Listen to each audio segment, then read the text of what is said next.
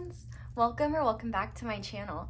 I'm Xoxo, this is Xoxo Tarot, and in today's reading we are going to be looking at your predictions and advice for 2023. So thank you guys so much for being patient with me getting this reading out. The last reading I did really took it out of me, so I needed a little bit more time to recover, but I didn't necessarily promise this, but I promised myself I would make it. So here we are today.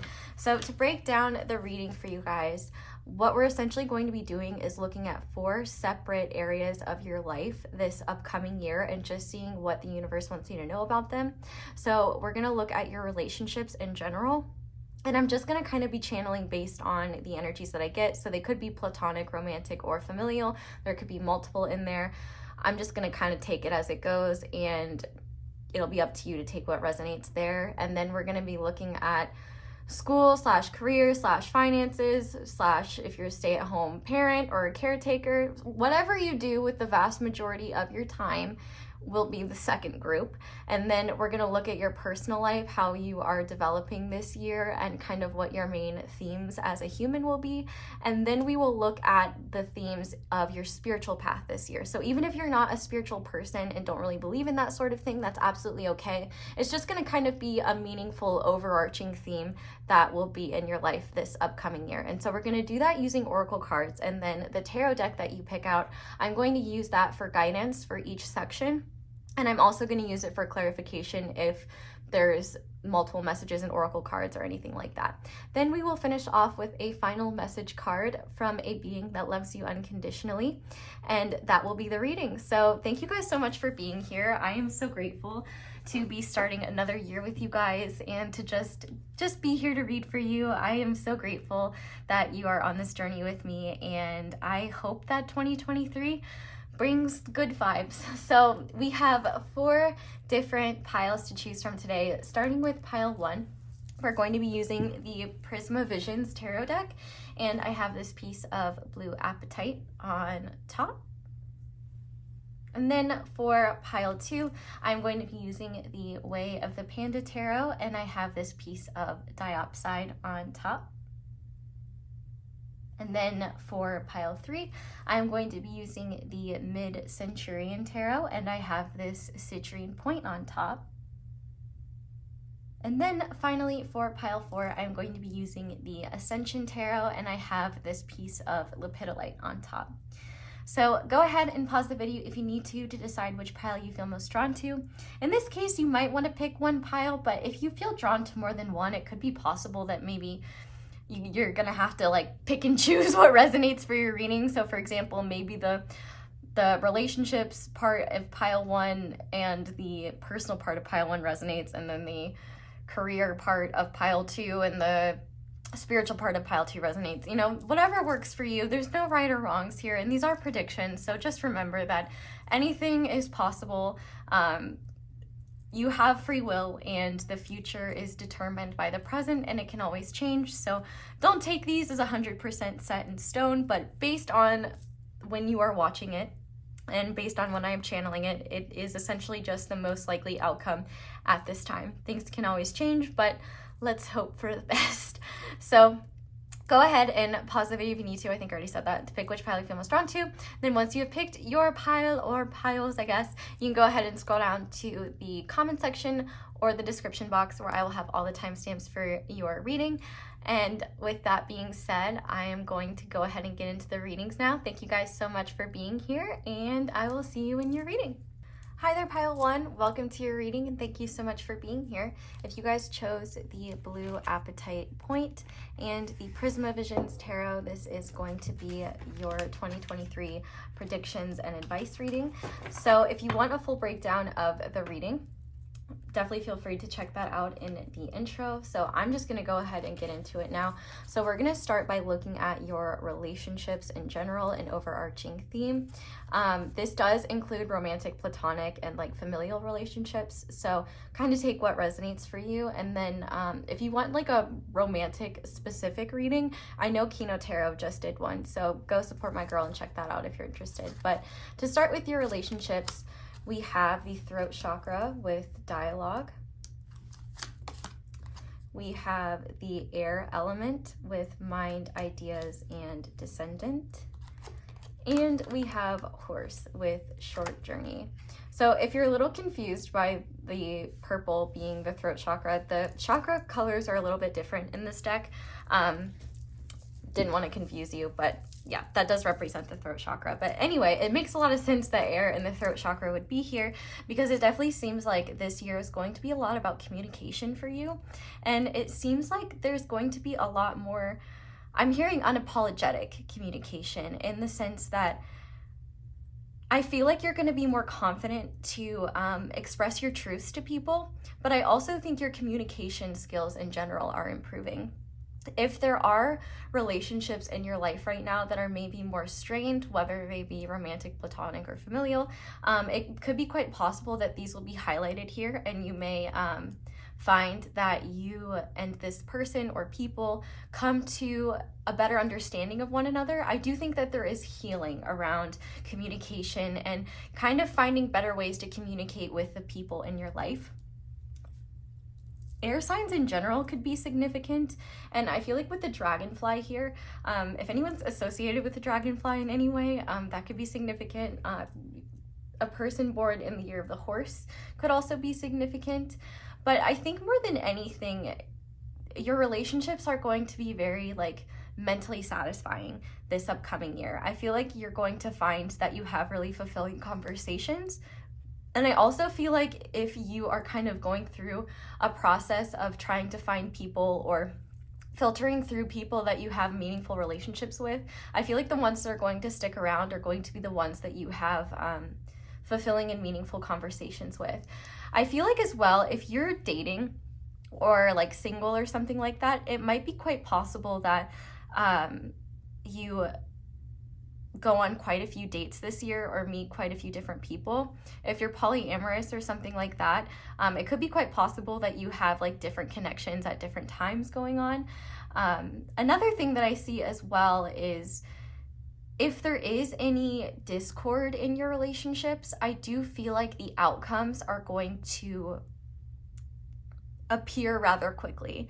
So I feel like this could be a good thing or a kind of upsetting thing depending on how the outcome is. So like, for example, if you get into an argument with someone or you're seeing someone and there's a disagreement, I think that the journey to like either reconciliation or working through the issue will happen quickly, or it will become very clear to you and this person rather quickly that you're not on the same page and that it's better to just like terminate the relationship, whatever kind it may be. I would say that's more likely like dating or friendships. But if you are in a relationship and you do have a partner, I think that you and your partner are going to be having more streamlined and fulfilling communication with one another. I feel like you might also too prioritize like spending time, like quality time with one another. And I think that one aspect of your relationships that is going to improve is that I feel like you're going to be better at listening.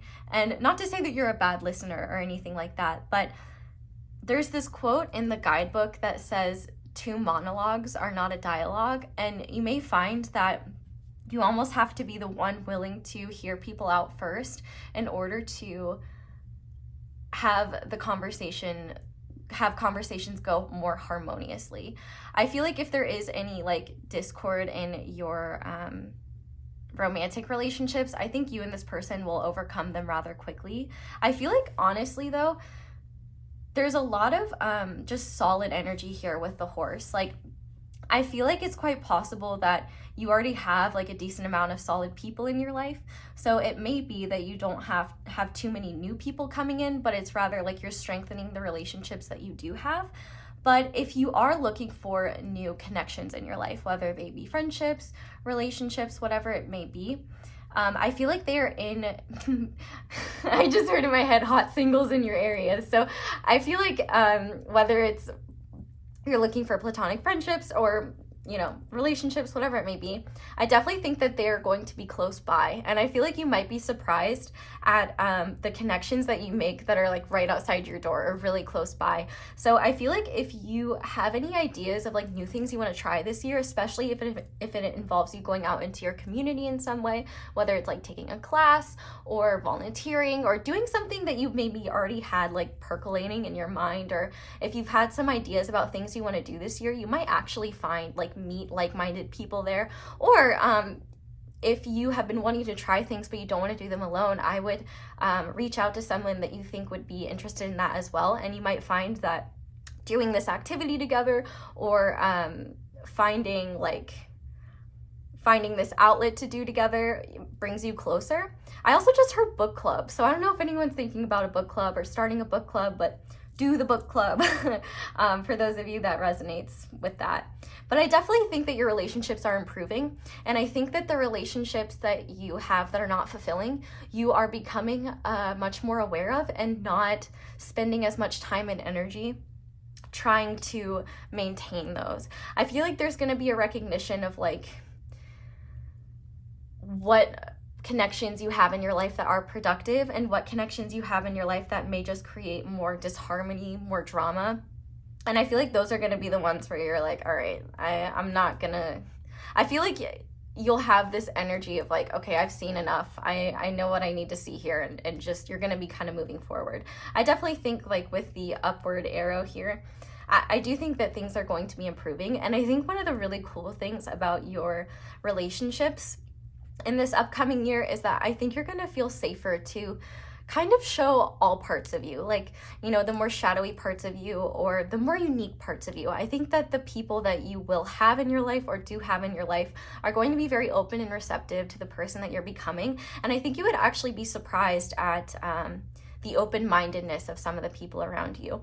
I am hearing specifically that if you are having difficulties with certain family members, I think that there's going to be a lot of healing around that this month. And whatever you choose, like for some of you, depending on the severity of the issue, like for some of you, I heard maybe going no contact for a little bit or for however long you see fit might be something that works for you this year. As for others, if it's not as extreme, if the family member that you're working through things with is not at a level where they're unwilling to work with you, I think you might be surprised that the solutions that you find to hear one another out will be more readily available. And I think that the both of you will find ways to kind of see things from one another's viewpoint. I do feel like there's a bit of agree to disagree energy here, but I think no matter what, there's kind of this underlying journey of like, look, I love you and I don't want to argue with you. I don't want to have any discord with you. So what can we do to kind of mend this or make sure that we're hearing one another, or coming up with systems to make sure the people in your life feel heard, not just family.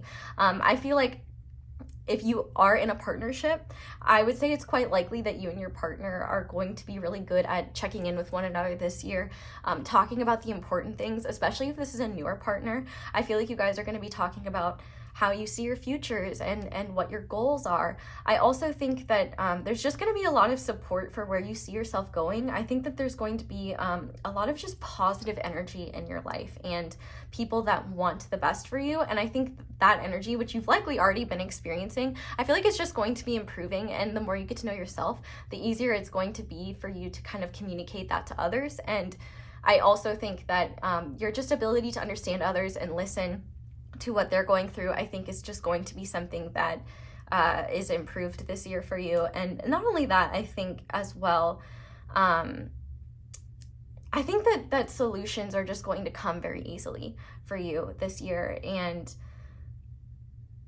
I think you'll find that you get a lot of inspiration from your relationships this year, and you find that like just the conversations that you have with the people in your life are very fulfilling. And if you've been manifesting some sort of partnership or friendship, I feel like you'll know that you've manifested the right person when it feels like you can talk to them for hours and never get bored, or like you can kind of pick up where you left off. There might be times where certain people in your life are gone for a little bit, but I feel like you'll just be able to maintain that connection through FaceTime, the internet, whatever. And I also think that if you have any long distance friends, I think that there's just going to be a lot of connection through communicating and things like that. So honestly, I see a lot of good energy in your relationships, and I think more than anything, you're just getting more clarity on what matters to you, what's more meaningful to you, what isn't. And I think ultimately, like, if there are any issues or problems, the solutions will come quickly. And I think there's going to be a level of detachment in terms of, like, you know, if you find that someone isn't good for you or something like that, like a quick understanding of, like, okay, this needs to end. And I feel like the healing or working through that will happen rather quickly. Whereas if you do meet someone that you get on really well with, like, I feel like the bond will form really quickly and it will be something really solid. I feel like the biggest thing is that, like, relationships that are not solid are kind of leaving this year, and you're having the awareness of, like, not taking it personally and recognizing that, like, you don't have the time and energy for everyone, and you deserve to have fulfilling friendships, relationships in your life. And I also think that it's going to be helpful for you as well, where you're kind of seeing, like, the values and the things that are important to you within the connections in your life, and just kind of making better decisions based on that, and kind of working with your heart and your head to make the best decisions for yourself, and have people kind of in your inner circle that respect your needs, respect you, and want the best for you as well. So I'm just going to pull a guidance card. Actually, here's what I'm going to do. I'm going to pull a card for what you need to know about, like, your platonic guidance for like your platonic friendships, and guidance for, like, romantic relationships. So Spirit, what guidance would you give pile 1 for their platonic friendships? Okay, we have the Knight of Cups. And what guidance would you give to pile 1's romantic relationships? We have the Devil. And what about familial relationships? Okay, we have the Hierophant. So I forgot to do familial, but starting with your friendships, I definitely think that, like, I just heard, like, friendship renaissance. So if you have been trying to manifest more friendships in your life, or you've been wanting to prioritize your friends more this year, I definitely think that you are going to find that there's mutual energy there. And I feel like there's going to be just a lot of, like, heartfelt experiences with your friends. With the Knight of Cups here as well, I feel like you might bond a lot with your friends over, you know, just things you mutually enjoy.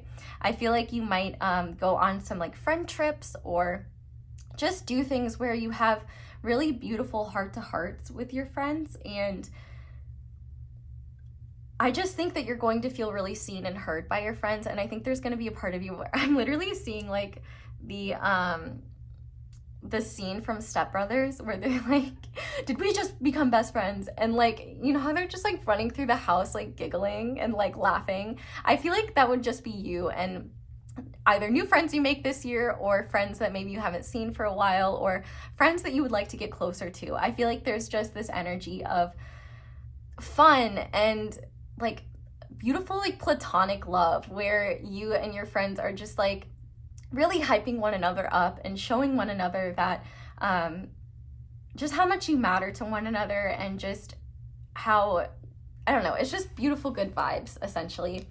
With the Devil card being here for romantic relationships, I do think that this mind energy is really good. I feel like for some of you, maybe if you have been in a situation where you felt really attached to someone, but you feel like they don't really treat you the best, or you just feel like the connection isn't working out for you, I feel like this year you're going to kind of see the truth of that situation for what it is, and either you and this person are going to work through that together, or you're going to realize, you know, it's better to not be attached to certain types of people. Like, you might love them, but you find that they're not good for you.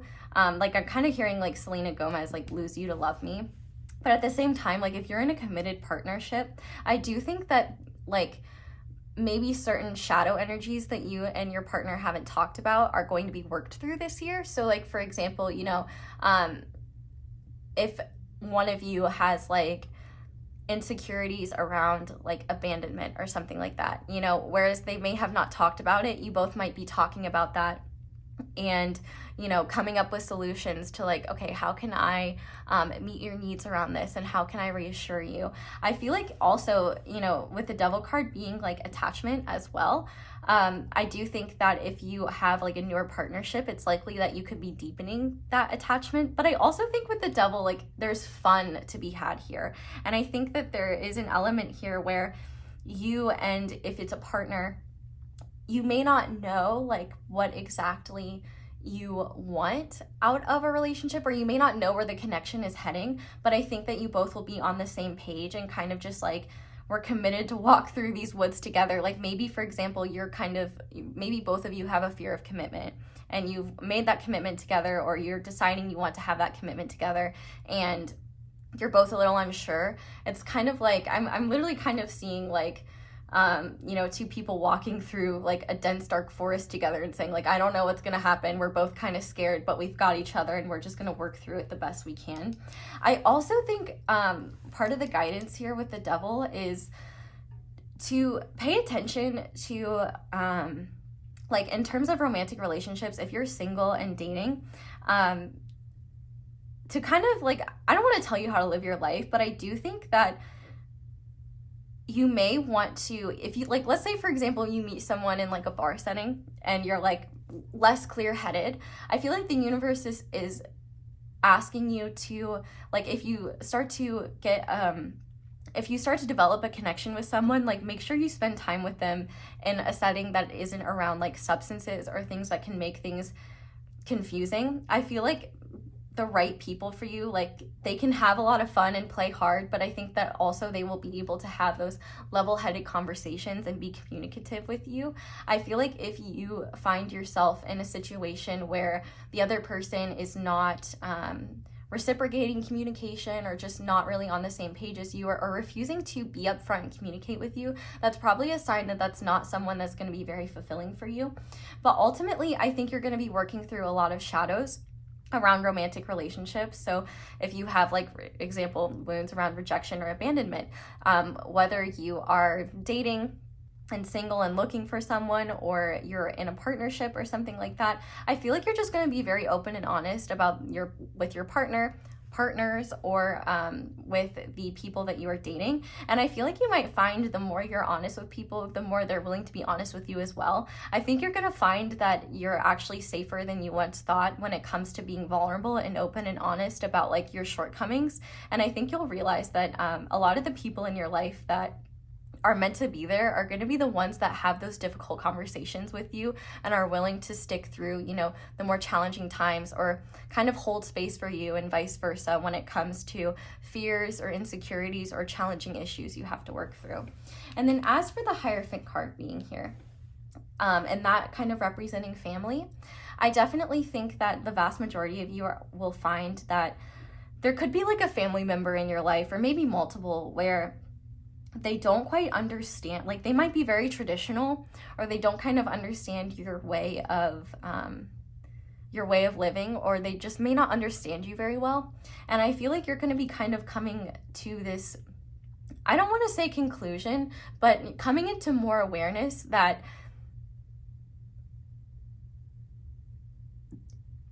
I'm trying to figure out how to word this.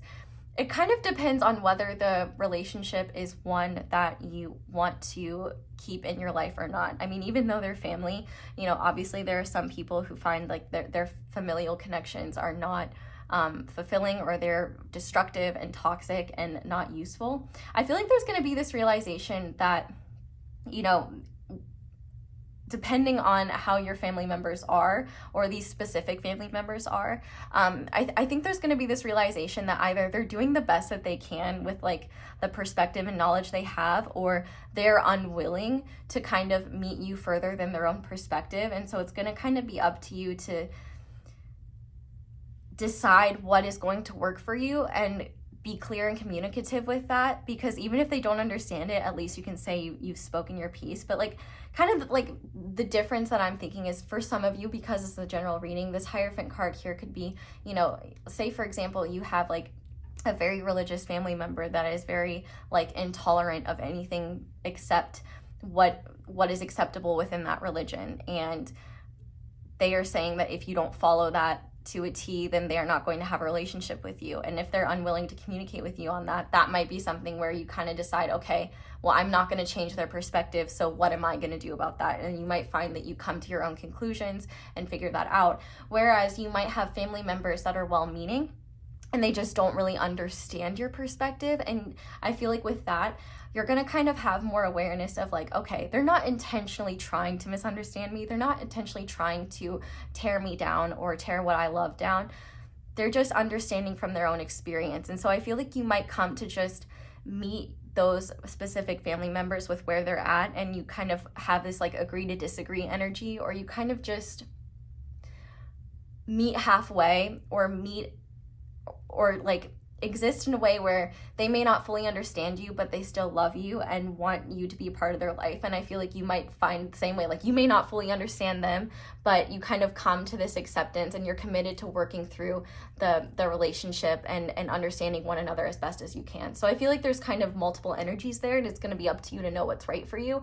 But I feel like the biggest thing that I am getting is that if you do have a family member that is just very intolerant of you and unwilling to work with you or something like that, unwilling to hear you out, unwilling to see things from your perspective at all, because I do feel like there is a difference between an unwillingness to see from your perspective and just kind of more so ignorance, or like the way that someone was raised, like they just may not fully understand.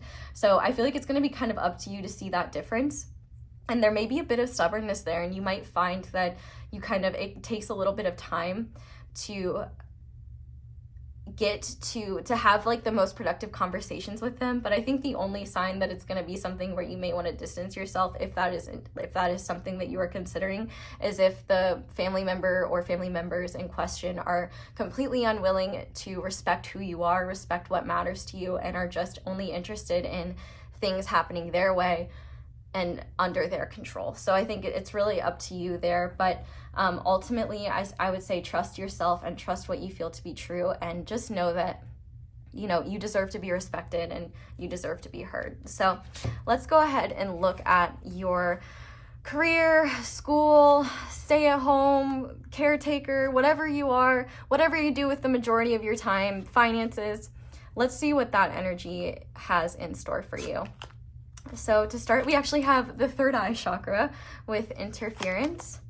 We have attachment. And we have ear with good news. Okay.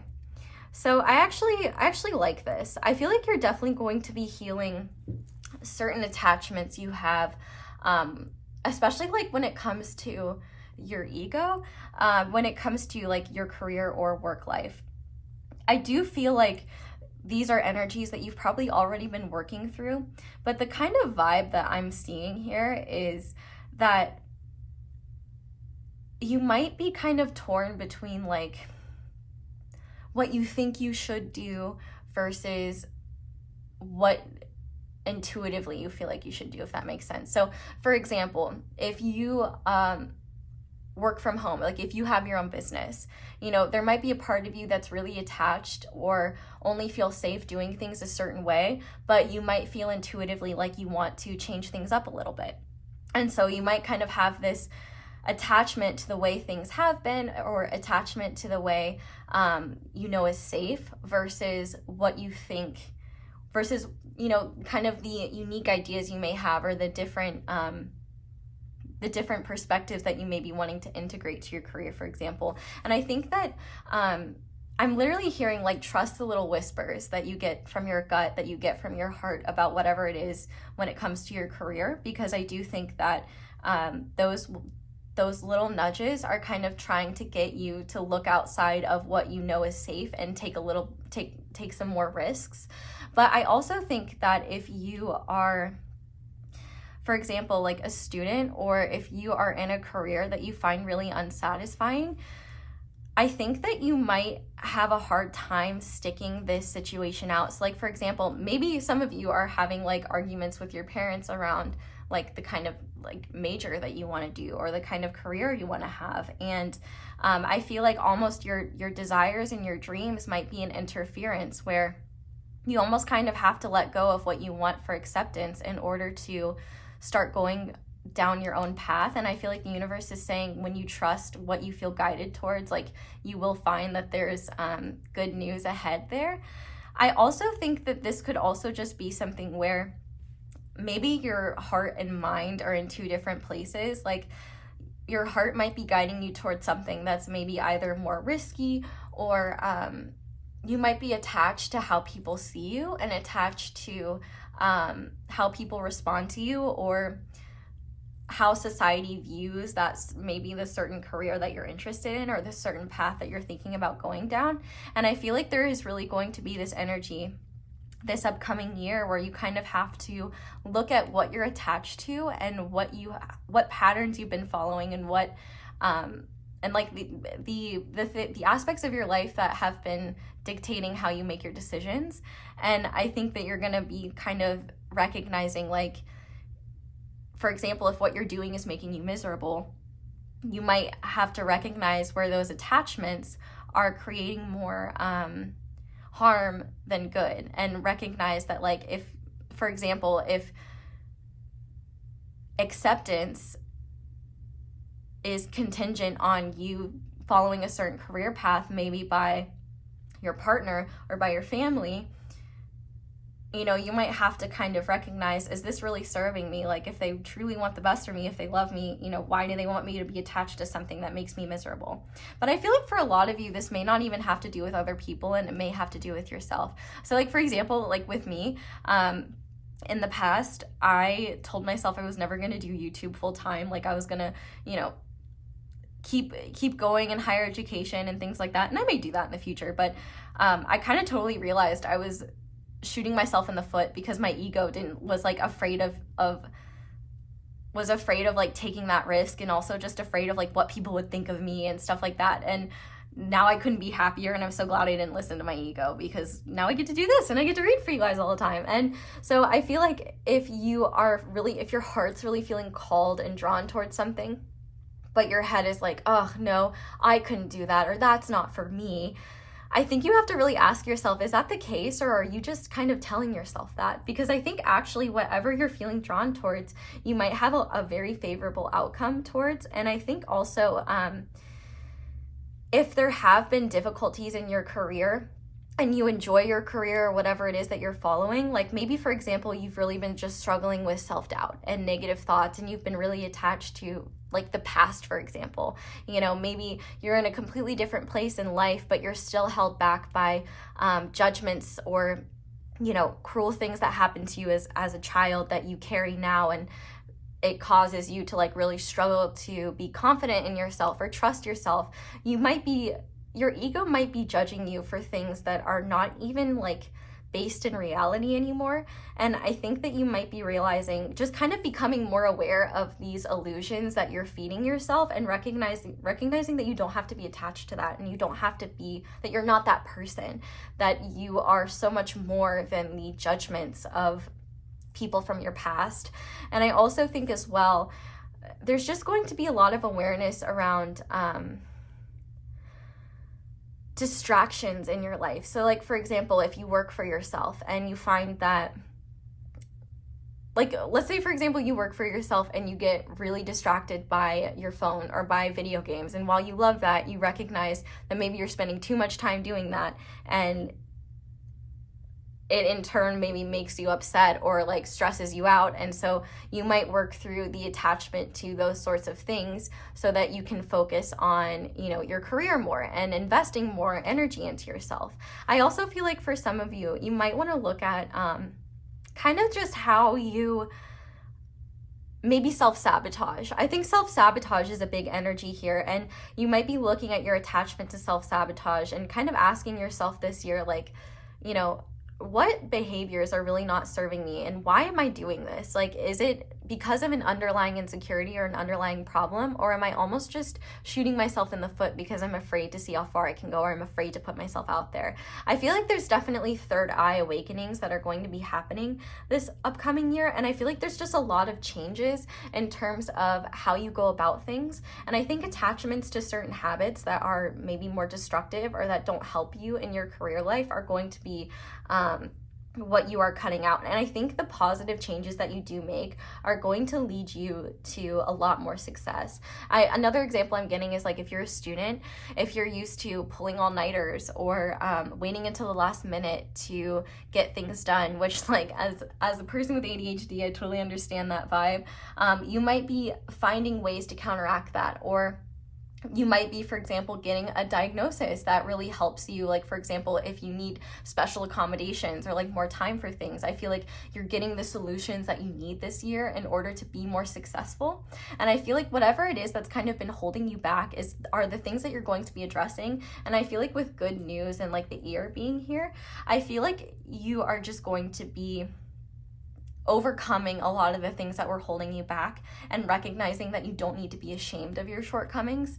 I feel like definitely one thing you might be healing is perfectionism, especially when it comes to analysis paralysis and the idea that like if I'm going to do something, it's not going to be perfect, so why do it? Or just kind of like selling yourself short and maybe just treating yourself like you're not going to succeed, or whatever it is, it's not going to be good enough. I feel like if you are extra hard on yourself, I feel like that's going to be something you're addressing this year.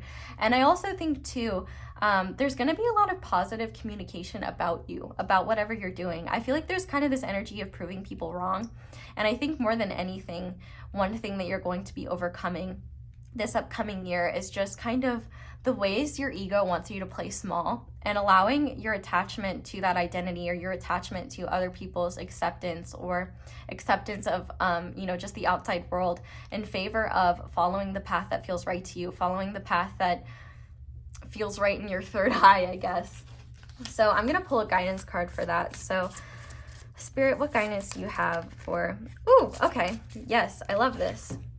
So we have the Hanged Man card here, and I'm just going to take a sip of water. So I definitely think that this, like the theme of this year is about surrender and acceptance so that you can look at things from a different perspective. I feel like with the Hanged Man here, this is Pisces energy. There might be a wise elder, whether they be in the form of a grandparent or a professor, or, maybe even someone that works in a shop that could like give you guidance that you're looking for. But I feel like this is kind of about surrendering to your own truth and recognizing that you don't have to hold on to what your ego thinks is acceptable. There might be mental illusions that you are attached to out of fear of trying something different, or out of fear of failing. And I think what you're going to realize this year is that the attachments that you have to, ego perceptions or self-sabotage or other people's judgments or other people's approval, you're going to be realizing are not worth it if you have to continually betray yourself in order to get that. But I feel like for others where you may be happy in your career, but you just find that there are interferences, whether they be outside of your control or there are interferences that maybe you're somewhat aware of, but they are they're problems that don't seem to be working themselves out. I feel like you're going to have more awareness and acceptance of these distractions or interferences, and rather than trying to deny them or punish yourself or shame yourself for them, I feel like instead you're going to be saying, okay, I have these shortcomings because I'm a human being and no one is perfect. How can I work with them, and how can I work on healing those parts of myself so that they don't get in the way of my success and of my happiness? I feel like there's going to be a lot of, I feel like you might be surprised at how quickly some of these issues will be resolved, but I definitely think there's change here.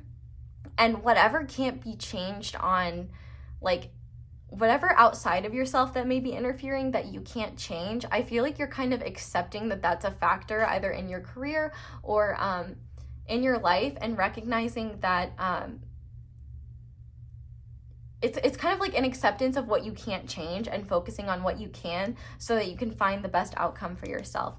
And I feel like for some of you, you might be really worried about telling certain family members about a path you want to go down, or certain people about what you want to pursue or about what you have been pursuing, maybe on the down low. And I think you might be surprised at their response. It might take, for some of you, like for some, like it might take some time for these people to come around. But with that short journeys card, if it is outside of you, I feel like the people, like for example, if you decide that you want to be a history major and you were pre-med and your parents get really upset that you've changed your major, I feel like they'll come around to it rather quickly once they realize, like, we don't want to put our child through, you know, this rigorous thing that they don't enjoy to then have a career they won't enjoy. I think they'll just realize, like,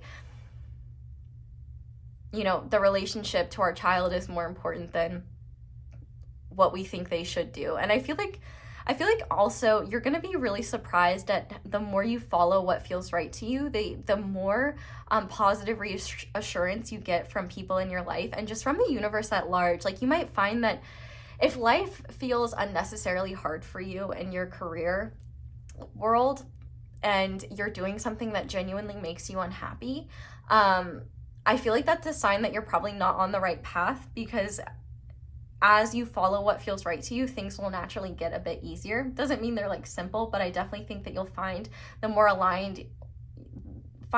that you are aligned with what is meaningful to you and not just what you're attached to, especially if it's like what your ego's attached to or something like that.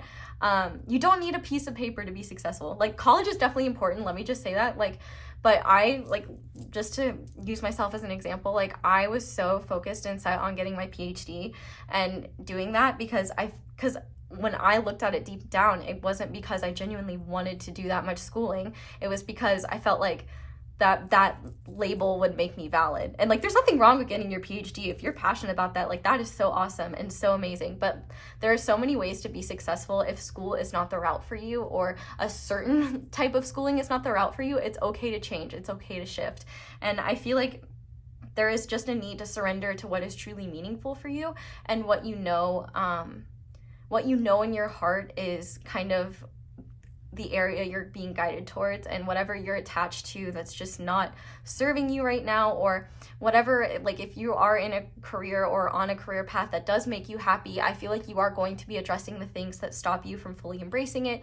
Like, for example, you might be overcoming like imposter syndrome and things like that. I just see a lot of healing and a lot of acceptance of attachments that aren't serving you, so that you can let those go, and also just attachments that stop you from fully investing in what does serve you. So I feel like, yeah, good vibes. And this might be a continual thing. It might not, these might not resolve themselves like immediately, but I do think that, especially if you're healing things that have to do with yourself, like self-sabotage or, you know, imposter syndrome or things like that, I think it's going to be an overarching theme for you this year.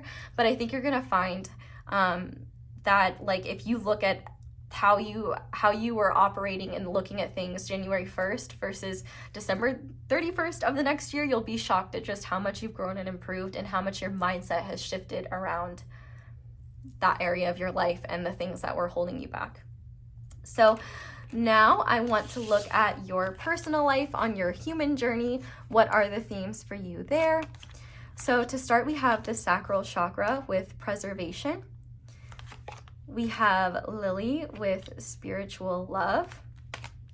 And we have Boss Up. Okay, I love this. I'm literally hearing the Beyonce song that's like level up. And I love too that there's a number 5 here as well. So maybe May could be a significant month for you. But with that number 5, I feel like the changes that you may be making in your career life are kind of helping you just be more empowered in every area of your life. Like, for example, if you want to work for yourself, if you want to be your own boss, or for example, maybe you are, for some of you, maybe you're getting promoted. Oh, I just got another thing as well. Like, maybe you're in like a career where there could be someone that's maybe more like backstabby, or like has kind of been like interfering in your business. I feel like they won't be a problem this year. Like, you might find that some snakes in your office are exposed for what they are, and actually it ends up making you look better. So for some of you, there could be a like promotion in the works for you. But I think this boss up really just has to do with like kind of your own energy in general, and the recognition that like nobody's gonna do the work for you. And if you don't make the changes to become the person you want to be, you're not going to get there. And so I feel like this is just a complete level up of like, okay, I have goals that I want to reach, and I want to enjoy my life in that process. So I feel like with this Boss Up card and preservation, I feel like you're going to be more unapologetic about enjoying life. Like with the sacral chakra, that has a lot to do with pleasure, family, friends, attachments, relationships. I feel like you're really just taking control of your life this year in ways where you're focusing on what you can control. And I think also you are coming from the perspective at this point of what is truly meaningful to you. And I think that you are going to be focusing on cultivating energies that are productive for you and that are helping you become the person you want to be. And I also think at the same time, feeling freer to let go of what doesn't serve you any longer.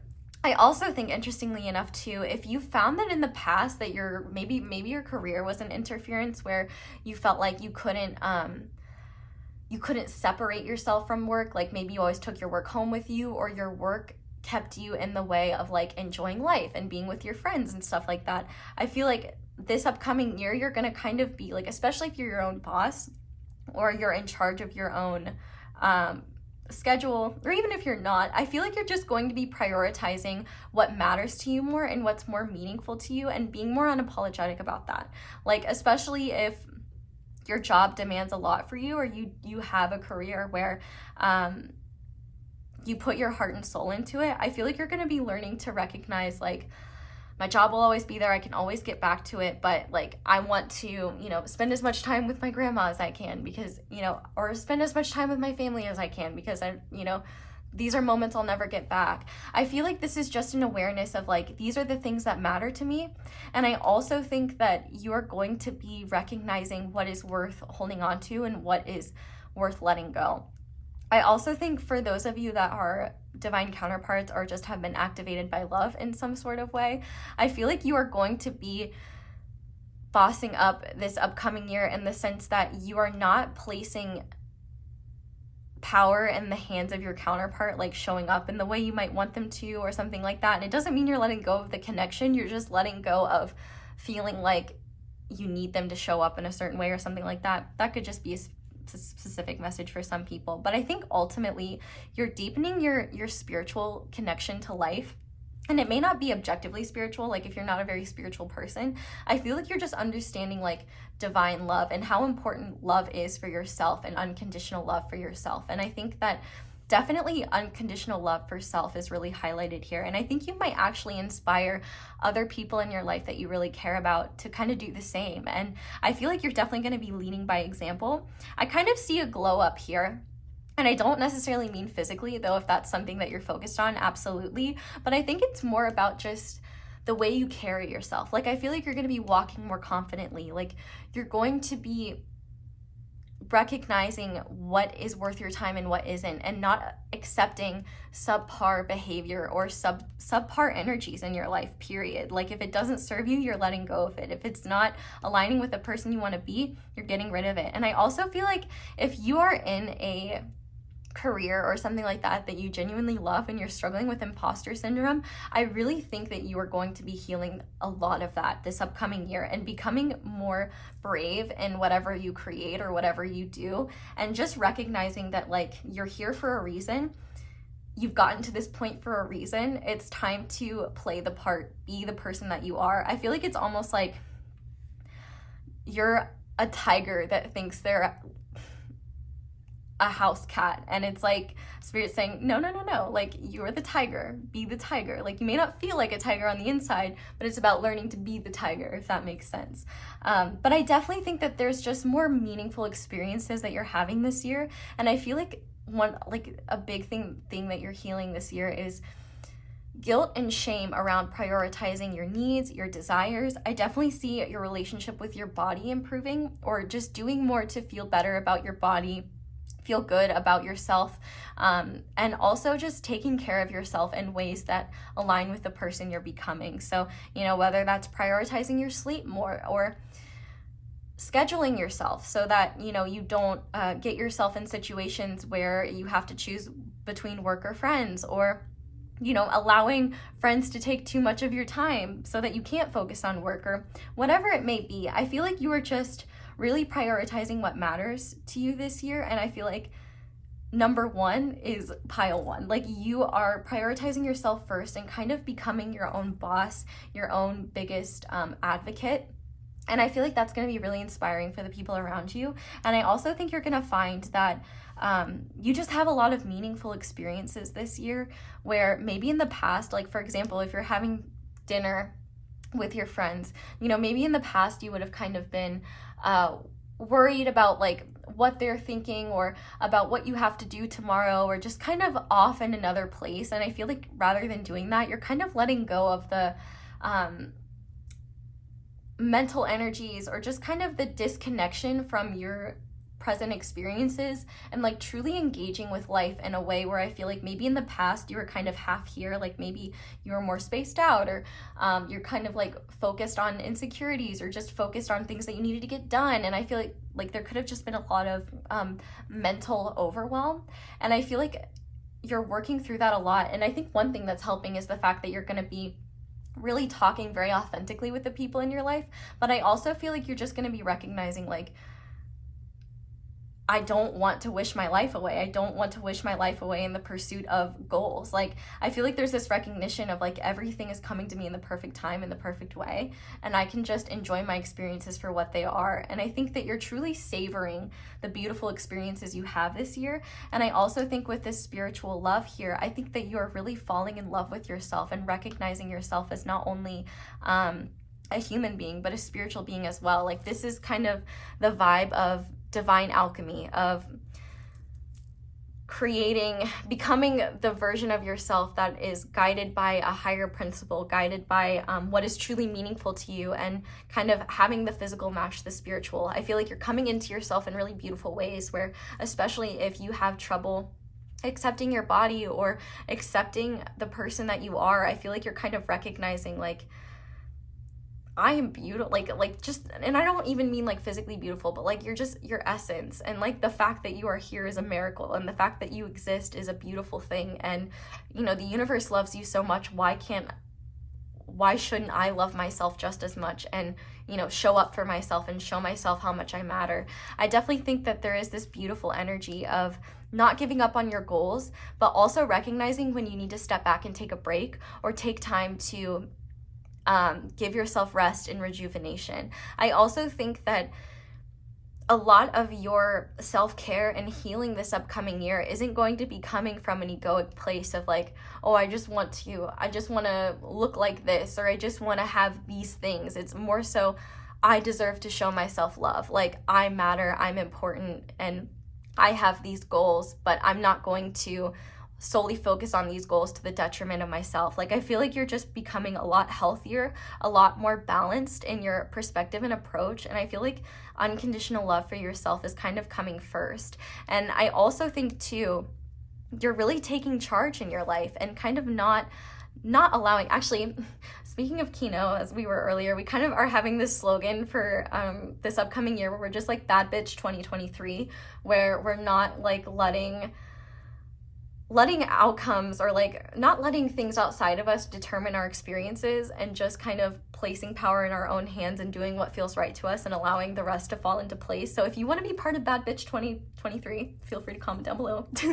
But this is kind of gives me Bad Bitch 2023 energy, and bitch is gender neutral, by the way, so you don't have to be a woman to resonate with that energy. But I really do think that there is this recognition of just how important your health is, how important you're making sure your needs met is. And I also just think that your experiences in general are going to be more meaningful, and I think you're going to be taking more time to truly enjoy life and do things that are satisfying for you, even if they're small things like walking to work and making sure you get like your favorite coffee before you go in, or things like that. I feel like the main theme for yourself this year is you're worth it, and you deserve to show yourself the love that you give others, and just to recognize that like you don't have to wait for people to show you the love that you deserve. Like, you can do that yourself and kind of set that precedent yourself. And I think that this is really going to be a year where you're just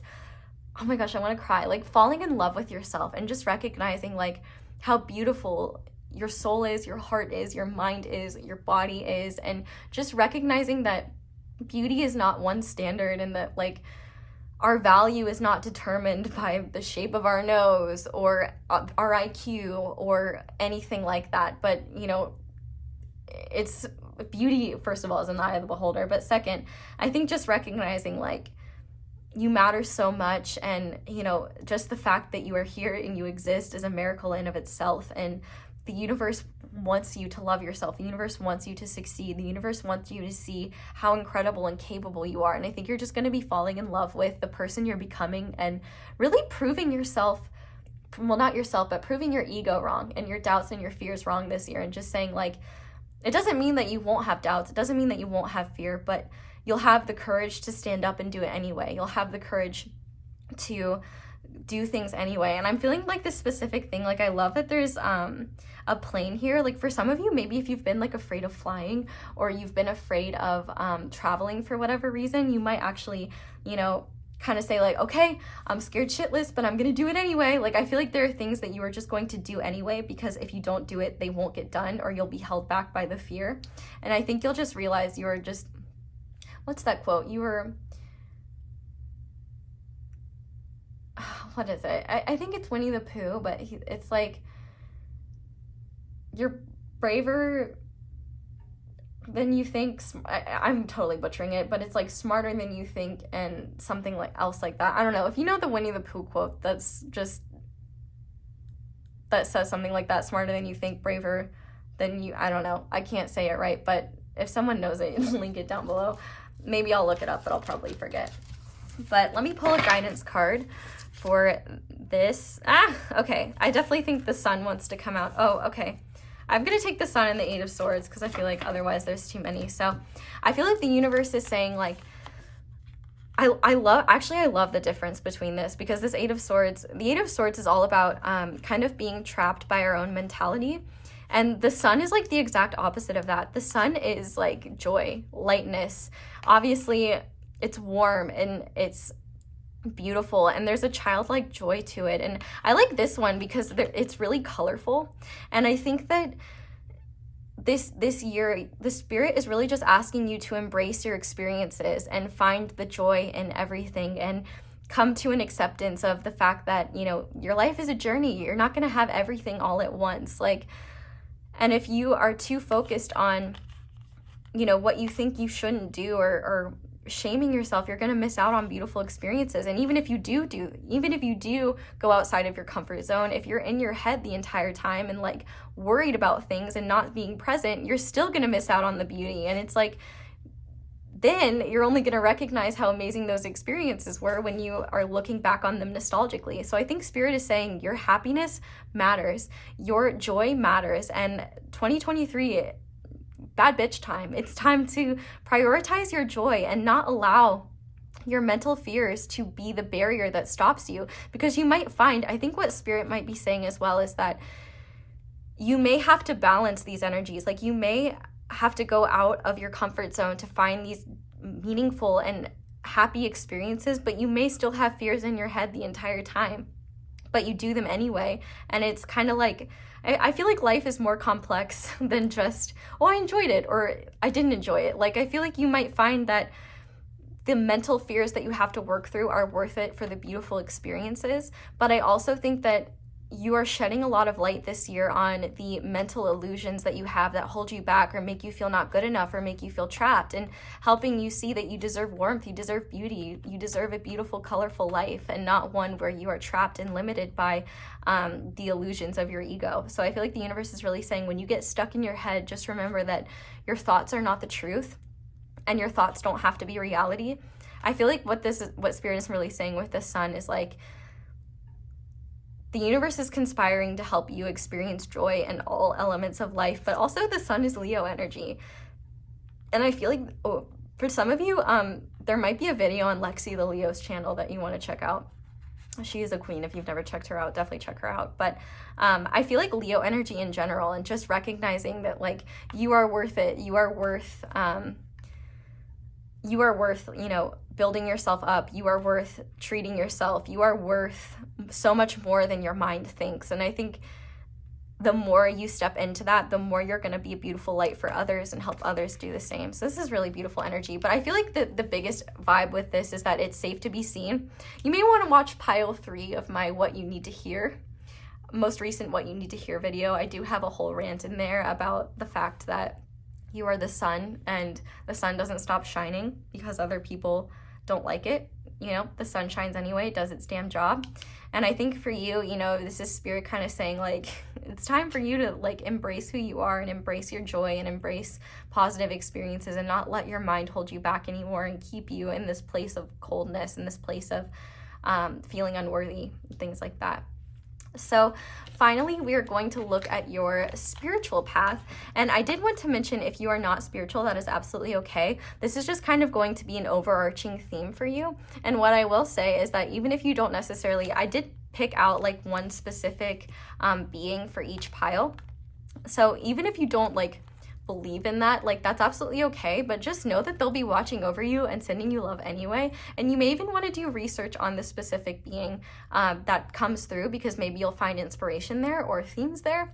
But essentially, like, you don't have to believe in it, but like, just know that this being will be watching over you, like, and loving you and helping guide you. And if you ever want to pray to them or ask them for guidance, or go to someone for a reading that maybe is like connected to them, that might be useful. But essentially, like, I think just the biggest thing here is that unconditionally loving spiritual energy does not have ego, so you can't offend it by being uncertain in its existence or not believing in it. And I think actually you might be surprised if you just give those energies a chance and open yourself up to higher guidance. You might be shocked at how it comes through. So your overall, like, spiritual path or meaning, big lesson that you are learning is, ooh, I love this. We have positive energy, and this is actually the solar plexus chakra, so that there's more sun energy here.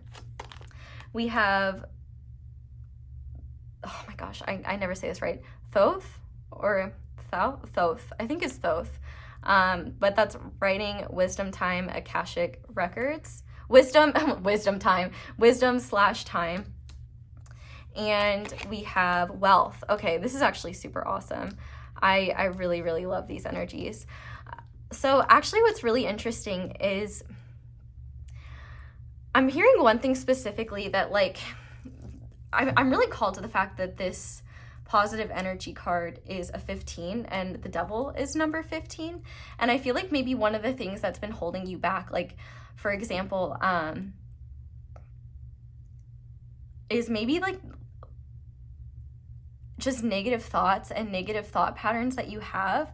I feel like you're really leaning into the good vibes this year. And I feel like you are also just taking more leadership and ownership roles in your life in general. I feel like this is kind of an energy where you're not waiting for people to, like, show up in the ways that you want them to, but instead, like, kind of communicating what works for you, communicating your expectations. And I feel like if there's been, like, a connection that's maybe more karmic in nature, or has really been making you feel bad about yourself or making you feel down, I feel like you might be healing the energies this year that have been triggering insecurities. And I feel like you might just be gaining wisdom from those experiences. And you might find that as you let go of connections or work through connections that have been making you feel negative or make you feel burnt out, that you have a lot more positive energy at your disposal. But I definitely think, like, maybe one of the biggest things that holds you back is your own negative perceptions of yourself, your own fears, your own insecurities. And I think that you are working through those. I also think that you are just deepening your spiritual connection this year, and I feel like you are experiencing abundance in all forms. The fact that we have wealth here, it really makes me think that one of the things that you might be doing this year is recognizing the ways of abundance that aren't typically taught. Like, rather than being focused on grind time and, like, getting up at 6 a.m. and making sure that you get everything done and make sure you have 70,000 grams of protein and, like, blah, blah, blah, blah. Like, I feel like you're going to recognize how powerful a positive attitude is and how powerful taking care of yourself when you need replenishment is, and not going on some strict timeline if it's not working for you.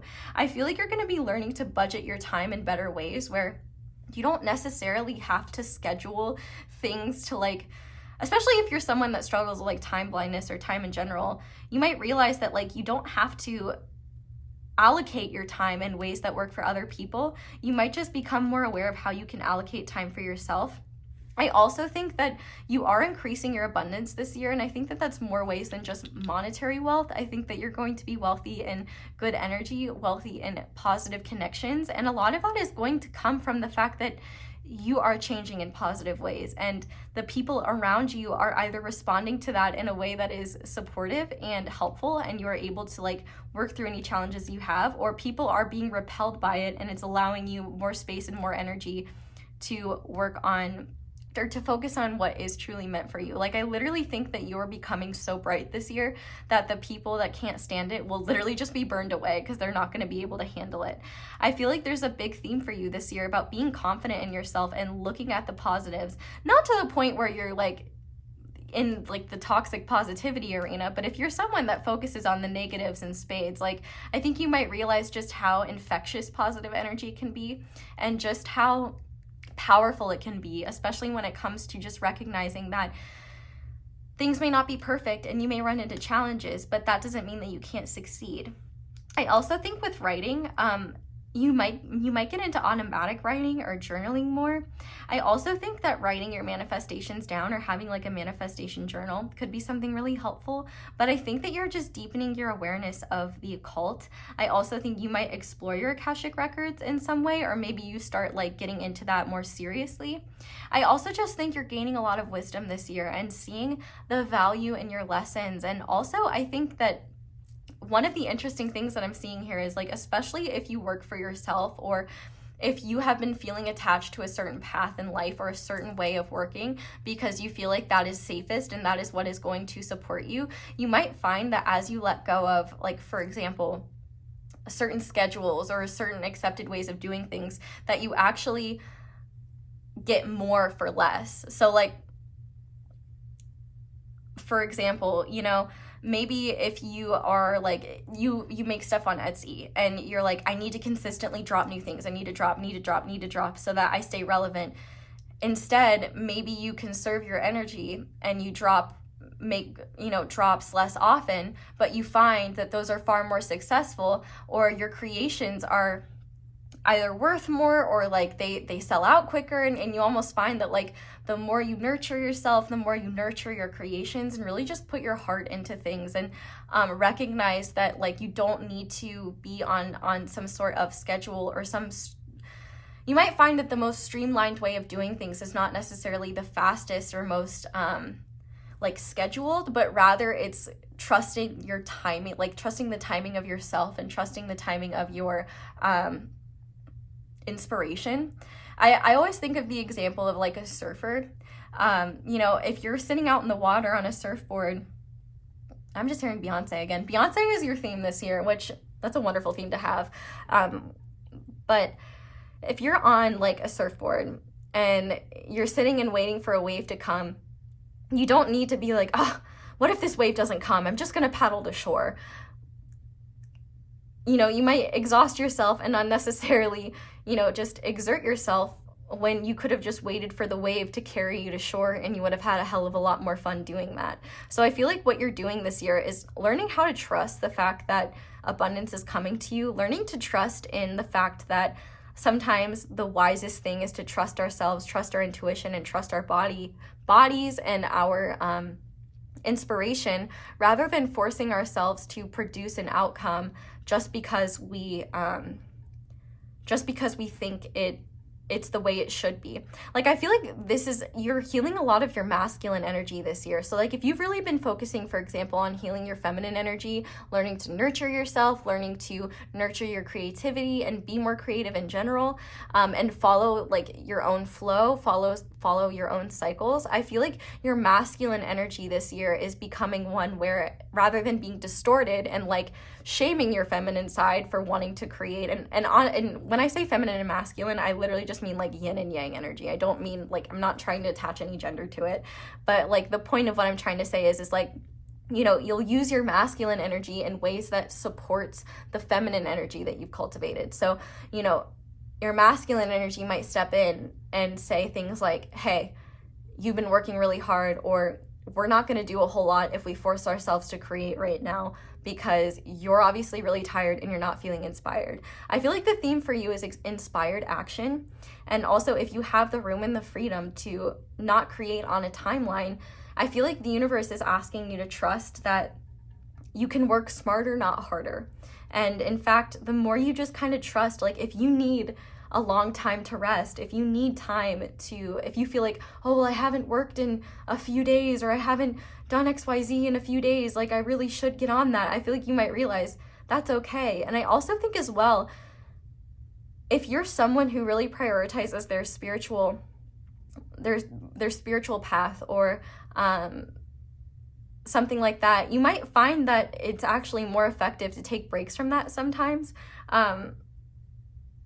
You know, especially if you're like, if you've been on a spiritual path for a while, you know, it is okay to just let go of that and be human for a little bit. You might find that sometimes you like shame yourself for having human responses, or looking at things from a very human perspective, or falling to the illusions of your ego. Like that's gonna happen. And I feel like rather than beating yourself up for it, a major lesson you're learning is just recognizing when that's the case and not allowing it to override what you intuitively feel is right, or not allow it to make your life harder. I feel like you're learning how to stop shaming yourself and beating yourself up for like just natural human emotions and natural human experiences. And I think that you're going to be reflecting a lot this year and recognizing the value in the experiences you've had, and also recognizing where maybe your own ego or your attachment to doing things a certain way has maybe stopped you from accumulating wealth, or stopped you from accumulating more experiences. Like I feel like this wealth is not just about money. I definitely think that's a big part of it, but I feel like, for example, I don't really know how this would apply in other areas, but like YouTube, for example, you know, I found that when I was super focused on meeting like worrying about algorithms and worrying about like, you know, making sure that I always had a video out every 7 days and stuff like that, like I was stressing myself out. And I feel like, I don't know if it had an effect on my content, but I do know it had an effect on me personally. And it felt like no matter what I did, it wasn't enough. And then I would get burnt out, and I would have to spend far longer. Like you guys might have noticed this year, I took longer breaks, and that was because I needed more time to just recuperate from the burnout that I created for myself by my ego pressuring myself to meet certain things and hit certain time requirements, when in reality, things got so much easier when I just stopped shaming myself for my needs and just trusting that like the people that are meant to see messages will see them when they see them, and I can trust my intuitive guidance rather than a bunch of analytics on YouTube. And that helped me tenfold, and not only helped me mentally, but it helped me in just a million ways. And so take that example and use it for yourself in whatever way you can. I feel like as well, if you have the power to create your own schedule, you know, don't feel like you have to conform to one that is very rigid and doesn't work for you. I feel like this is about recognizing that you are not anyone else. You are you, and it's going to be more effective if you do what works for you, not what other people think you should do. Like, I'll use me again as I'm shuffling. Like, I find that I work a lot better at night, so I'm allowing myself now to, I'm not shaming myself for waking up at 3 or 4 p.m. I'm just adapting my schedule so that I can work at night and channel at night and then, you know, sleep. Like, because there's no reason that I can't. And so for you, if you have power or control over that, do that. And if you don't, I think that you are coming, I feel like no matter what, there is something being highlighted is just like finding more freedom to do things the way that they'll work for you. And I feel like just recognizing that if you're shaming yourself or holding yourself to standards that, one, either don't make logical sense for what you're doing, or two, just don't serve you, I feel like you're coming up with better solutions and finding the good in what you have already cultivated for yourself, and then recognizing where things can be improved, and rather for shaming yourself for your shortcomings, just recognizing that your shortcomings are opportunity for growth, opportunity for wisdom. And I think that you'll find even your challenges have value. And I think that maybe one of the things that will be really helpful and healing for you is, rather than making decisions based on productivity, make decisions based on how it makes you feel. Make decisions based on things other than monetary value. Like, for example, if playing Animal Crossing like genuinely makes you happy and makes you feel nurtured and refreshed, play Animal Crossing for a little bit. It's not going to kill you. I feel like this is kind of about recognizing the value in the challenges and the blessings, and recognizing the value in play, the value in resting, the value in giving yourself a break. And I think also this year, for some of you, if you're writers, you might be really overcoming some major writer's block. I also think too, like there's so much about communication highlighted here. So I feel like however you kind of follow your journey this year, I feel like you're just going to be gaining a lot of wisdom. You're going to be reflecting a lot. And I think ultimately, like, you're just going to stop shaming yourself as much. I think that if there are things that you were conditioned to do, you're going to be learning how to overcome those. And, you know, on a spiritual level, I really just think that you are going to be recognizing that even though you may not always feel super connected to your higher guidance, it's still there and it's still guiding you. And you might just become more aware of how you may unnecessarily shame yourself or blame yourself when it's not needed. But ultimately, I just feel like you're having more confidence in yourself, or just pushing through the fears or insecurities that you have in order to have meaningful experiences and try new things and put yourself out there. Like, I really just think that this is a beautiful energy of you seeing the value in all things, not just financial ones, but also I think that the emphasis that you're going to put in yourself and in your meaningful experiences, and learning to like wait for inspired action rather than force yourself to produce an outcome when you're burnout or when you're not doing too hot, like, is actually going to help you. You know, obviously if you work on a schedule or like you're a student, you don't have as much creative control there. But, you know, if you can find a schedule that works for you, or just find ways to recognize, like, okay, this like school sucks, but when I'm done with this, like, I'll have so much more freedom and I'll be able to do this and that, or just finding the value in what you're doing now and gaining wisdom from it will be something that I see. And the sun is a huge element of your life, like, this year. Like, I feel like things are going to be lighter, things are going to be more positive. But let me just go ahead and get a guidance card for this. We have the Two of Swords. So this is really Spirit saying, like, don't allow your mind to run away with you. I really think that when you're struggling with your mentality, like, if you do have a counselor or someone that can help you, I would say, like, maybe that might be something you want to look into. But I even think, like, you know, so long as you're not like emotionally dumping on your friends when they don't have the capacity to, I feel like even just communicating with your friends about like insecurities and stuff like that, you know, obviously check in and be like, hey, do you have room and space to like talk about this? I feel like even just talking to your friends, they could really help you see, or family or your partner or partners, like, just talking to them and seeing, like, talking to them about like what mental struggles you might be going through, or like what like indecisions you might be dealing with, will really help you a lot, like help you to gain clarity. But also a big element of the Two of Swords is like, you kind of know what to do, but you're overthinking it. I feel like the universe is really just saying, even if you overthink it, you'll find wisdom in that and learn from it. But the best thing that you can do is really just trust yourself and trust those powerful gut feelings, and trust those, trust the inspiration that you get, and trust the intuitive pushes that you get. Essentially, with this Two of Swords here, it's like when you find your mind racing, even if there's no one to listen, even just writing down your thoughts, writing down your fears, that will help you look at things more clearly and be like, oh, that's not really very grounded in reality. That's not really like what I need. Like, that's not even really like helpful or useful for me. Even just getting that down will help you get it out, if that makes sense. But ultimately, I think your biggest enemy this year is going to be overthinking. And like, racing thoughts. So I think any way that you can combat that, whether that's through therapy or through journaling or just through talking with a trusted source, do it, because it will help you tenfold. And I also think that it will just really help you stay positive. Whew. So we're going to go ahead and finish this reading off with a guidance card from Isis. I don't have a deck directly related to Thoth, but I do have a deck related to Isis. So I figured at least it's Egyptian, and Isis is definitely embodies bad bitch energy. So I definitely think that she will have some great guidance for you. So I'm just going to ask what she wants to leave you with, like an overall guidance for 2023, an overall theme you need to be aware of. So beloved goddess Isis, what do you want? What message do you want to leave pile one with? And I guess I should add Thoth on top of it, you know, both of them. What guidance does pile one need to hear? What would be most useful for them?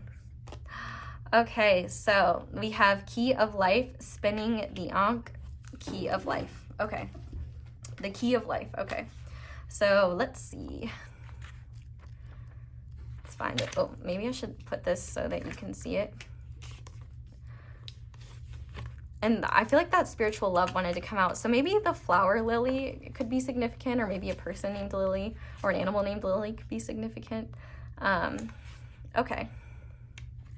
So the Key of Life is the mysterious Ankh, the looped cross held in the hand of Isis. And Thoth has it tatted on him. This mystery is opening to you now. The Ankh pretends new life being born through you now. It could be in a creative sense or in a physical sense, in terms of health, or even a child that wishes to be born, or a new project that needs to be created in service to humanity. The new life being born in whatever form will enrich your life, bringing you into more wholeness and fulfillment. Let it happen. The Ankh comes as a blessing and confirmation that new life is seeking to express itself through you now, and encouragement that you allow this to occur. Something has started to be born through you at this time. See it through, beloved. Don't let it struggle to survive from any lack of attention or care, or belief that it will not be enough in any way, or it will be too hard to handle once it is created. The Ankh says that life will prevail and your creation will come to pass. Do not give up on your creative destiny. Stay with it. You are flowing in the right direction, and you have spiritual support from the unseen worlds. If you are unsure of what your creative destiny may bring, or unaware of the exact nature of the new life being born through you now, remember that sometimes the creation will be a project or object, a relationship, or a new human life. Sometimes even a new way of thinking that is wise and heart-centered, and will be available for others to draw nourishment from, as an alternative to more destructive and addictive thought patterns which humans can struggle with from time to time. There is one creative process common to all of humanity, and that is the birthing of the soul light into form. No matter what other forms of life are being created through you now, the mystery of the Ankh reveals that you can know for sure you are growing spiritually at this time to allow more of your soul light into your life. What this means is that no matter what the appearance or of circumstance in your life right now, no matter whether you feel alive with creative flow, energized and happy, or whether you are in despair as your old world no longer brings you peace or seems to be falling away, your divine soul is behind it and new life is emerging. It is safe to trust and allow this process to unfold. If you've drawn this oracle, along with either the Knot of Isis or the Wings of Isis, if you have this deck, maybe you want to check those out, then the new life is very deeply spiritual, and it will be highly transformative from the inside out. And I definitely think that there is a highly spiritual, I feel like this lily coming out again was kind of highlighting that whatever you are birthing, whatever life is being created, is spiritual in nature, or will connect you to your spirituality.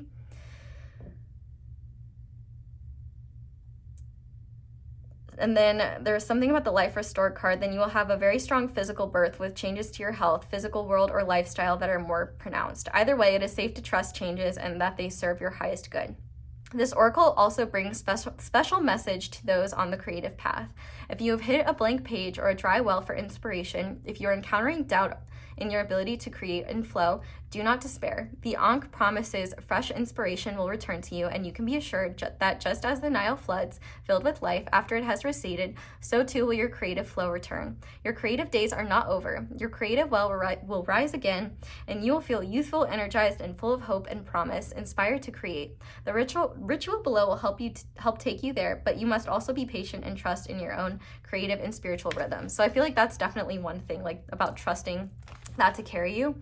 But I will go ahead and hold the ritual and the incantation. If you don't want to do the ritual, that's okay, but I feel like you should at least, you know, maybe write down or screenshot the incantation and say that.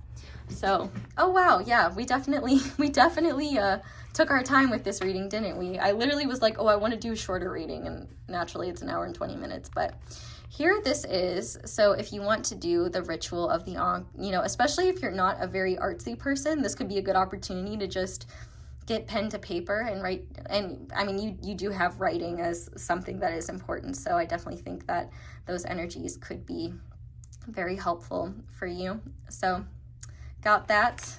And you know what, if you want to, I'll hold up this as well. Sorry, I have highlighting stuff on it, but it's my book. So if you want to screenshot that, maybe holding on to this message could be very helpful for you. So there is that, and I'll just hold up the card as well, because it's really, really beautiful. And maybe I'll put those in there as well. So if you want to screenshot those bad boys, there they are as well. But pile 1, that is where I am going to leave your reading. Thank you guys so much for watching, and thank you so much for letting the ads play in the background while you do something else. That is one of the simplest and easiest ways to support me and show appreciation for what I do on this channel. But if you'd like to support me in other ways, you can like this video, comment down below, let me know how it resonates, affirm that this is Bad Bitch 2023. Subscribe if you haven't already, and click that little bell notification to be notified whenever I upload new readings. Sometimes even when people are subscribed, they don't necessarily see the readings. And also, if you want me to see your comment, I usually check comments when I first upload. So shout out to my notification squad, you guys rock. You can also check out my social media, though do beware of scammers pretending to be me. I do not offer personal readings because my general readings are this long and I do not have time. I wish I could, but I don't. So yeah, just beware of scammers pretending to be me. And I have merch, but or you can check out a reading with an extended. That helps me a lot too. But that is all I have for you guys. I hope you have a wonderful 2023. I hope that everything goes well for you, and I'm sending you so much love. I hope you all have a wonderful day or night whenever it is that you're watching this video, and I hope you have a wonderful year. Happy New Year, and I hope you'll come back and see me again soon. Bye! Hi there, Pile 2. Welcome to your reading, and thank you so much for being here. If you guys chose the Diopside and the Way of the Panda Tarot, which good choice, is one of my favorite decks, this is going to be your reading on predictions for 2023. If you want a full breakdown of the reading and how it's going to work, I do have one in the intro, but we're just going to go ahead and get into it because the messages are turning out to be pretty long. But we're going to start by looking at your relationships as a whole. So this is all sorts of relationships, romantic, platonic, and familial. If you want a love-specific reading for 2023, I know Kino uploaded one recently, so check that out if you're interested. Support our girl. But going ahead and starting with your relationships for 2023, we have the solar plexus chakra with power. Might be kind of confusing. The colors, the chakra colors are different in this deck. So solar plexus is red in this deck. We also have abundance, gratitude, manifesting, and trust. And we have dark man, dealings or relationship with a man with dark complexion or hair. Let me just make sure these are all in there. Okay, perfect. Okay, so this is actually really interesting. I do want to start off by saying that there is a ram in this card, so Aries energy could be significant. I definitely feel like power is going to be something that is a running theme throughout all types of relationships. Now, I want to say specifically there could be a relationship highlighted with someone, with a man with this descriptor, whether it be platonic, familial, or romantic. That kind of would be up to you. Maybe they're an Aries or something like that. But I also am kind of getting the vibe that for some of you, this doesn't have to do with like physical characteristics, and it may actually have to do with like a person with darker energies or darker intentions. And I definitely feel like if that's the case, this could be someone that you are, for example, finding the power to stand up to or step away from. I'm hearing the word covert. So for some of you, you might find that someone you might discover this year, or kind of come to terms with the fact that maybe someone in your life is using their power over you, or just trying to manipulate you in ways that aren't serving you. And I feel like you might stand in your power this year and just recognize what you will and will not put up with, and either put up boundaries or sever ties completely. I feel like that's not a message for all of you, but I do feel like for some of you, if there is a friend, a family member, or a partner or romantic interest that seems to be a lot more egoic in nature and uses their power to domineer others, is quite selfish and egoic, and maybe doesn't have the best intentions, has darker energies, I definitely feel like you are recognizing that this year and using your power in ways to serve you. And in that case, I think it's quite likely that you might let go of something or someone, or at the very least set very firm boundaries with them, so that they don't have power over you in a way that they once did. But that's not going to be for everyone, and I don't want to freak everyone out. You'll know who this person is, or for some of you, it might be confirmation. Like maybe you have an inkling or something like that, but maybe a lot of other people act like don't see anything wrong here, or think this person is like the bee's knees, but maybe you intuitively feel like there's something darker, or maybe you've just kind of seen a pattern where this person seems to be like sabotaging you, or telling you things that deplete you. Pay attention to how you feel around them. I feel like that will be the biggest thing. Don't allow your mind to kind of run with you. I think this is more about trusting what you feel and trust how you feel after interacting with them. But that's not for all of you. That's just for some of you. More so than anything, I think that this is just a lot about recognizing where your power lies in relationships, and also recognizing the power that you hold in terms of what you will and won't accept from all types of relationships, and also recognizing the value in recognizing how people use their power and how people try to feel empowered. So like, for example, if certain connections in your life, if there are people in your life that feel powerful by like playing games, putting other people down, needing to be number one, or needing to be on top, those are maybe things that you're becoming aware of, and recognizing that those are just distorted ways or more egoic ways of trying to feel powerful. But you might also be manifesting people that are powerful, but in like good ways, where they stand in their power in ways where they're strong in themselves and stand up for themselves and stand for what they believe in, but they also are willing to hear others out and be collaborative. I feel like, if anything, this is a lot about recognizing your power to accept or reject what comes your way, especially in terms of friendships and romantic relationships. I feel like if you are already in a partnership, it is quite possible that you or your partner could come into a position of greater power, and that might be something where the balance between the two of you kind of shifts. Like maybe one partner has to carry more responsibility, or maybe one partner is recognizing that they're giving their power away or not standing up for themselves, and there might be healing or work to do between the two of you. Or if you're polyamorous, then maybe there's like different dynamics between your partners, and so that's something that you're exploring. But I definitely think that this power energy has a lot more to do with you, and also to do with you recognizing where other people might use their power over you, either for their own selfish gain, or for or to like use you to appease themselves or their own ego, if that makes sense. I feel like if you're someone who is still learning to be in their power, you might realize how much you've either given your power away or accepted behavior that wasn't fair to you or wasn't right to you. I feel like you're also, like, I think the biggest thing is that you're having the power to say no to relationships and connections that don't serve you, especially ones that can be specifically like overpowering or draining or domineering. And I feel like you're going to realize that there's so much, I don't know why, Step Brothers came out in the other reading too, but like so much room for activities.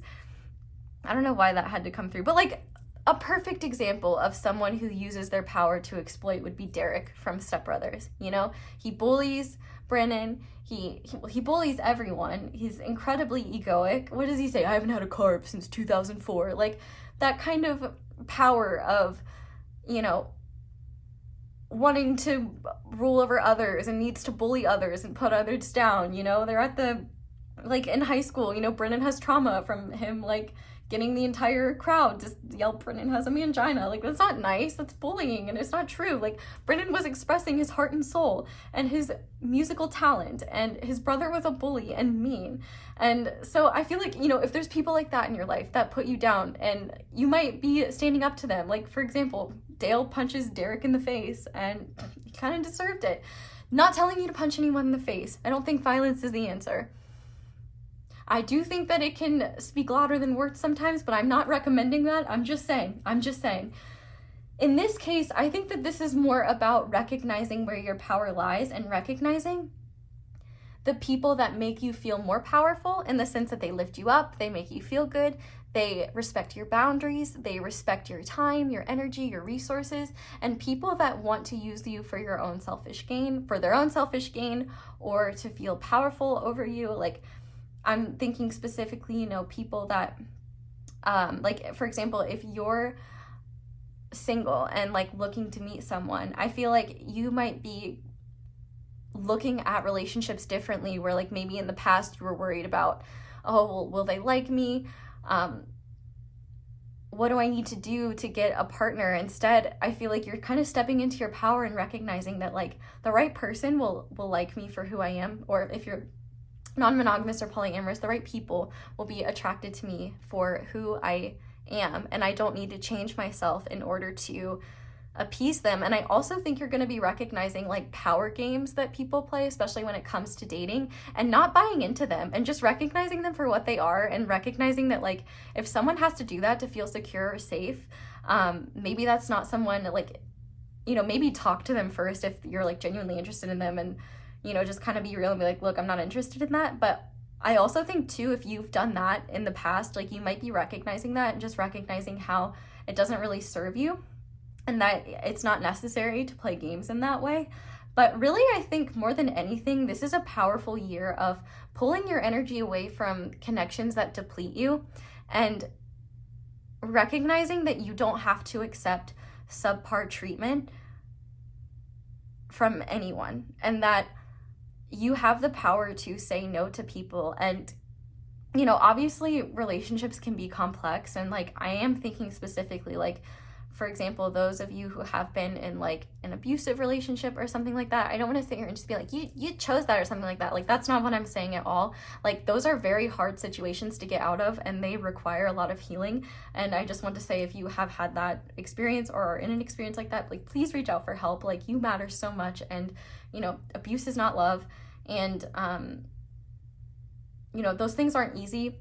But I promise you, like, if you're in a situation where you are being treated that way, like, nobody deserves that. And someone who truly loves you will not need to treat you that way. And I'm not going to go into a whole tirade, but, like, please seek help if that's the case for you. And anyone who has been in that situation, you know, if you just want to kind of comment something and just, you know, maybe about your experience, or, like, you know, how you found healing or how you found help or whatever, you know, that would be greatly appreciated, just because I feel like I don't have the resources to address that. But I just want anyone here to know that if you are in that situation, how valuable you are and how important you are, and you don't deserve to have your agency taken away from you or be treated that way. Anyway, I feel like this is all about recognizing relationships in your life that add to your life. And I feel like there it might be a process this year where you're kind of almost like weeding out the weeds that don't, the people in your life that don't serve you. Because, you know, I don't know if you're familiar with the concept of manifestation, but or manifesting people in your life, you know, sometimes it can be hard to reap those manifestations if there's no room for someone new to come in. And, you know, so if, you know, all of your time for friendships or time for connections is being taken up by people that drain you, people that deplete you, people that make you feel bad about yourself, people that make you feel insecure. I would say one thing that I've learned from a lot of like friendships that maybe weren't the healthiest for me was that I realized like I didn't feel safe around them. I didn't feel safe to be myself, and I was worried about like being judged and stuff like that, and I just felt like I couldn't like be myself.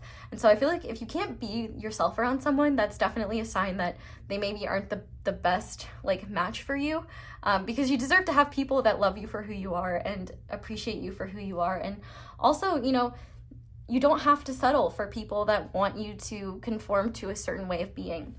I feel like this year might be a process of you letting go of certain people and trusting that the right people will come in, or the connections with the right people will get stronger. I do feel like it might take some time to meet the right people, or you might need some time to like heal and just kind of focus on yourself before you open yourself up to friendships or dating or anything like that. But if you are already in a relationship with someone, you might find that you kind of work through, like, maybe for example, you might work through like any struggles with like asserting yourself or standing up for yourself, or recognizing that like,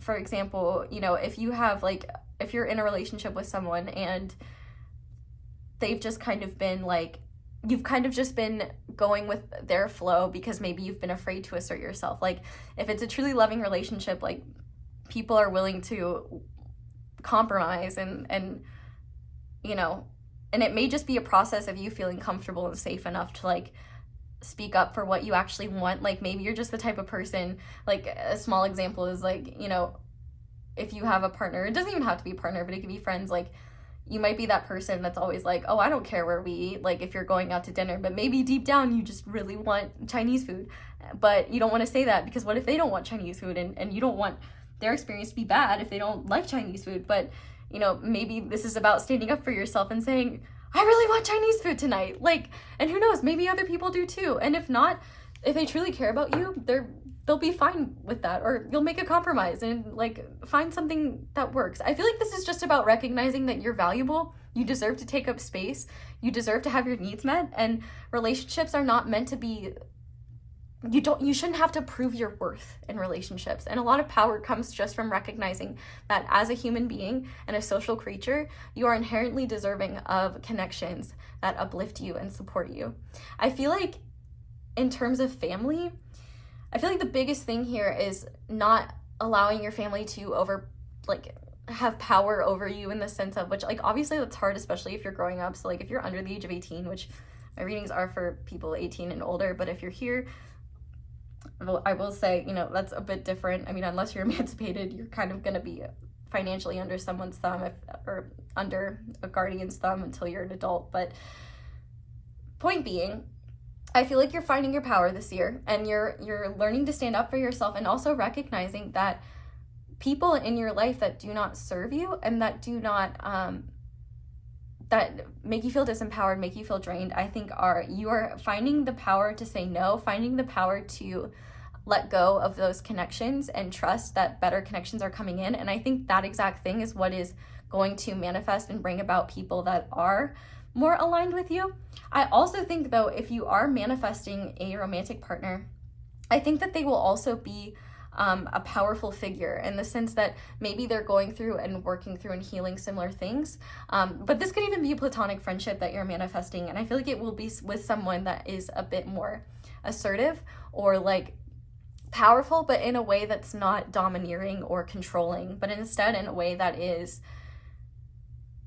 confident and courageous and self-assured. I definitely think that you're manifesting connections that that will nurture and help you stand in your own power and recognize what you also have. And so they could have a darker complexion or darker features, don't necessarily have to be a man, but I do think that there's just a lot here about learning certain lessons and recognizing where your power lies. And I also think that, you know, there could be some very significant healing from connections that were pretty toxic or that did make you feel disempowered or not good about yourself, and just recognizing that like those relationships were not a reflection of your true worth, and that you know, those relationships, you don't have to apply meaning to them or anything like that, but I think you will recognize like, well, now I know what I don't want in a romantic partner or in a friend or in my life, period. And I think just recognizing that you deserve connections that uplift you and that give you power and that make you feel good about yourself and that make you feel like you can do anything. You know, life's too short to share it with people that make you feel insecure or make you feel bad about yourself or just make you feel crappy. So what I'm going to do is I'm going to pull a guidance card for platonic relationships, romantic relationships, and familial relationships, just so we can kind of elaborate on these energies. So, Spirit, what guidance do you have for pile 2 when it comes to their platonic connections this upcoming year? Okay, we have the Hanged Man, or the Hanged Panda. Oh my god, of course. This card always comes out because it's so funny to me. It looks like eating ass, but I'll actually getting a different interpretation. But what about romantic connections this year? What guidance? We have the Ten of Swords. And so also too, like if you're aromantic, like, or just not interested in romantic connections, like you can totally disregard those messages. And what about familial connections? We have the Two of Cups. Okay. So I definitely think in terms of platonic friendships, this is kind of about surrendering. I feel like if anything, you might be looking at certain friendships from a different perspective as you kind of recognize how certain people may drain you, or you may just be like not putting as much effort into certain friendships as you once did. I almost feel like this is kind of an energy of just surrender, where the universe is kind of asking you to allow the people that are not truly invested in your growth to fall away, but also like to surrender to what is. Like you can't change or fix a person.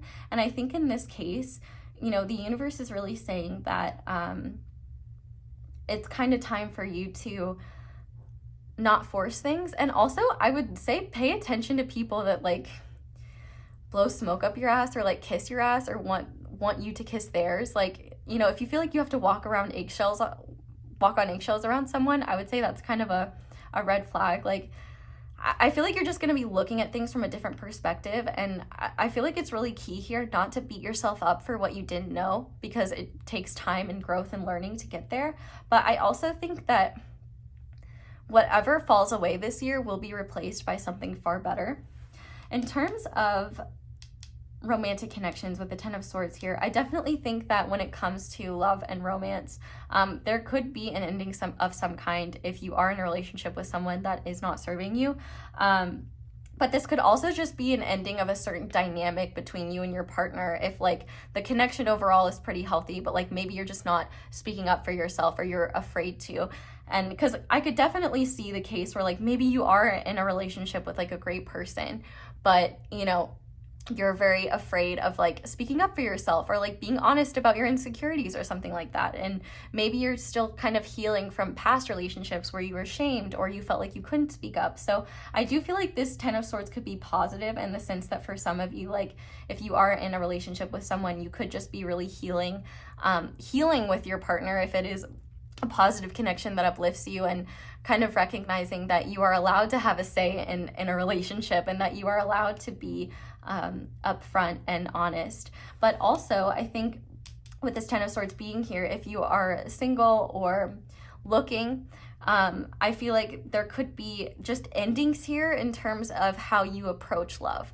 So like maybe in the past you would have put up with hot and cold behavior, or you could have just put up with people that didn't fully appreciate your time and energy, or maybe you were just so focused on being accepted or validated or getting approval from others that you weren't even asking yourself if you liked them or if you were interested in them. I feel like there's definitely an ending to unhealthy perceptions around love and unhealthy romantic connections that don't serve you.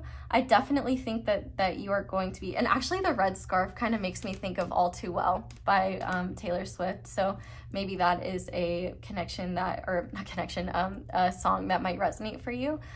Maybe there's some healing in her music to look at. Shout out to the Swifties. But I definitely think with all of these white feathers here, I think that there's going to be a lot of angelic protection and guidance around you. And so I feel like, and just spirit guides in general, like if you see white feathers, just know like that's your angels, your spirit guides watching over you, protecting you. And I definitely think that while this may not be the easiest process of healing, it's definitely going to be worth it. And you're going to like find that you're so much more powerful than you thought you were, and just recognize you're just going to be discovering what you truly deserve. And I love that for you. As for family connections, with this Two of Cups here, I'm getting specifically that there may be one or two family members that you have a true, genuine like bond and connection with. Whether that's a sibling, a cousin, an aunt, a parent, whoever it may be, just someone that gets you and someone that lifts you up and someone that loves you very, very, very much. I feel like you might find a lot of respite and solace with them, especially if you find them to be someone very powerful and very confident. I think that maybe you're already close to them, but maybe just like this year you spend more time with them than you have in the past, or maybe you spend more time like just on your connection together. I feel like with the Two of Cups being here, I feel like this is just about, there could be a familial connection or a connection that is like family, even if it's not blood family, that is like, if a person is like a sibling to you or just someone that truly gets you. I feel like that could be a really healing connection that kind of shows you that energy of, this is the type of person I deserve to have in my life. And I feel like they could also kind of lead by example in the sense that maybe they have qualities that you wish to cultivate.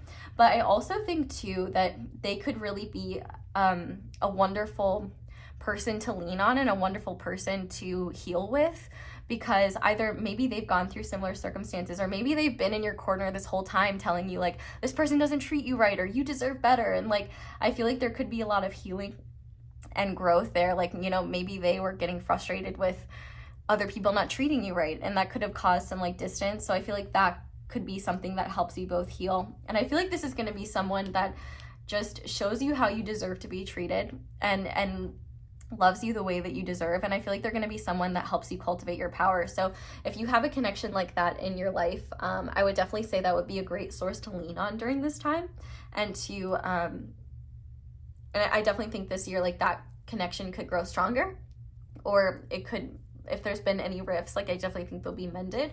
But with this abundance here as well, like, if they're a more spiritual person, they could help you with that as well.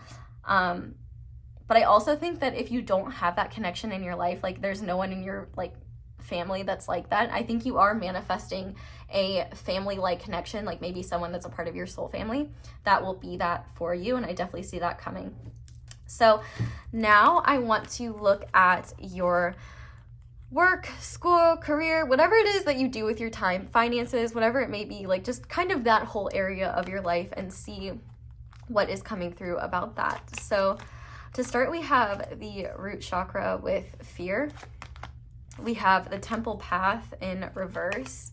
And we have elephant. A long journey, either physical or mental, will leave you wiser at the end. So this may not be what you want to hear, but I actually think it's going to be, the energies here are going to be far worth it. And I will say, I did kind of take a peek-see-poo at the cards beforehand. So I do know there's good shit coming. Hang around. There's reasons for this. Let me just take a sip of water first. Okay. So this fear card is related to the root chakra, and I definitely think that you are addressing survival fears this year. But I also think that this energy is something that you could have already been working through. But I think essentially what's happening here with the Temple path in reverse, you could struggle to make decisions from a place of fear this year, where you are worried about not having enough, or let's say like you have kind of strayed from like what you feel is aligned for you. Like maybe you've been making decisions or have followed a path that hasn't felt right to you, either out of fear or out of a belief that you couldn't do anything else, or that you're not good enough, or that you couldn't achieve more. I feel like you're really addressing fears around, well, I guess it's kind of one of two things. This could be a journey that you're already on, or it could be, this year could be the process of you rebalancing after kind of being disconnected from your higher path. And you might be kind of battling the fear of change, the fear of failure, the fear of not growing, insecurities around your career or insecurities around your path. I feel like with this Elephant card here, like it always makes me think of Lord Ganesha.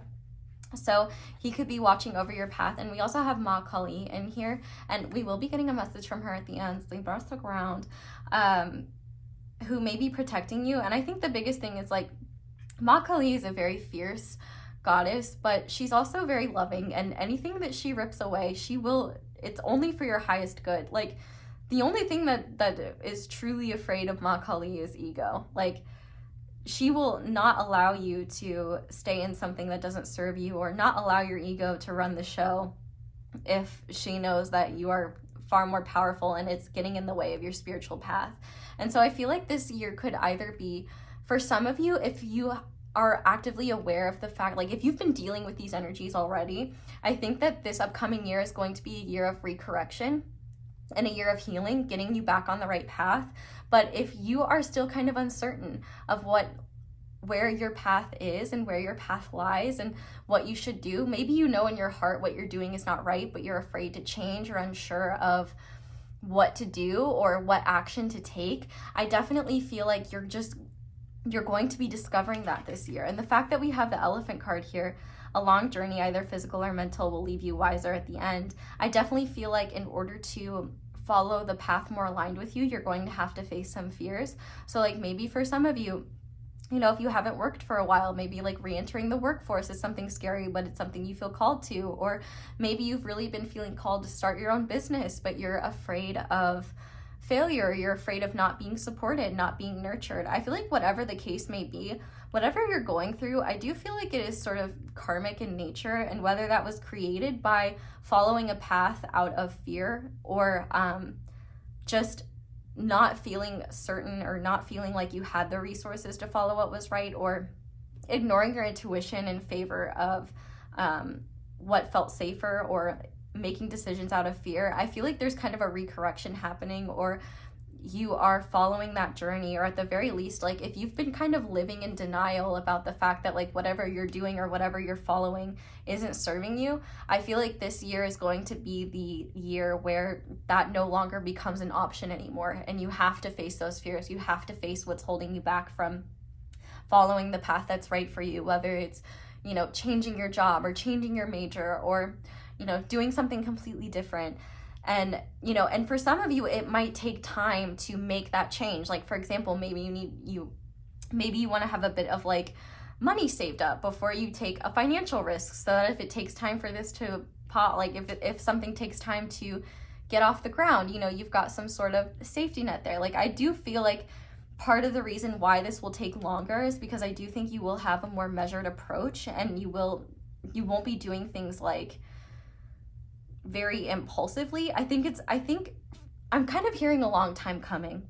So I do think that there are parts of yourself that just need to come out this year, and I feel like they are very integral to your path and whatever it is that you are going to do as a career or as a path of study. Like maybe for some of you, the fear is going back to school, or starting fresh from a completely different field than what you were trained in.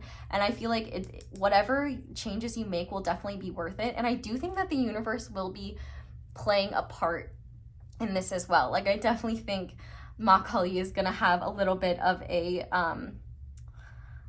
hand in this, where she just doesn't allow you to hold on to things anymore that don't serve you, because she just knows your worth. She knows what you're capable of. And I'm excited to see what message she has for you at the end. But I definitely think that this year you're either realigning with your path, and it definitely takes time and overcoming fears, or you're becoming aware of the fact that your fears are keeping you on a path that is unfulfilling.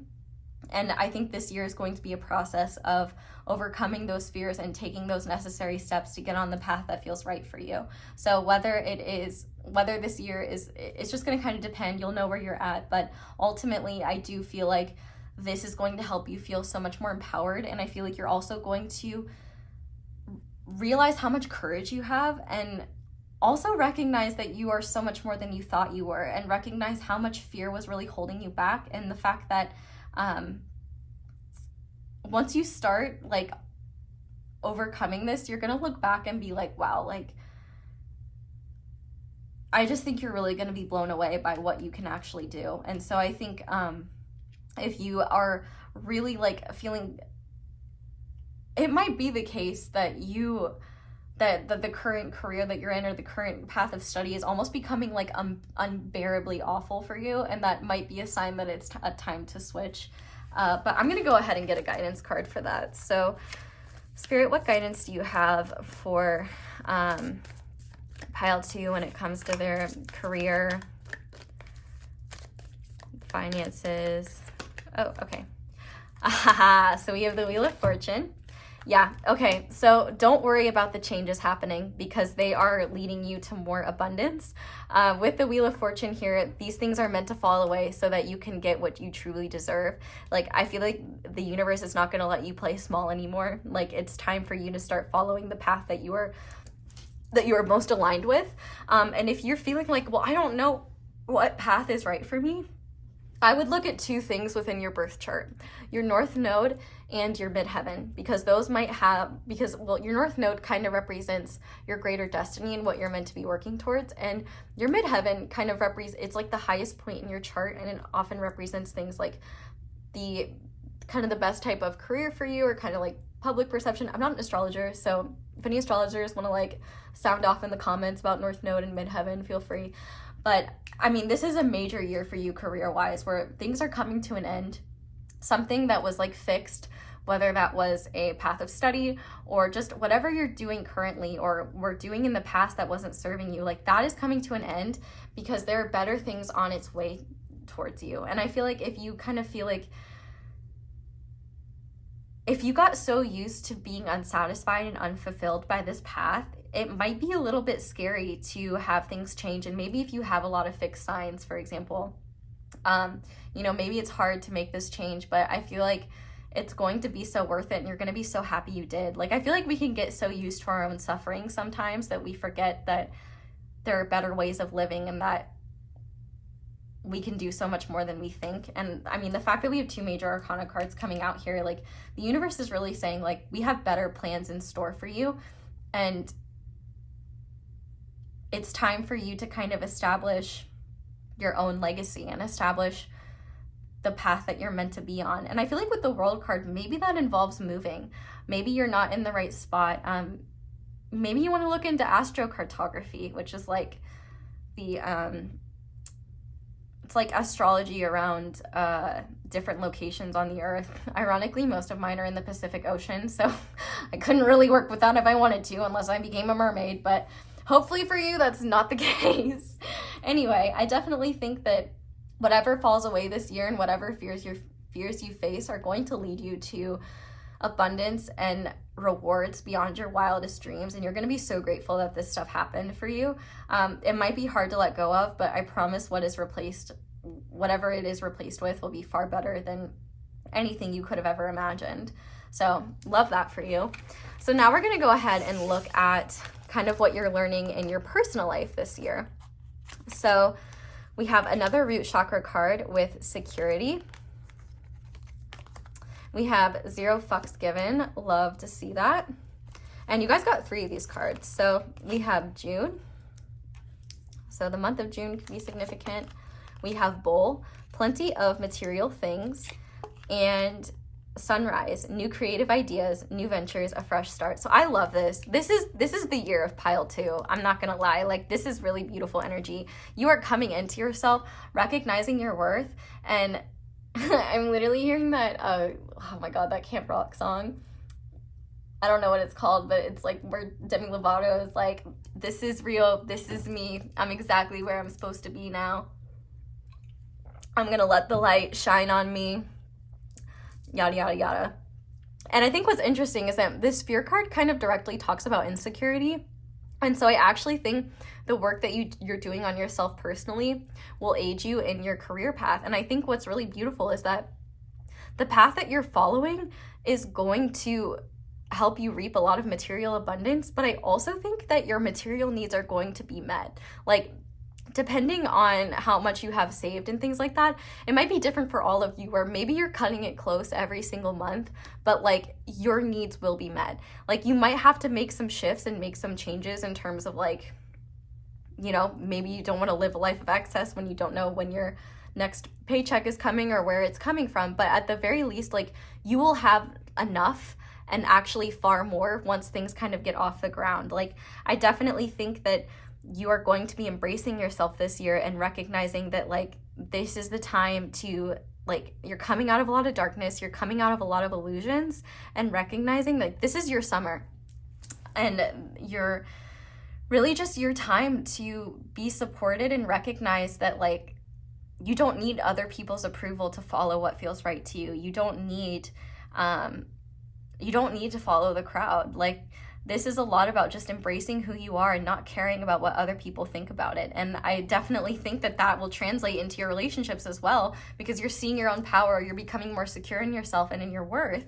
And so the people that won't support you or try to tear you down, you're just going to be realizing like, you know what, you got to get out. Like your energy and your time are some of the most valuable things in the world. And if you don't prioritize them or recognize the people that take away from you or deplete you, like those people could actively get in the way of you being able to focus on your success and your abundance and help you feel good about yourself. So I feel like this is definitely a year of letting go of insecurities, starting to trust in yourself. And this security card too also talks about material needs being met. So I feel like even if you have to take risks, even if you're cutting it close, like you will be met. But with plenty of material things, I definitely think that you will get far more than you realize. And I definitely think that you will be supported in the path. Like the universe wouldn't rip what's currently in front of you or what recently left in your past. Like it wouldn't rip that from you if it didn't have something much better for you. And so I definitely feel like if you've been dealing with a lot of darkness, especially internally, I feel like you are really coming into yourself. And maybe you've had a lot of ideas, but you haven't known how to ground them. And this is the year where you do that. This is the year where you work on yourself. And this is the year where you stand up for your life and you stop, taking shit from other people and living a life that doesn't fulfill you. And I just really think that you are becoming the person that maybe you always knew you could be or wished you could be, and realizing that like that person was always within you. I definitely think that I feel like that there's really a vibe here of like it's never too late, and it doesn't matter what your age is. Like age is not a factor in success. Like people find success at different ages in life, and I really think that there's such a focus on Mother Earth and like Gaia making sure that your material needs are met and taking care of you, because there's so much more value in you following your true path than there is for you to play small and stay in an environment that not only isn't serving you, but makes you miserable and keeps you from a path of service that's more aligned with you. I don't know why as well, but like this June card is making me think of the character June from The Handmaid's Tale. So maybe you really resonate with her character, or maybe there are similarities there or a message there for you. But I definitely think that June in general could be maybe a really significant month, or it could be a month where things get off the ground or where things start to shift. But also that angelic energy too, I think is a sign that maybe you have a guide named June or something like that. But I definitely think that this is the year where you're coming into yourself and letting go of those fears, letting go of those insecurities. And I feel like that is going to translate to you addressing the fears you have around your needs not being met, the fears around taking a risk or doing something that's a bit different. I can't stress enough like how supported you will be and that you will be fine. So I feel like the universe is saying, you know, do not stress about that. Your needs will be taken care of. But let's get a guidance card for that now. So Spirit, what guidance do you have for pile 2 around their personal development this year and coming into themselves? We have the Moon. So I definitely think that this year is a lot about waking up to your truth and recognizing how fears have been controlling you and how illusions have been controlling you. I feel like with the Moon card being here as well, I feel like you're going to be really deepening your connection to your own intuition and recognizing that your intuition is far more powerful than you thought. And I think that you can trust it to guide you even when you don't have all the answers. It's a really Jordan Sparks one step at a time type of energy. This girl kind of looks like Jordan. She's got Jordan Sparks' hair, but I definitely think, you know, Jordan Sparks energy is part of your personal development. But also I really think that with this Moon card being here, I feel like you've kind of been sleeping on yourself. And I feel like that's not going to fly anymore. And I also think too, you may not have like complete reassurance of how to go about things. Like you may kind of have to feel your way through it and take it one step at a time. But as you do that, you're going to realize like how the universe is supporting you every step of the way. And it might be frustrating not to have all the answers and everything laid out for you, but I think what you're going to realize is that your intuition is so powerful and you genuinely can trust it. But I think this year is a lot about learning to come into yourself, learning to appreciate Mother Earth, like your physical body, and learning the lessons of the physical realm. Like 3 of these cards have to do with the lower chakras. And so I feel like if you are someone who, you know, whether you've had a spiritual awakening recently or you've always been a more like spacey person, spiritual person, you're grounding into your body this year, grounding into reality and earth, and recognizing that you have the power as a creator being to create change and to live a life that is aligned with the person you truly are. Like this, we're letting go of playing it safe. Because what playing it safe is actually playing it dangerously. Because not only is it taking you away from your path, it's making you miserable, making you uncertain, and stopping you from being the badass that you truly are. The fact that we have so many major arcana here, I definitely think that this is going to be a really powerful year for you. And I definitely think that this is going to be a year where you let go of a lot of illusions and a lot of fears around following a road less traveled and following the path that feels right for you. Just because it hasn't been done before doesn't mean it can't be done. Just because it's less common doesn't mean you can't be successful.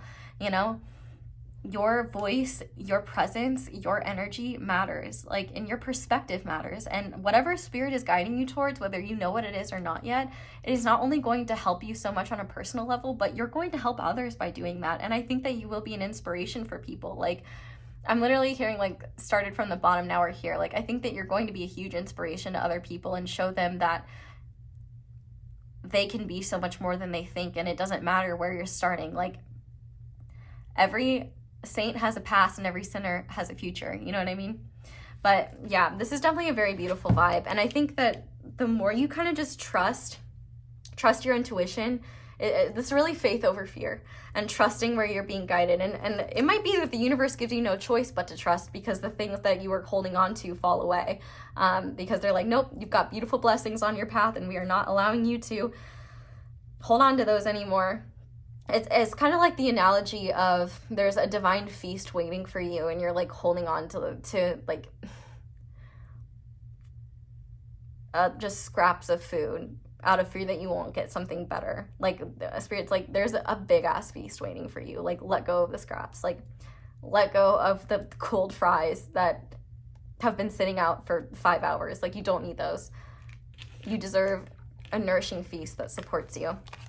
So The last section that we are going to look at is your spiritual path and your spiritual journey. So even if you don't identify as a spiritual person, I will say there is a being here that will be watching over you, and it doesn't matter whether you believe in them or not, they still love you and will be watching over you.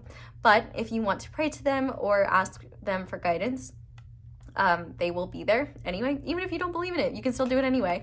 But also, if you're not a spiritual person, this I think is just treated as like an overall theme of your life. But I'm not gonna lie, I definitely think that if you're not a spiritual person, by the end of next year, you very well will likely be one, or at the very least have a deeper connection to the universe as a whole, and a deeper connection to the unseen forces of the universe that we can't quite understand. So for your spiritual path, we have Reality, which is a crown chakra card.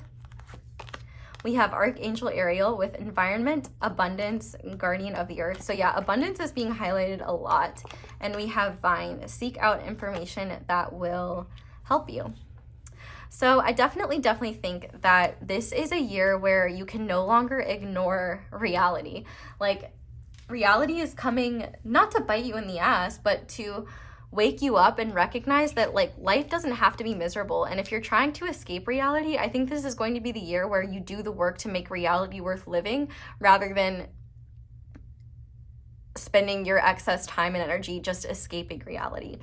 I also think that there could be a very real spiritual awakening for you. Even if you are spiritually awakened, I think you could have a much deeper one where you kind of ground this spiritual awareness that you have and kind of connect it to the earthly realm. I think you're definitely developing a connection to the earth. You know, maybe you don't feel very connected to the earth, or maybe you've never really been too concerned about the environment or things like that, but maybe a big focus this year will be on being more environmentally conscious, or maybe some of the work that you want to do has to do with the environment or animals or just making Earth a better place. I definitely think that whatever you are working towards, you're doing a lot of work in the material realm this year.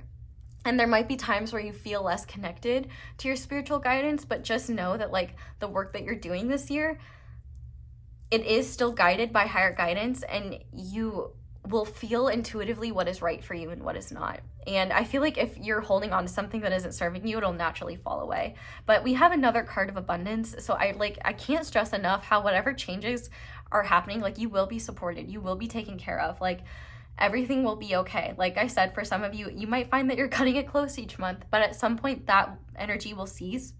But no matter what, you will be taken care of. You will have enough. You will have what you need. And I think with the Vine card being here, you might make connections this year that help you deepen your spiritual awareness, or you might make connections that make you want to be more involved in environmental activism, or activism just around the earth or animals or something like that in general. I also think that you're just going to be guided by this higher sense of purpose, and maybe like I feel like this is a transformative year where you are choosing faith over fear. And that is kind of the lesson this year. Faith in yourself, faith in, it doesn't necessarily have to be faith in a higher being or a higher power, but faith in the fact that you're being taken care of, and that if you're being pulled to something or drawn to something, that there's a deeper reason for it. I definitely think that with this Archangel Ariel card as well, like any effort you put in or any action that you take to protect the earth and its inhabitants, anything that you do to make the world a better place, like you will be rewarded for that like tenfold. And I also think that there could be people in your life that could assist you with this, or you might actually hear about different opportunities through the grapevine. And so if you hear anything that sparks your interest, definitely go after it. Definitely follow it. But I also think that this is the year where you find meaning and spiritual value in the material realm, and recognize that there can be a lot of value in the material realm. And I feel like this is a year of making your reality a place that is beautiful to be, or at least more tolerable. Because I do feel like for some of you, this path could take some time, and you could still deal with fear at times, but I definitely think that there's a lot of healing that's going to happen. And if you've never been very connected to nature or Mother Earth, I think you're definitely going to be connecting to the earth a lot more. And I think you might find a lot of healing and a lot of solace by spending time in nature or spending time with animals or creatures. And I also think that you will be shocked at how supported you are on this path. And I think that you might also be shocked at how much the universe communicates to you through the material reality when you're open to it and not dismissing everything either out of fear or distrust. But ultimately, this is really beautiful. And I really think that you're challenging your limiting beliefs this year and really becoming a person who makes their reality rather than allowing their reality to be something that controls them. I feel like you're recognizing where your choices lie and how powerful your perspective is, and also recognizing that if you want the world to change, you have to change yourself, being the change you want to see. But this is a really beautiful energy. So Spirit, what guidance do you have for pile 2 when it comes to their spiritual path, please? Oh, yes, we have the Page of Cups. So I really think that Spirit is saying, like, this is definitely a year for being playful and having more fun. Like, it might be hard. Like, there might be a lot of fear around this, but I feel like this process will really help you get in touch with your inner child and help you kind of heal more emotionally. A daisy could be a significant flower for you. But I definitely think, I think this Page of Cups is like, oh God, so cute. I definitely think that you're really being encouraged to be creative and do things just for fun and kind of just give yourself time to play out in nature, like make flower crowns and make fairy houses, or, you know, whatever you need to do to help you connect with your inner child. I think you're really just being encouraged to be playful and, you know, disconnect from your from the worries of adulthood, the worries of life, so that you can just kind of, it can be very replenishing and rejuvenating and actually helpful to take time for play. And so I think Spirit is really saying, you know, connect with your inner child, or at the very least, if you don't know how to, just start by trying things just for fun and just see how you feel about them. I definitely think that the more you connect and heal your inner child, the more you will be, and the more you allow them to lead, the easier it will be to follow its guidance without as much doubt and fear. But I also think that if you do, for example, have a child, whether it's yours or like a friend's child, or a niece, a nephew, a cousin, or something like that, maybe take a lesson out of their book and look at the world through their eyes. You know, I think adults can be very dismissive of children, and, you know, there's wisdom packed in with all of that childlike insanity and all of that innocence. Like, I definitely think one thing that you do need to know is that no, like, you're inherently pure. Nobody can take your purity away from you. Like, purity is about your heart and your spirit. Those are things that nobody can take from you. And if you're disconnected from them, the universe will always conspire to bring you back to them. And I think true purity is about, like, what's in our heart and what's in our soul, and recognizing that nobody can ever take that from us. And I think that Spirit is really just encouraging you to value yourself and recognize, you know, the fact that the ways that you were treated and the ways that you were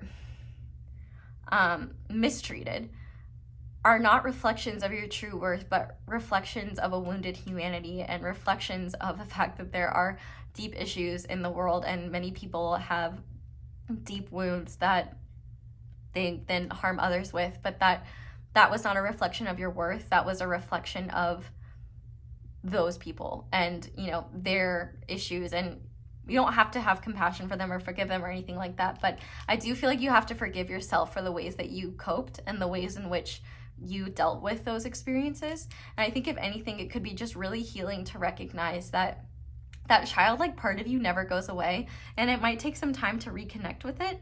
But the more you practice that, it is a practice. You know, you might have a hard time connecting with your inner child at first, but the more you work at it and the more you just make space for it, the more you'll find that it can come forward. And it might be a process of trial and error, but I think that having more just playful energy in your life and finding outlets in the material realm that are more playful, whether it's playing with Play-Doh or doing art or whatever it may be for you. Like, I feel like that could be really healing, and maybe just being out in nature could be helpful as well. So we're gonna go ahead and finish your reading off with a message from Ma Kali. Very intrigued to see what she's going to have to say, because I definitely feel like this was probably the most intense energy here. So, Kali Ma, what final guidance do you want to finish off with for pile 2? What does pile 2 need to know this year? And okay. Ooh, we have Yuga Shakti. I love this card. Okay, let's see what she has to say. We also have the number 13 and 31. So like, I feel like that could be significant numbers. I always think of 1 as the energy of the magician and 3 as the energy of the Empress. So maybe this year could be a mixture of Empress and magician energy for you. I'm actually gonna move her over here so that you can see her while I read. Okay. Okay. So, her timing is fierce with compassionate wisdom. To love her is to honor her greater knowing. She demands the surrender of our futile attempts to control that which is beyond our sphere of understanding until that pain transforms into the sweet pleasure of release. Even the right thing cannot attain fruition at the wrong time. Trust her and be shown again and again that her divinely orchestrated workings of time serve you faithfully with love and grace. Kali's outstretched tongue and open mouth signify her fierce form as the devouring divine warrior goddess. Time emerges from Kali and ends with her.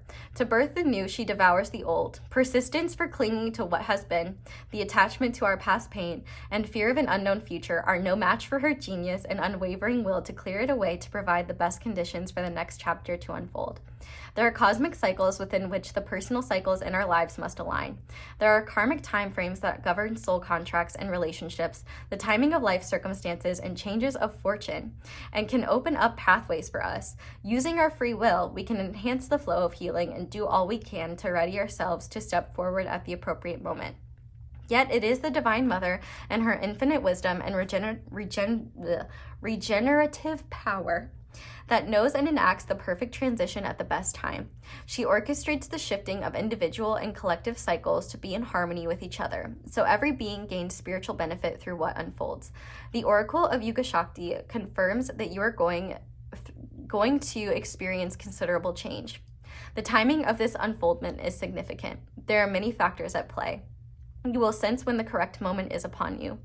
During this time globally, the light of spiritual knowledge is partially subsumed within the darkness of ignorance and confusion. Even those with the awareness to have positive intentions can become confused and place profit above integrity, attack brothers and sisters on the path, or lay claim to knowledge on false foundations. Even when our intentions are noble, in effect, our actions can create further suffering. Such conflict and confusion are signs of asuric or negative forces that have gained the upper hand. Kali Ma's darkness and ferocity are required to redress the spiritual imbalance. We are in particular need of her most terrifying manifestations when we become confused as to what belongs to the highest sacred truth and what does not. Do not allow yourself to be convinced by another of anything. Lean into your heart connection to the divine. Inner clarity and higher understanding will arise for you. You will see how close the chapter on the past and move. You will see how close. I think there's a typo though. You will see how to close the chapter on the past and move into a new cycle. Unique to the iconography of Kali in the Hindu tradition from which she emerges is her poked out tongue. And she has it there too. The tongue is the organ of discernment, digestion, and speech. It assists us in taking the right things in and expressing ourselves as we choose. Our mother tongue means the language of our birth. Kali is the cosmic mother tongue. She is the original spiritual language of our hearts and souls. Hers is the language of spirit and light, of the truth beneath form, and the reassurance that although we must submit to the shifting of greater cycles, those cycles ultimately move for our greatest spiritual benefit. When Kali unfurls her tongue with ferocious expression, she is embarking upon spiritual deliverance. It is the action that precedes her bringing about the end of a diabolical era of greed, fear, confusion, hatred, self-righteousness, and negativity. The tongue of Kali is a reminder that no matter what we may see unfolding before us, There is always a pathway back to the heroic and beautiful. If you've been struggling to let go of a negative legacy, perhaps one that extends through generations or has infiltrated a group you belong to, this oracle signifies that a radical divine intervention shall take place. Call upon her for such assistance now. Know that an era of darkness is going to end. Unexpectedly and suddenly, a new spiritual dawn shall arise. And we literally have sunrise here, so that's so true. Keep close to Ma. She shall ensure it is brought into being in the best way at the best time. Yeah, that's so beautiful. And oh God, I'm so glad I chose to pull from this deck because it's so true. She is literally just such a beautiful emanation of the Divine Mother, and oh, I love her so much.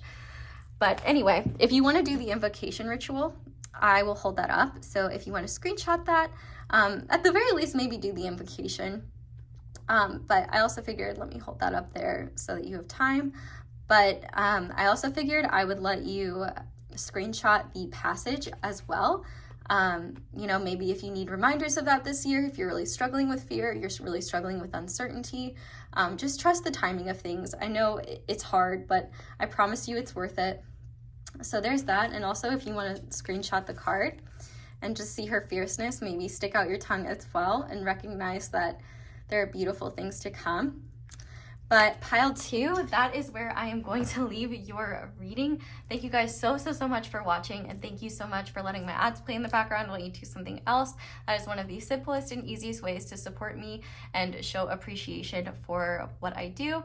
But if you would like to support me in other ways, you can like this video, you can comment down below, let me know how it resonates. You can subscribe if you haven't already and click that little bell notifications. So shout out to my notification squad. If you want me to see your comment or anything like that, I do read comments when I first upload. After that, it gets kind of spotty because I try not to live in my comment section. But, you know, if you want me to see that, I'm most likely to see it when you first upload it. I also have merch link down below, and I also have social media, though do be aware that my social, there are scammers that pretend to be me, so just know I don't offer personal readings. So if someone claiming to be me is offering you a personal reading, that is not me. And I think that's it. Or you can check out a reading with an extended. That's also useful.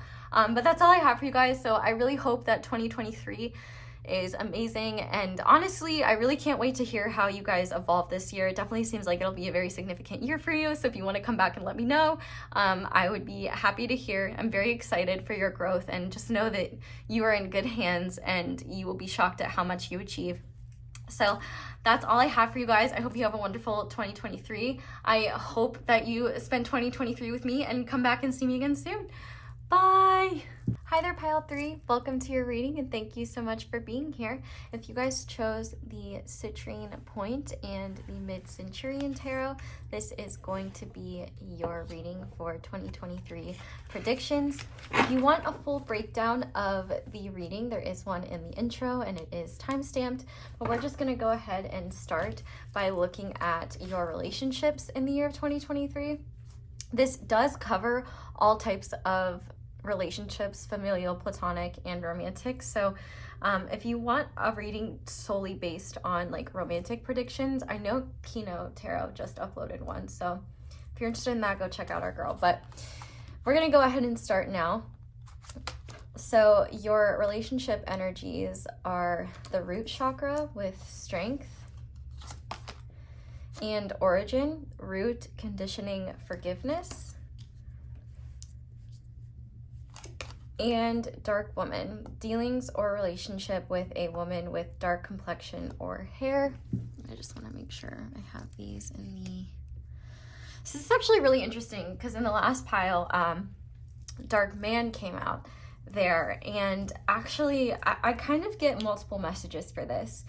I really think that this upcoming year is going to be very revolutionary in terms of healing and awareness when it comes to your past experiences and also your upbringing and how they play a role in all sorts of relationships in your life.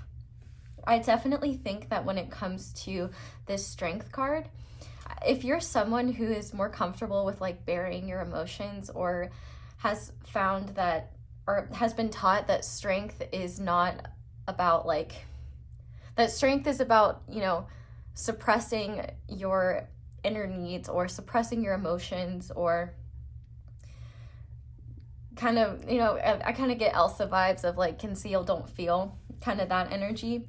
I definitely think that there are going to be,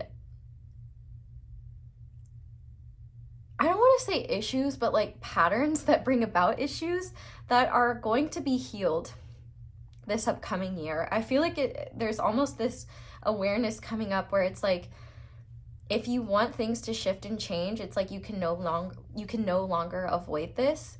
And I definitely think that a majority of the healing that is happening is going to be related to like your family upbringing. Like, I feel like you're just going to be having a lot more awareness of how your upbringing has shaped you into the person you are, and how that has shaped the way you connect with people and have relationships with people. So, you know, if you are, like, for example, maybe you might look into a lot about like attachment styles and things like that. But I definitely think overall there's a lot of healing when it comes to your upbringing, and almost kind of like a rebirth when it comes to your relationships in general.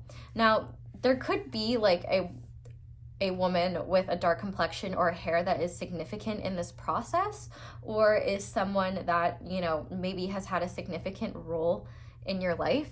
But I also, in the first pile, I also kind of interpreted it, or in the most previous pile, I interpreted it also as, you know, maybe someone who is more shadowy or had less than ideal intentions. So this dark woman could represent a friend, a romantic partner, romantic interest, or family member that maybe didn't have your best interests at heart, or maybe just caused a lot of wounding, or just had a pretty like toxic influence in your life. I definitely think that there's a lot of healing around that. I kind of take this less to be about physicality, though the physicality may resonate, and more just to do with someone, a feminine figure in your life who maybe is the source for a lot of wounds that you may have, whether you recognize it or not, or is the source of maybe certain issues that you have when it comes to relationships, being open, being vulnerable, and like trusting people. I definitely think that you're going to be recognizing where you've been unfair to yourself in the past and may have been holding yourself to unrealistically high standards, or kind of just shaming yourself for having human feelings and human experiences. And also, I think too, you're going to be recognizing the difference between your ego and your soul, and kind of just recognizing your patterns of ego in relationships versus your heartfelt patterns in relationships. I definitely think that there's going to be a realization, because strength can also represent ego. I definitely think that you may be coming to realizations about ways in which you've been protecting yourself, or kind of avoiding vulnerability, not only with others, but with yourself as well. And kind of just recognizing that things need to change when it comes to how you relate to others. I definitely think that you're going to be understanding the true definition of strength, which has a lot to do with compassion, and also not trying to force things, but surrendering to what is and recognizing where your power lies. I also just think like compassion is the name of the game, especially towards yourself. We also have like forgiveness here. And so while I think forgiveness for others is up to you, I think the biggest thing that you're going to be doing is learning how to forgive yourself for your role in certain relationships that you may not be proud of, or just the ways in which you coped with the knowledge you had at that time. I feel like you might look back on past experiences and carry a lot of shame for them. And I feel like this year you're going to be looking at those experiences through a lens of recognition that you're not perfect. And maybe part of your strength came from this like perfectionist ideal where you may have kind of had to separate the elements of yourself you weren't very proud of, or like past behaviors you weren't really proud of. And I feel like part of this strength is recognizing like maybe your role in past relationships, or how your own wounds have contributed to the way that you relate to others. I definitely think that when it comes to your relationships this year, no matter like what types of relationships are highlighted, I definitely think that there's just going to be a lot of awareness around family. But I think a lot of your understanding of a lot of your healing and understanding is actually going to come from yourself. And I think it's going to be a lot more about reflection. And I do think that there's just going to be a lot of healing around past relationships that either no longer exist, whether romantic or platonic, or even familial. And healing those aspects will help you be more authentic to who you truly are in your present and future relationships with other people. I definitely think that this is a year for you. And I think that, like, for example, if you have a romantic partner, I definitely think that if they are healthy and good to you, they're definitely going to be very understanding that there may be times where you need more time for yourself.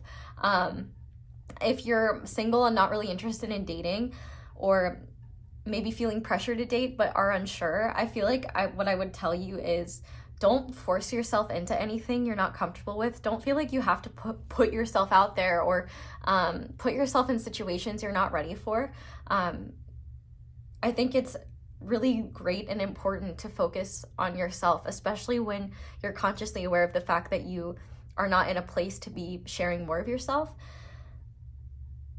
But I definitely think too that it's quite possible that relationships that come into your life, or relationships in your present that maybe you find triggering, but they're not necessarily like toxic, they just bring up like triggering energies from your past. I definitely feel like those relationships will be showing you what needs to be healed within you, or what needs to be addressed within you. Because I will say healing is kind of a continuous process, and you don't need to be like fully healed, but I do think having compassion for where things come from and awareness of the root of situations is going to be really helpful for you, and help you move forward coming from a place of compassion towards yourself, and also being able to, like, at the very least recognize when certain triggers come up, or when certain uncomfortable energies come forward, or when certain fears around relationships come forward. You're going to have more awareness of what that actually is, and rather than reacting from a place of fear and lack of awareness, you're going to have conscious awareness of the fear or the reaction and what it stems from, and it's going to be much easier to deal with those energies because you can identify them. They no longer have this like scary hold over you the way they maybe once did. I definitely think that this is going to be a very empowering year for you, where you realize that there is true strength in vulnerability, and there is strength in addressing your past so that you can move forward in the present and future without those energies kind of lingering or weighing you down.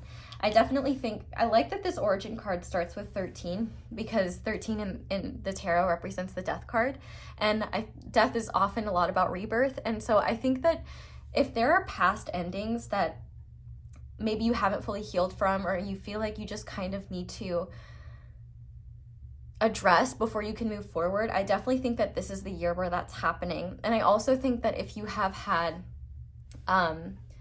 troubling past relationships with a person that maybe had less than ideal intentions, or if you dealt with someone that just created a lot of darkness in your life, I definitely think that you're going to be seeing things more clearly and recognizing certain things that happened to you, or like certain ways in which you were treated that had nothing to do with you, that maybe you may have interpreted as like a representation of your worth or something like that. I just definitely think you're going to be realizing that there were or are many things that you have experienced that you may have carried as being your fault, or something that you should be ashamed of. And I think you're going to be realizing like, oh no, that was this person's issues, like they were totally projecting that onto me. Or just recognizing where the fault is not on you, where you don't need to be beating yourself up or shaming yourself. And I definitely think that there's just going to be a lot of regeneration here and letting go of past cycles and letting go of old conditioning that doesn't align with the person you're becoming. So, you know, if you were someone that was conditioned to suppress your emotions, one of the healing things you may be doing this year is recognizing and acknowledging your emotions. And maybe you don't share them with other people, but at the very least, when you are feeling safe and are on your own, for example, you know, just allowing yourself to have emotional expressions and not shame yourself for them, but see what your emotions have for you. I mean, emotions, for example, are just, they're data, just like anything else, like just like the things we perceive through our senses, you know. Our emotions are literally just communicating something to us. And so if we suppress them, we're missing out on an opportunity to understand something about things that we've experienced. And it's a little bit silly that we place so much shame on emotions because they're literally just a function.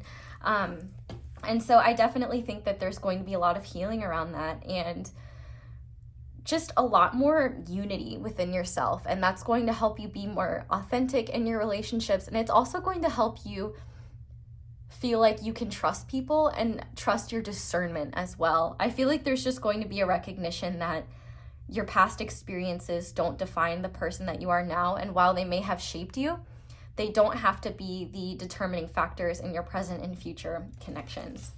But I'm going to go ahead and use the tarot now to kind of pull a card for guidance for platonic relationships, romantic relationships, and familial relationships. If you're only interested in like platonic or familial, just ignore the romantic. Just take what resonates here.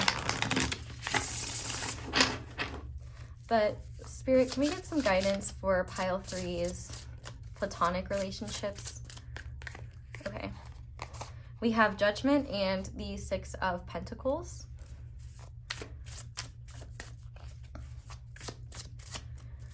Okay, what about pile 3's romantic relationships? Okay, we have Strength and one more. So for family, we have the 2 of Pentacles. Okay, so I would definitely say with platonic relationships, there's a lot of awareness here. With the Judgment card, I think you're going to be having a lot of realizations about your current platonic like friendships and how you may reinforce like how you may operate in those friendships as a way to like soothe and satiate your ego. And that's not a bad thing. Like we all have ego, but I feel like one example is you may be friends with a lot of people that like need you, and you may like that feeling of being needed, and you may like that feeling of being the one who is more in control or has more or is there to save other people or is there to help other people. You may not, but I do think that you're going to have a lot of realizations about maybe how you may be generous to the types of people that take advantage of that generosity. And you may be generous to the point of being unable to kind of essentially like being generous to the point of your own detriment, where it almost gets in the way of your ability to focus on yourself. Or you might have a self-sacrificing energy that maybe you have felt like is a part of you. And I think one thing you may realize is, no, that's actually a part of my conditioning. Like it may have been that you were rewarded when you sacrificed your own needs for the good of others, and maybe it made you feel important and made you feel worthy. So I do think it could come back to an energy of self-worth, where maybe you felt like you needed to prove your worthiness, or maybe you just feel like you're more worthy when you are being there for others. And I think you're just going to have this realization that your friendships shouldn't be unbalanced. Like give and take is important. And I think what you're going to be realizing is who is worth that generosity and who actually uplifts me and adds to my life, and who just, you know, maybe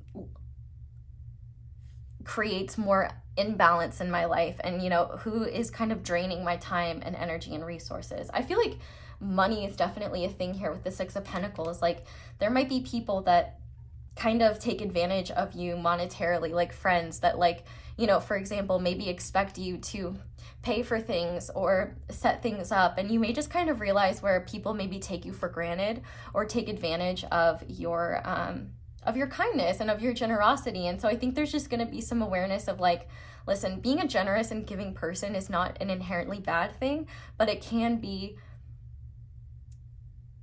unhealthy if it's not regulated and there's not awareness around who you're giving that energy to. Because you might find, and maybe this is one thing that you realize, that it's like being that backbone for others is doing nothing but just depleting you more and taking you away from yourself. I feel like with this Judgment card, there's going to be a huge awakening around the types of platonic friendships you have in your life, and recognizing, okay, who is really my friend and who is just my friend either out of convenience or out of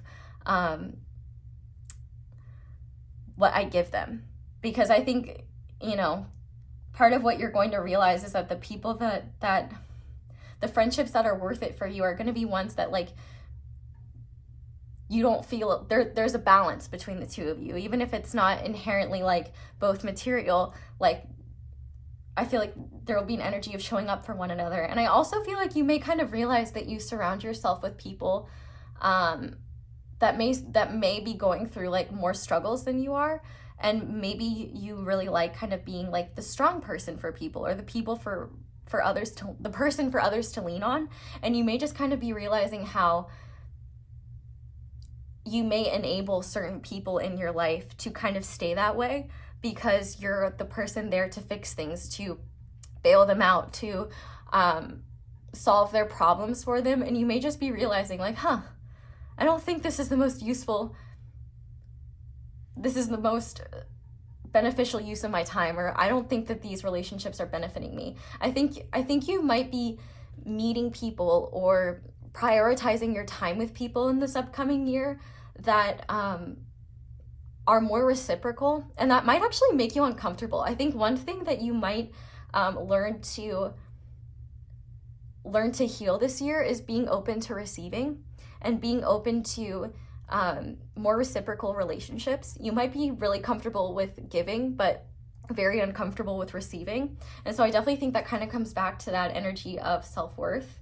But I definitely think that there is going to be a huge awakening here, where maybe you just kind of notice like certain people in your life that you've done a lot for, that either have betrayed you or just taken you for granted, and just maybe like there might be a moment where you really need them and they don't show up for you, or they really just show a lack of gratitude for what you've done for them. And I think that's going to be a huge thing, where it kind of like makes you take a step back and be like, I gotta be more selective about who I share my time and energy with. I feel like before you, or even currently, you may be the type of person to kind of just, anyone and everyone is welcome. Like, I am here for everyone, and you know, that can be a beautiful thing, but when you let anyone in, it can give you the opportunity to be vulnerable to any sort of sabotage or betrayal, or just, you can just be open to nefarious energies. And so I definitely think there's going to be a lot of awareness around that. And I think really the guidance here is, it's less so guidance and more just kind of like, this is what's going to happen. Like, you're just going to be gaining a lot of awareness. But I definitely think that if any guidance here is mainly around just paying attention to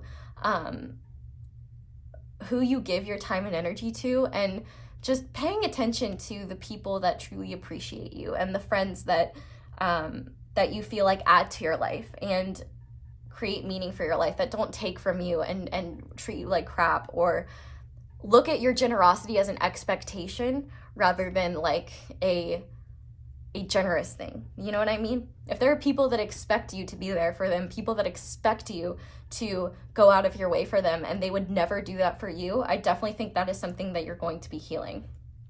Now, it's very interesting for your relationships to be shown as the Strength card, because I definitely think that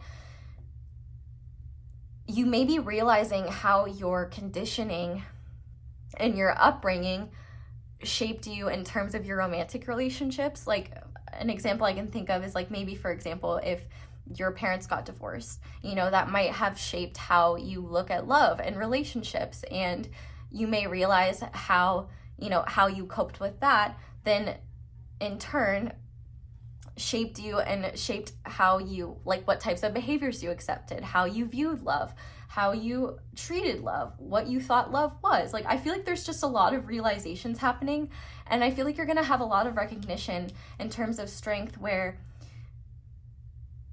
you may operate from a place of ego. Because remember, ego is not something to be ashamed of. It's literally just, the ego is just trying to protect you. Like, that's what your ego does. It just does it in ways that are kind of counterproductive and not really heart-based, but rather based in usually in the mental body, but I mean, it can stem from a lot of places. But anyway, I definitely think that if you've been really resistant to emotional vulnerability, there might be a connection, whether it already exists or you are yet to meet them. You might meet them this year. That is a really strong connection that kind of, I wouldn't say like this person will force you, but the energies of this connection might force you to kind of recognize where you've been pushing away love or pushing away love for yourself, and kind of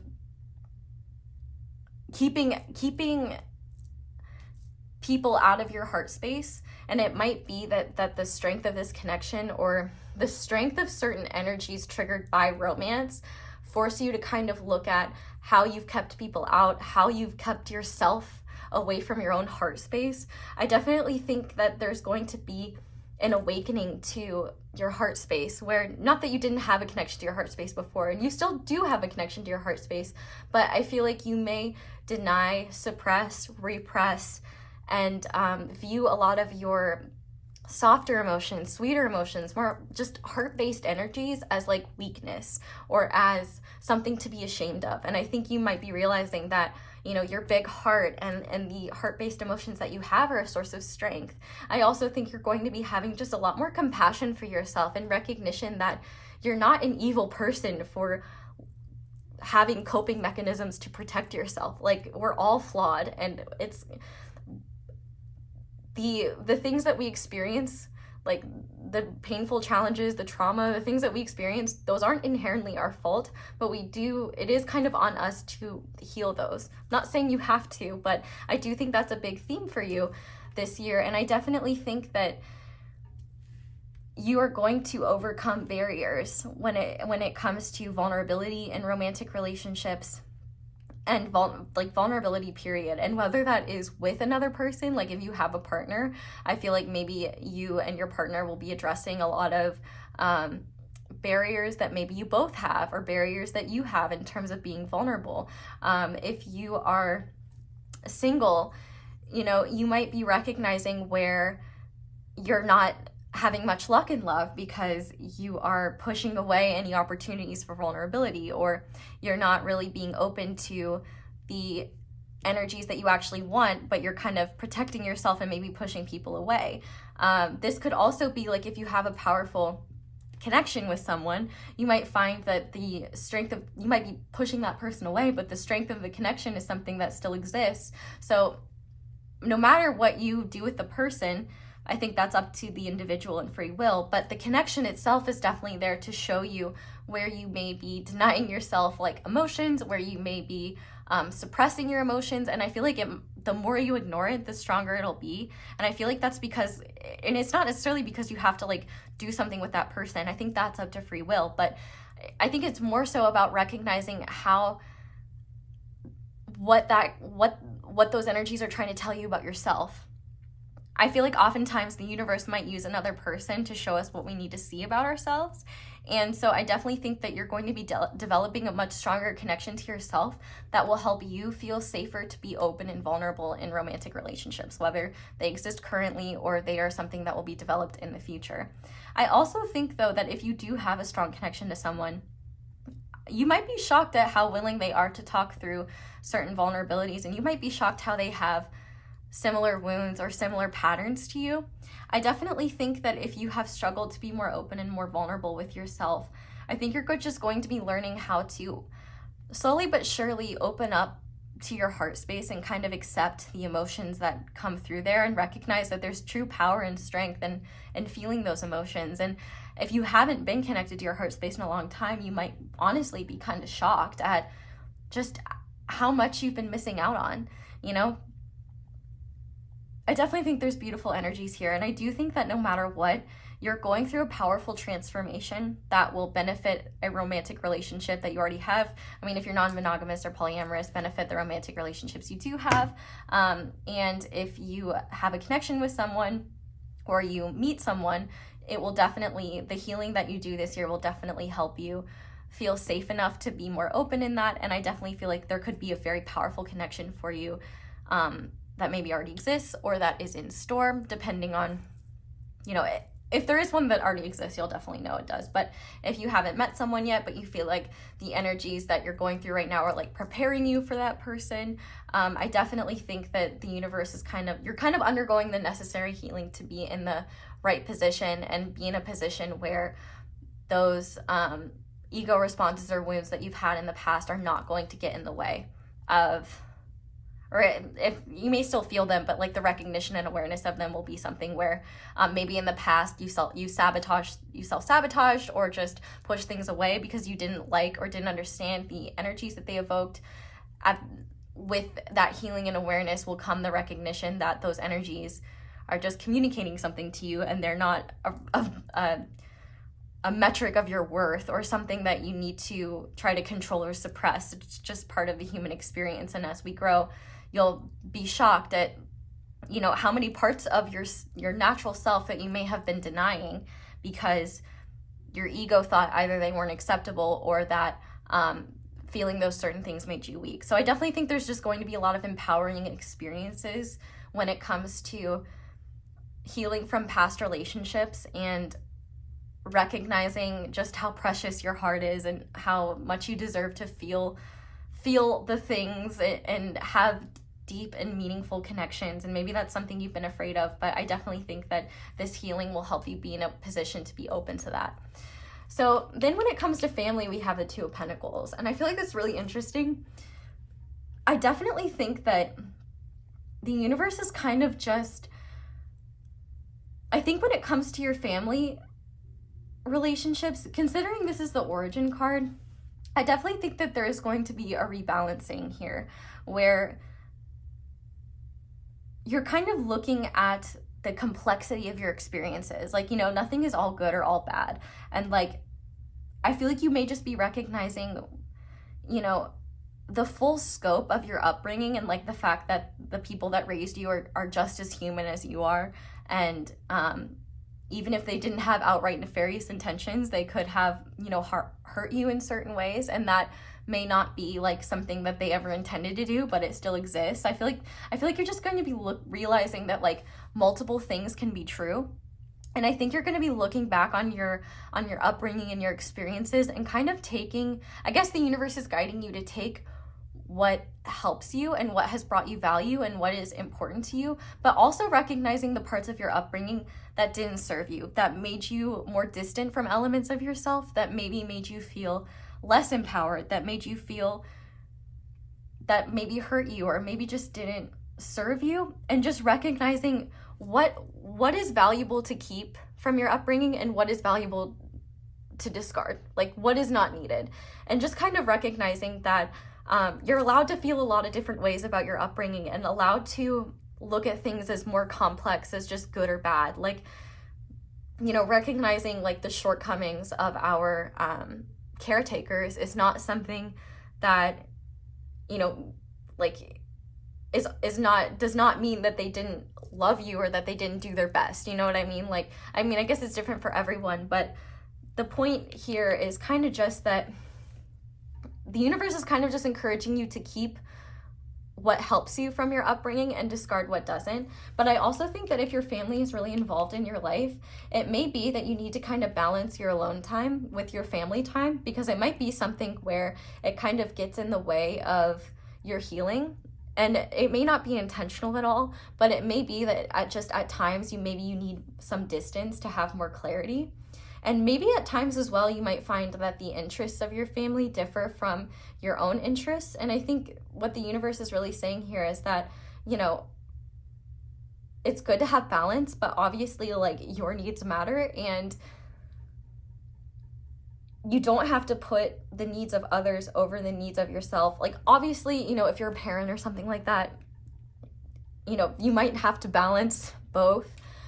But, you know, like for example, if you're kind of on your own, but, you know, you just have a close connection to your family, I feel like the universe might be guiding you to just kind of balance things out so that you have a healthy amount of distance to kind of process and work through whatever you need to work through. But that doesn't mean you have to push your family away or anything like that. Just making, I guess the universe is just kind of asking you to be aware of where you place like your own needs and your own healing and the things that are important to you, and just recognizing where you may be kind of putting like, you know, others' needs before your own, and recognizing just how can you balance that out, give yourself enough space. Doesn't mean you need to push anyone away, but maybe just be aware of when you are focusing on others to the detriment of yourself, especially your family, because, you know, family is important to many of us, and it's not a bad thing to be very caring and generous towards your family. But if you've been neglecting yourself, it might be harder to kind of work through these energies, and it might kind of cloud your perception when you're close to everything as well. I hope that makes sense. So now we are going to look at your career energy. So this can technically be like whatever you do with the majority of your time, whether that's career, school, whether you're a stay-at-home parent, caretaker, or it could just be about finances, whatever you do with your time and your life, that's kind of what this is going to represent. So we have the throat chakra with healing, and we have door to romance, and we have fair woman. So dealings or relationship with a woman with blonde, gray, or white hair. And I guess since that one said complexion, it could be fair complexion as well.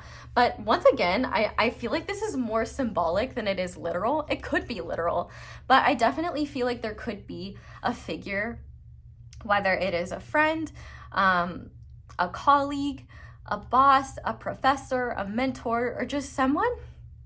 I think more likely it's going to be a female figure, or they could just have a lot of feminine energy that either gives you guidance that helps you in your career, or is a source of inspiration for you in terms of your own career path. And I definitely think that they may give you guidance that really helps you on your own path.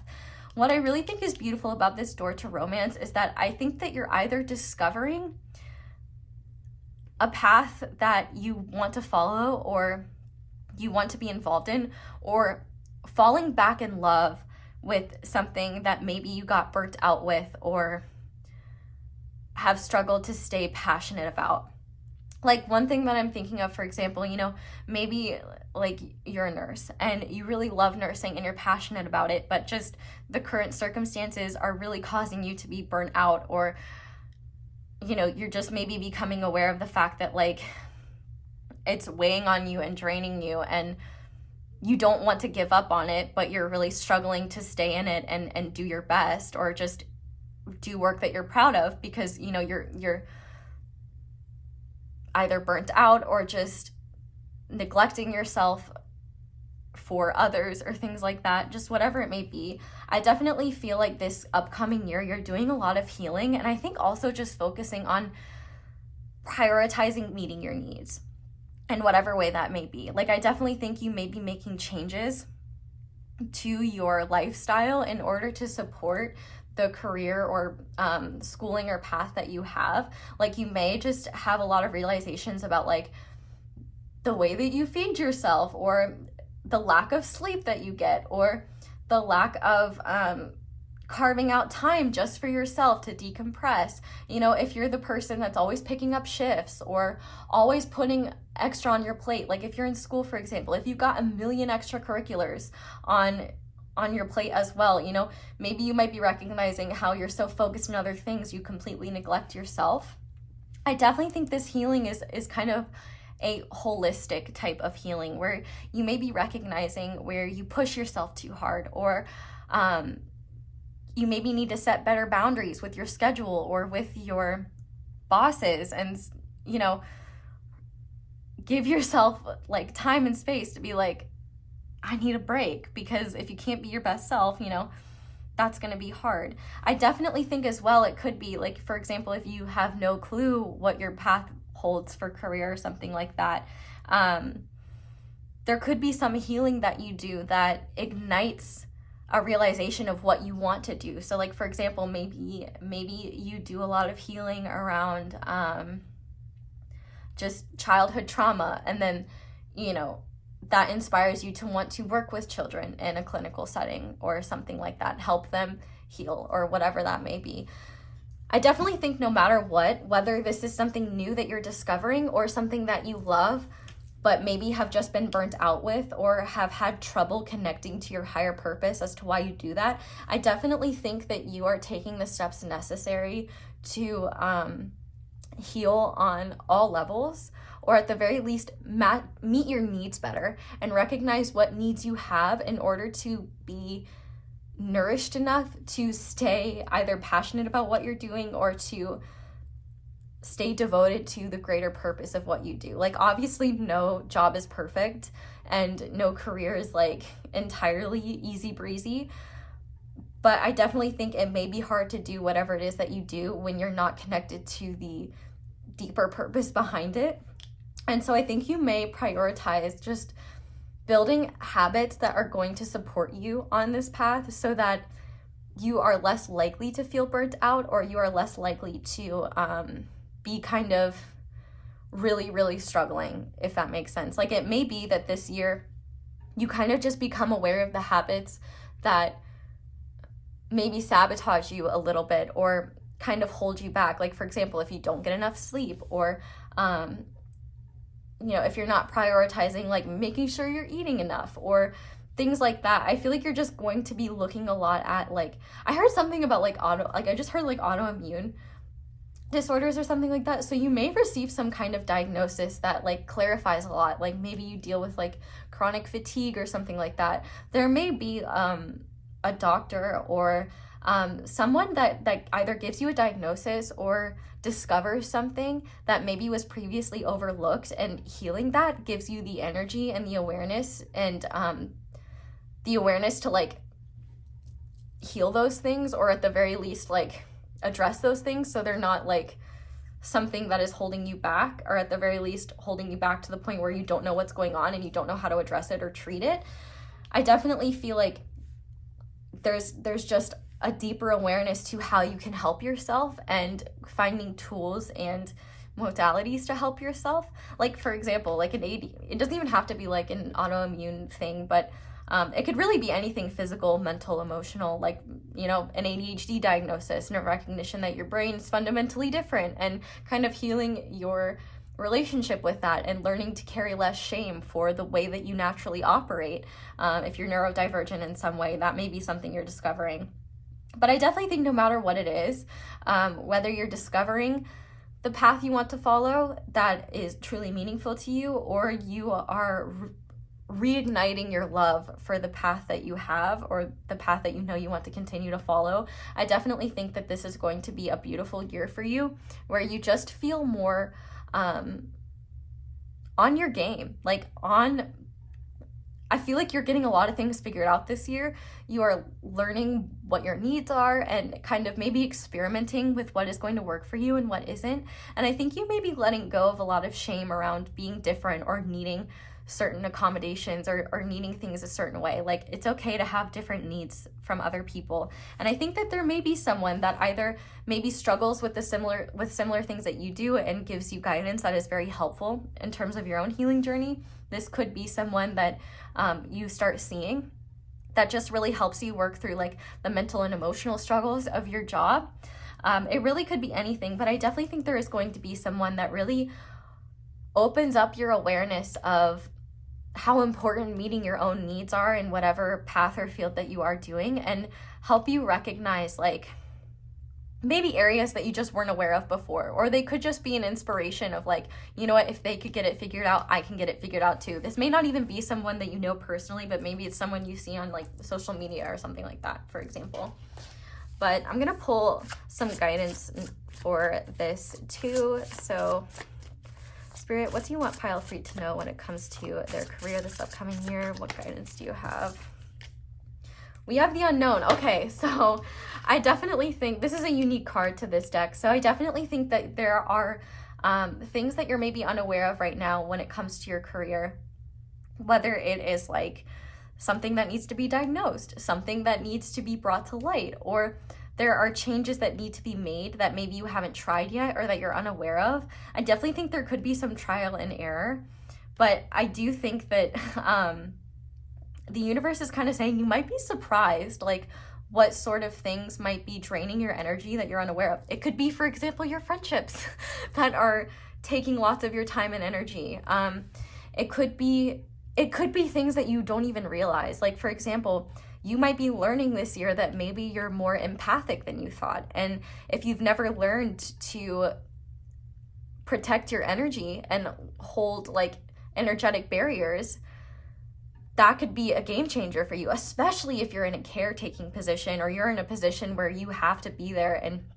And for people that are in really challenging situations or really hard or devastating situations, you know, you may be realizing like, okay, you may be learning compassion over empathy and recognizing that you don't have to carry others' pain for them, and how maybe you're carrying other people's pain and carrying other people's like trauma or wounds, and it may not be intentional, but you may like just come to the awareness of, oh wow, I've been carrying things that didn't even belong to me, or I've been like, I didn't realize how energetically sensitive I am and I need to be more protective of that. There could be so many things, but I think Spirit is saying that they're just really encouraging you to not give up, especially if you're feeling burnt out right now or you're feeling very unsure of where your path is leading you down, because I definitely think that the answers will be revealed to you this year. And I think the reason why it's the unknown is because it's going to be so different for all of you, because this is a general reading. But I do think the common theme here is that the healing journey that you're on, especially I would say mentally, emotionally, and physically, that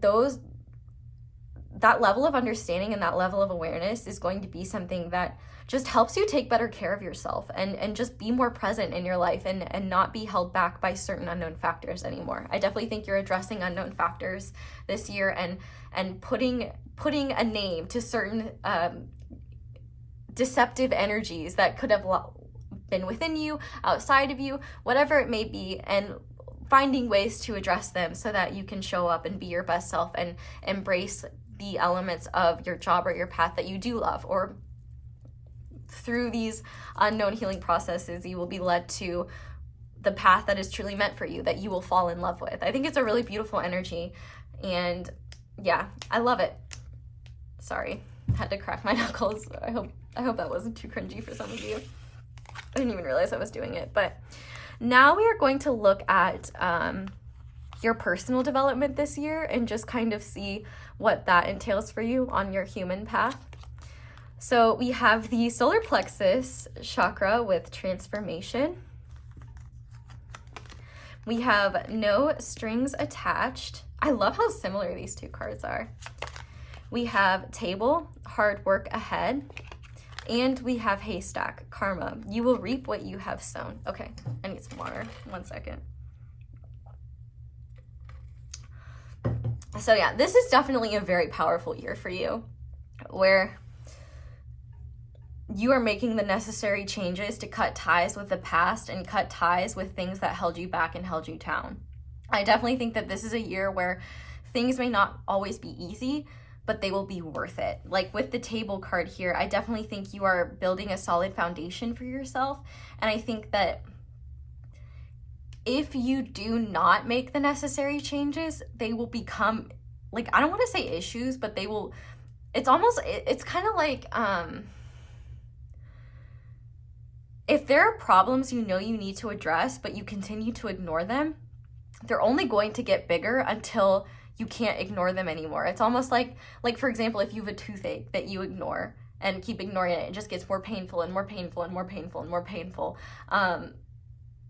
That's kind of an example of like what you might be experiencing energetically, or the things you know you need to change. It's like, this is going to be a really empowering year for you, where the work that you put in, you will see the benefit of it. Like, change is hard. And I just want to say, even the desire to change and the willingness to change and recognize that is incredibly admirable. And just know that the work you put in will be so worth it. And I think that these changes may be hard, but the results of those changes will make your life a lot easier. I think the hardest parts will honestly be recognizing what needs to change, finding the solutions, and continuing to find solutions when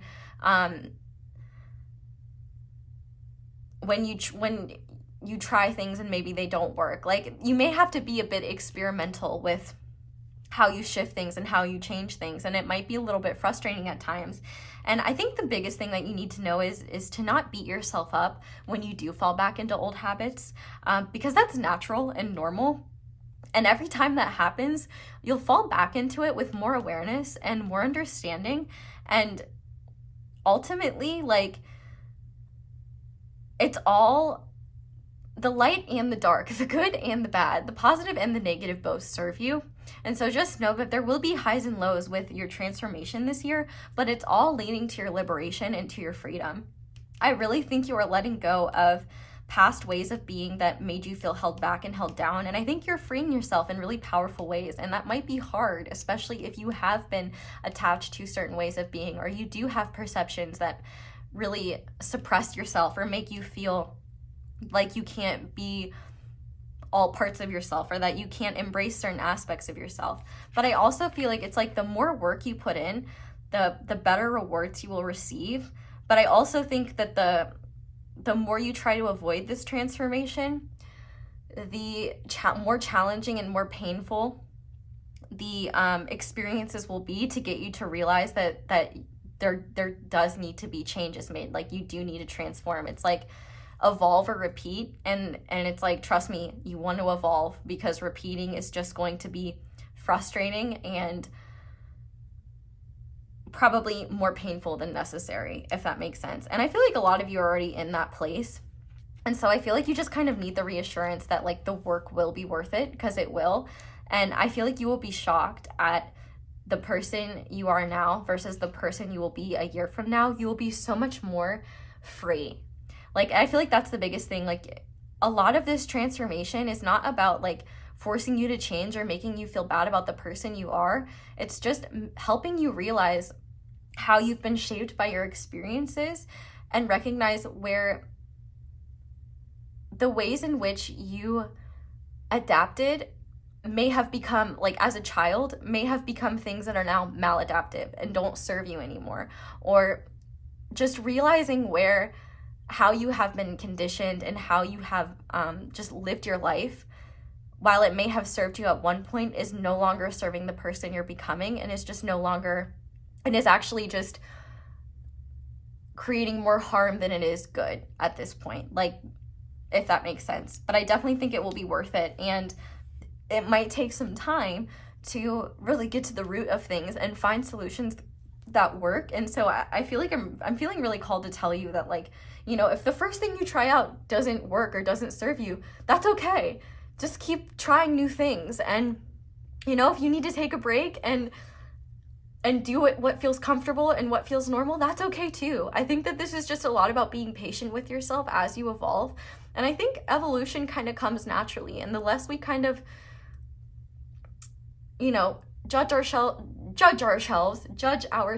or shame ourselves for our conditioning, and just recognize how it helps us and how it hinders us, you know, the more that you can just adapt, evolve, and grow. So I'm going to get a guidance card for this now.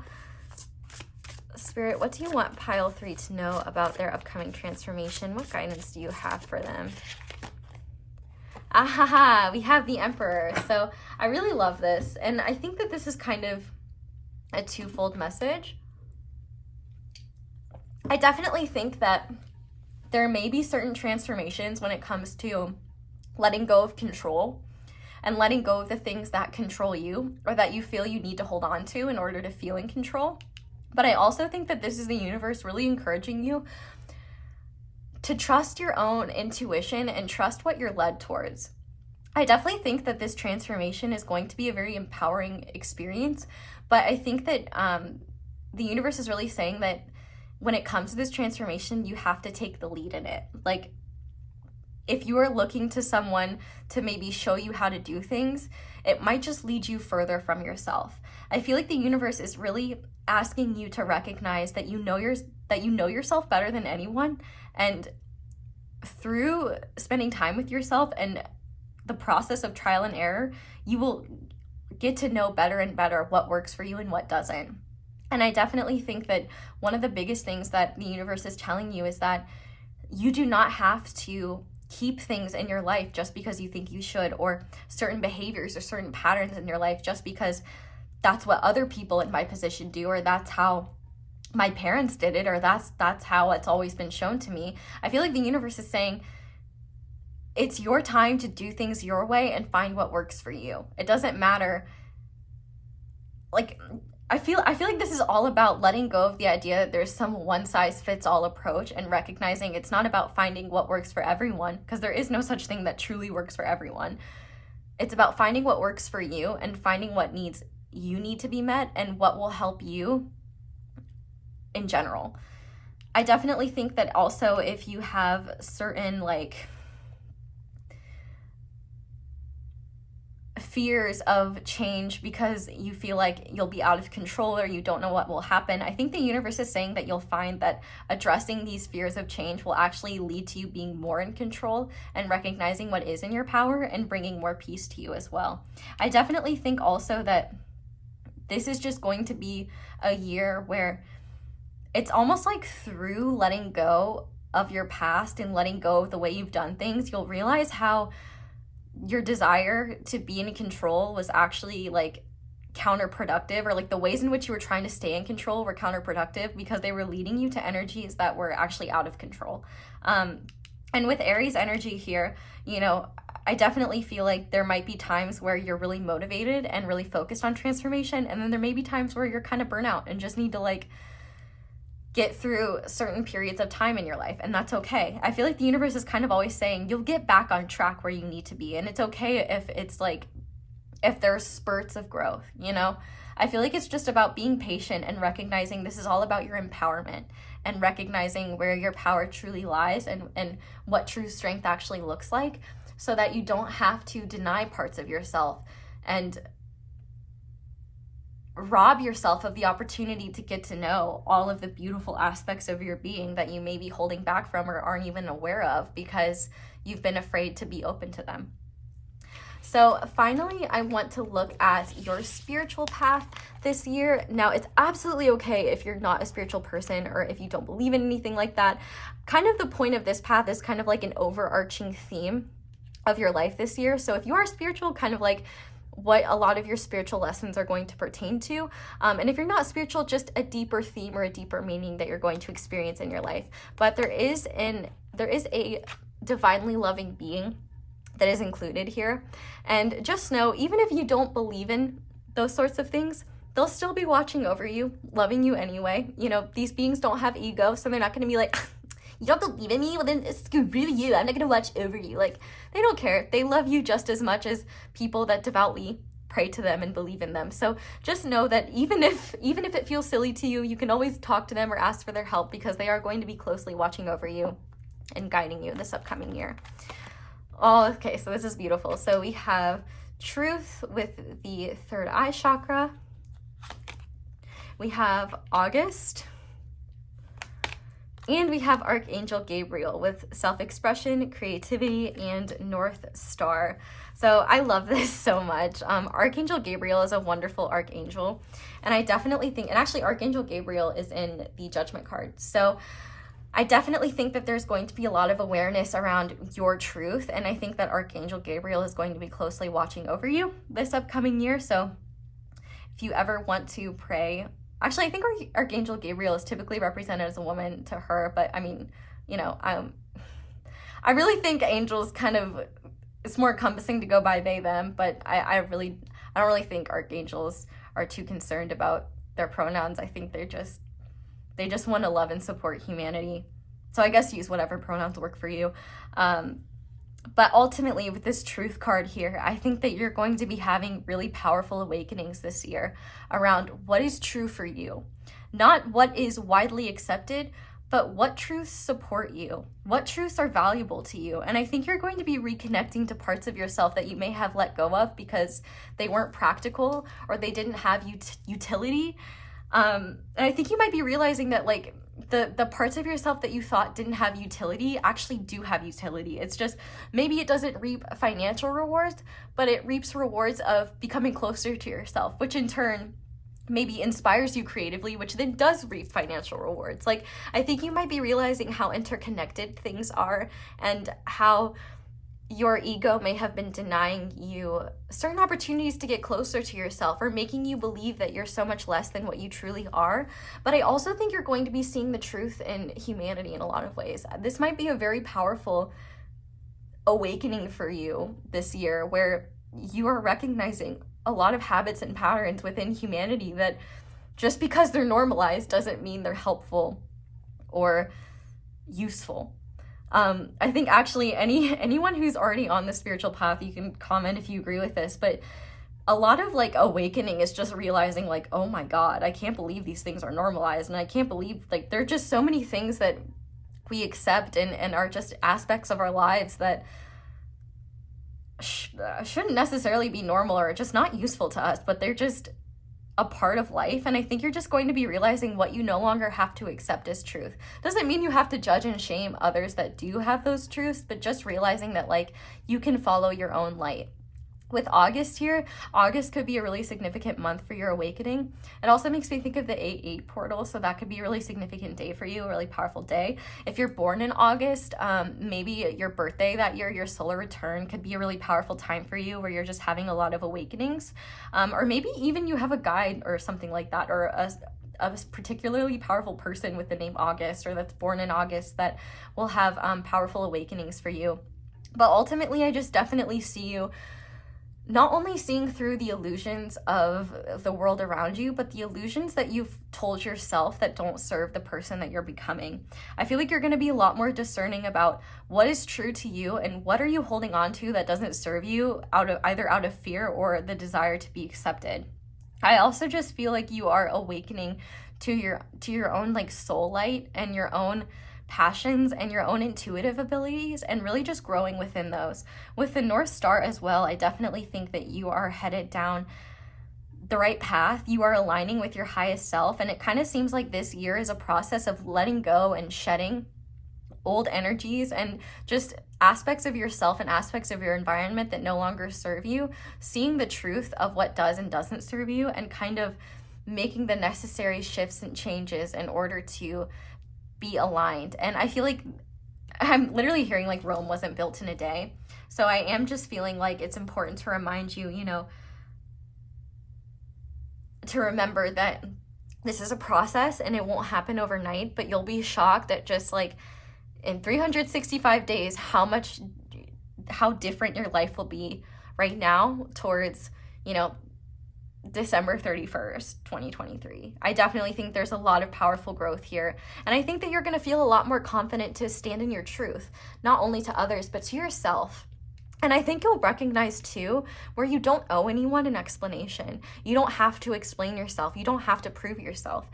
When you see yourself, you don't need others to validate it for you. You can share it if that feels right and aligned with you. But I think you may realize where your power truly lies and the truth of certain relationships, connections in your life, ones that serve you, ones that don't. I just think you're going to be seeing a lot of powerful truth. I can't really say it better than in that truth card. It's really just going to be this thing where you just have a multi-dimensional perspective that allows for multiple truths.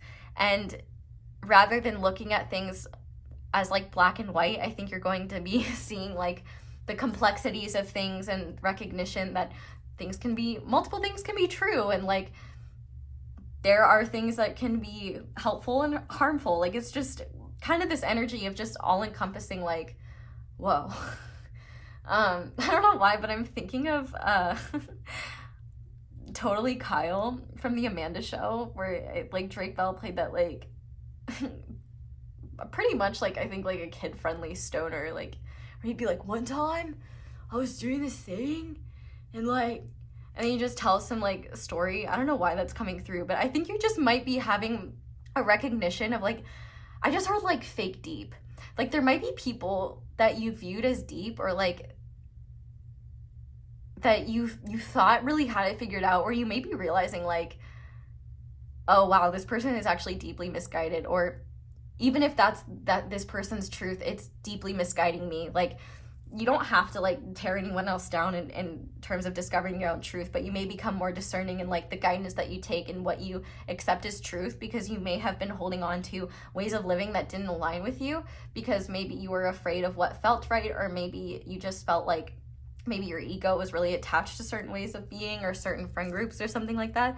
And I think there's just going to be this realization of like, listen, people that are true friends and like that really like are worth being in my life will accept my transformations and accept me for who I become. They won't need me to. I was literally actually watching this movie today called like The Bad Guys on Netflix, and it's literally about like, you know, a whole group that is used to being bad learning to be good. And like, I'm not saying that you're bad learning to be good, but you know, there's the group evolves and there is some tension there as like some members evolve and it takes others more time, but like they're really like, I don't know, it's just a really emblematic of like true friends will stick with you even when you evolve, and you may not fully understand one another and may not be able to be as close as you once were, or may not be able to meet each other's needs as you once did. But at the very least, like true friends want the best for you and want you to live a life aligned with you. They're not going to judge you for how you evolve. If anything, they're going to be happy that you're finding more of yourself, and I'm sure they'll hope that you feel the same way. So Spirit, what guidance do you have for Pile 3's spiritual path this upcoming year? Yeah, we have the Page of Swords. I definitely think that this is kind of a year of study. Like with the Page of Swords, I definitely think of like the student. And I think that there's just going to be a lot of things where you kind of have to explore them with curiosity and an open mind. But I also think that the universe is really asking you to pay attention to the people with mindsets that don't really match yours anymore. Like if you're around a lot of people with very immature and surface level perceptions and ways of being, you know, no shame or judgment to that, but you may find yourself like needing like or craving people with a deeper perspective. And so I think Spirit is saying, you know, if you find that the people around you, or you find that the perspectives aren't really aligning with you, you know, maybe pay attention to the people that you do feel like have a deeper connection to their spirituality, or maybe seek out sources or like books or content that kind of aligns with that deeper spiritual part of yourself. Be willing to explore things and be open-minded. This is kind of like, especially if you've been operating from a very like one-dimensional viewpoint, or if you're kind of newer to like spiritual stuff, you know, this may be a great time to just open your mind and learn from different great minds. I think a great for example, I think a great book you could look into is Autobiography of a Yogi by Yogananda. It's literally an incredible book, and so I'm not even done with it, but like I don't think I've ever annotated or like put as many like markings in that book as I have in any other book. Like it's just an incredible book. Like there are many wonderful sources out there hiding in plain sight that could really bring you closer to yourself and bring you closer to the spiritual truths that have meaning and value for you. And I feel like to be aware of people that belittle the growth that you're having, and remember that like if you fully recognize that the people belittling that have a very surface level perspective or are very immature, just know that they can't really quantify the experience you're going through, and you may want to be kind of like selective who you share with, especially if these are really meaningful things. It's kind of hard to be vulnerable with people that shit all over the deep experiences you're having. So I guess Spirit's also just saying like pay attention to who you share with, but also, you know, just stay open-minded and really just be open to new sources of inspiration, of information that could be really useful to you. This is kind of like being a student of something new, and yeah, I think it's going to be a really beautiful journey. So I'm actually going to go ahead and finish this reading off by pulling a message and a guidance card from Archangel Gabriel. I pulled out the Archangel Gabriel cards in this deck. So whatever it falls out with is going to be kind of a major theme for you this year that Archangel Gabriel wants you to be aware of. So Archangel Gabriel, what do you want pile 3 to know? What theme of healing or what message do you have for them that could be most beneficial this year? So we have, yes, Third Eye Awakening, which is literally, look at how similar, I fucking love this. Look at how similar these two cards are, just in colors, like definitely. And I love that there's like a 3 there. So 333, 33. I definitely think that this Third Eye Awakening will be very beneficial within your career as well. I definitely think we've got some powerful psychic downloads coming online. Your third eye is opening or awakening. Good shit coming through. So let's see. 30.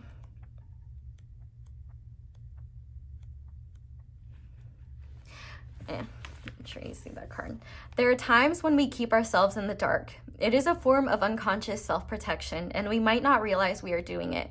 We can feel that we are not quite ready to acknowledge reality or see a particular truth because we fear the consequences. The ending of a dream might force us to confront a more challenging reality, bringing out our best and releasing us from a life that did not honor our full potential. There is something you are ready to understand in a new way. It is safe and helpful for you to access this knowledge now. There is nothing to fear and so many benefits to be gained. So I'm going to move this up. You may want to screenshot this and like hold on to this for the upcoming year, but there's also a healing process.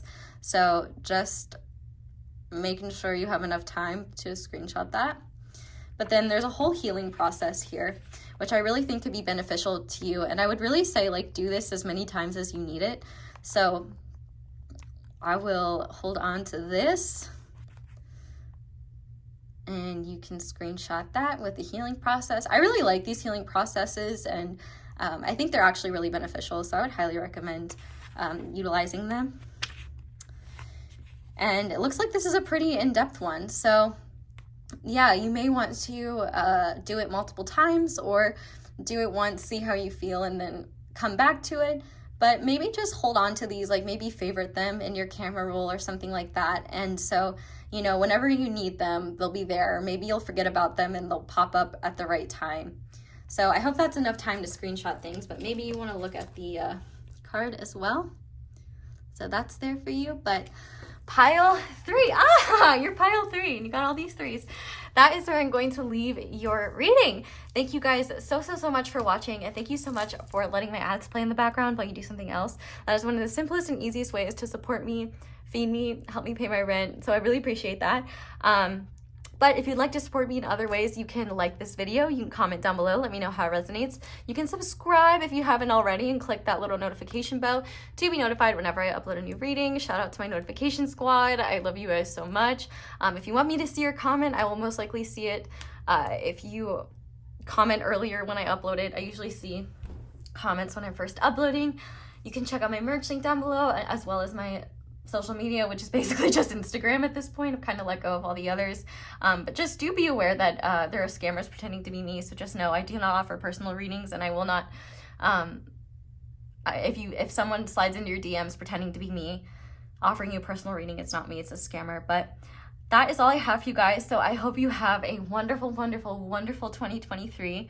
I cannot wait for the powerful changes that you experience this upcoming year. And feel free to let me know how your journey goes, or come back later and update me whenever you feel so inclined. I'm really excited for you and excited for what you are going to learn in this upcoming year. I definitely think it's going to be powerful. It may not be easy, but it will be worth it. So thank you guys so much for watching. I hope you come back to visit me in 2023. And yeah, I love you guys so much. Bye. Hi there, pile 4. Welcome to your reading, and thank you so much for being here. If you guys chose the Lepidolite Worry Stone and the Ascension Tarot. This is going to be your reading on predictions for the year of 2023. So if you want a full breakdown of the reading, there is one in the intro that I have time-stamped, but we're going to go ahead and start by looking at your relationships for this upcoming year, and I am including romantic, platonic, and familial connections in this. If you do want a reading just on your love life in 2023, I know Kino Tarot just recently uploaded a video about that, so go support our girl and check her out if you're interested in that. But we're going to go ahead and start by looking at this. So we have the third eye chakra with detachment. We have the trailblazer, ambition, assertiveness, self-reliance. And we have Ram, a stubborn, aggressive person. So let me make sure these are in the frame. Okay, cool. I actually really love these energies. Of course, I'm a little biased as an Aries. We do have a lot of Aries energy here, but I definitely think that a lot of this energy may be representing you. I would definitely say, just to start off, that this upcoming year is going to be a lot about putting yourself first and kind of taking your power back and reclaiming, reclaiming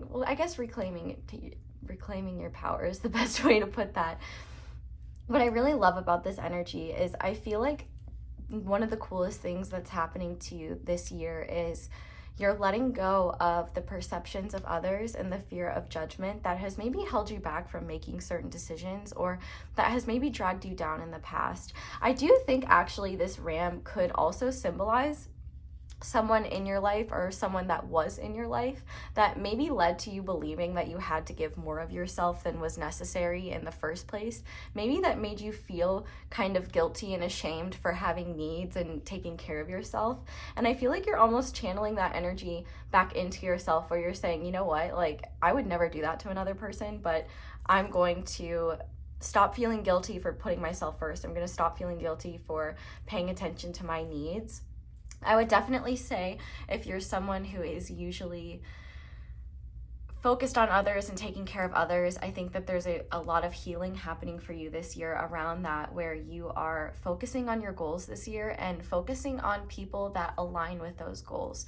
So that doesn't mean you're like not going to hang out with your family or not have any romantic experiences, but it does mean that I do think that you are not necessarily putting relationships on the back burner, but they're not your highest priority this upcoming year. I think there is a lot about putting yourself first here and focusing on your goals, focusing on what you want to achieve, and not relinquishing those goals in order to appease others.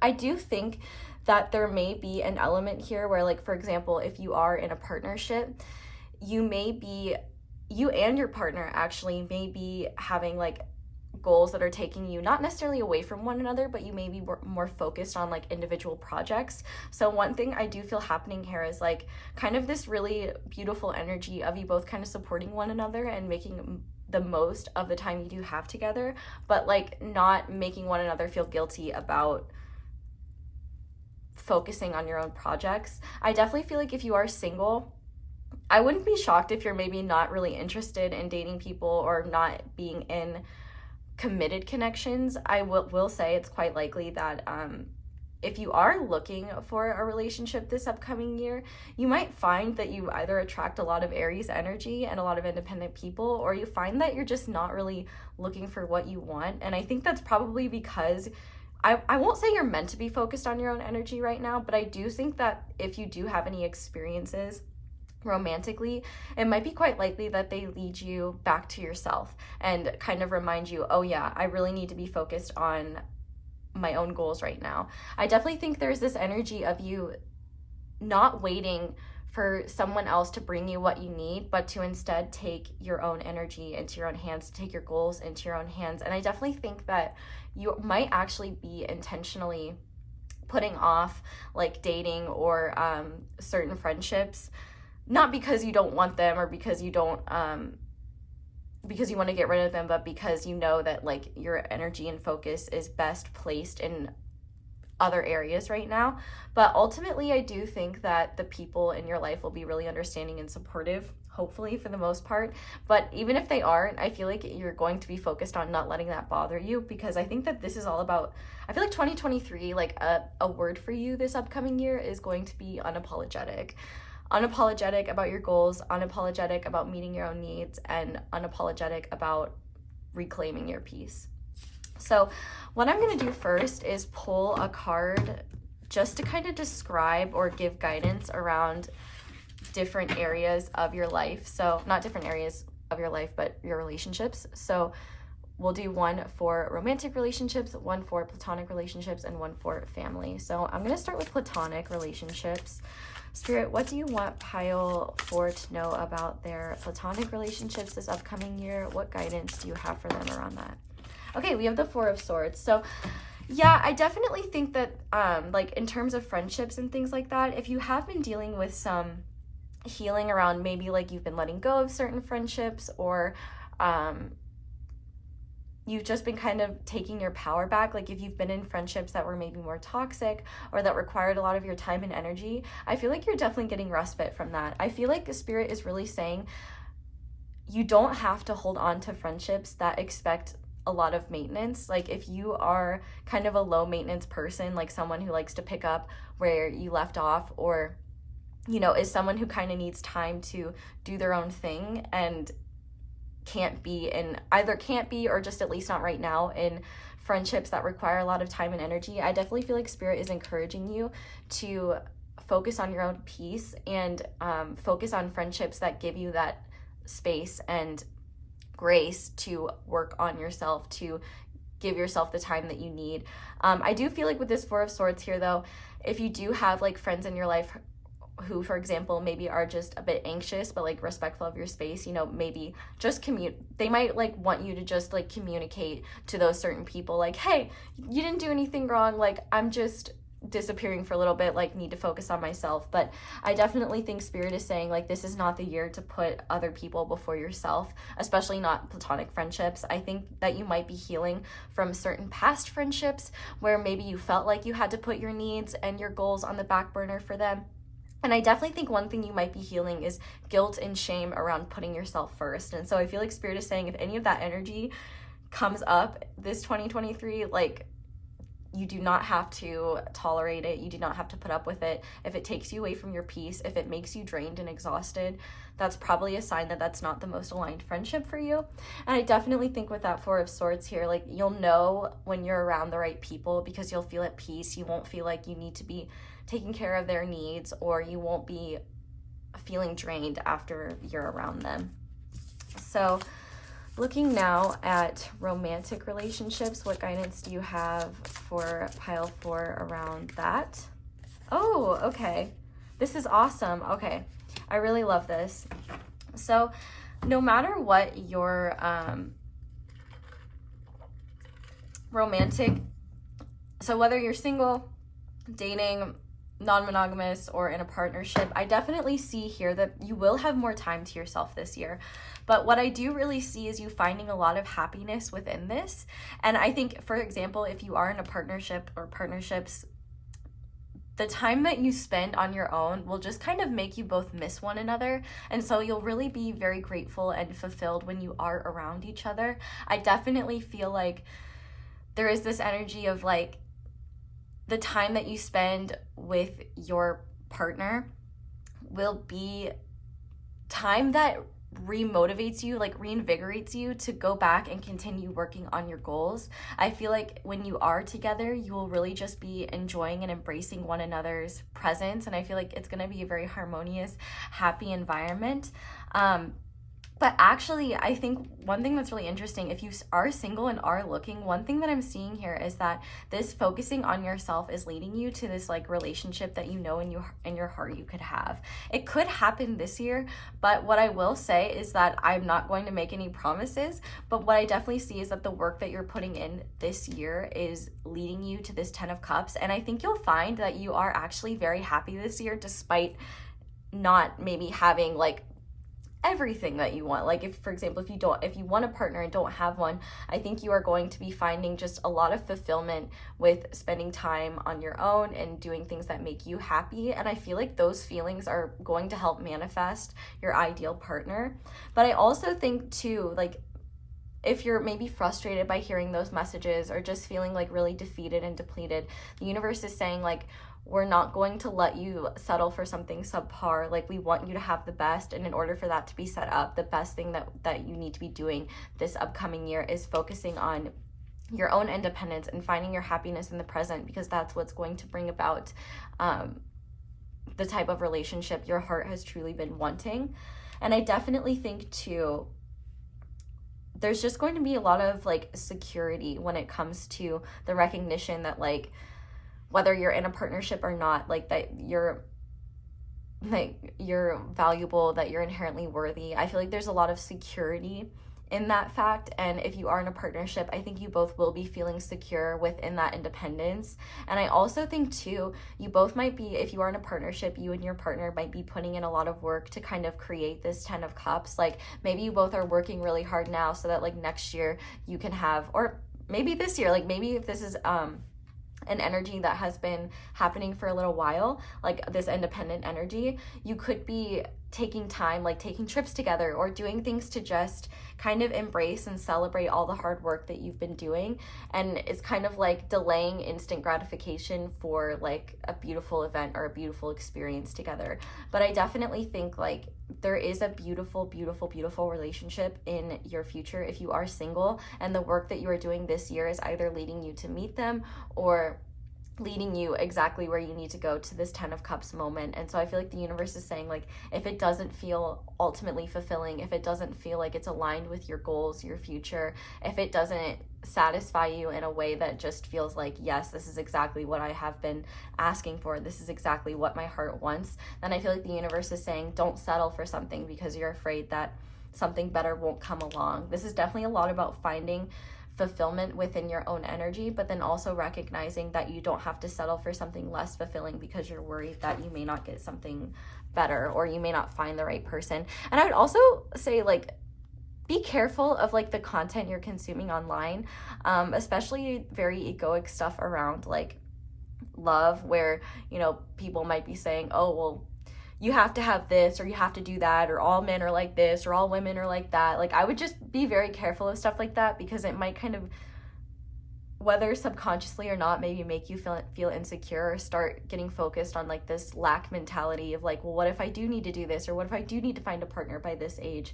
I feel like this is a lot about letting go and letting the universe do its work while you do your own work in the meantime.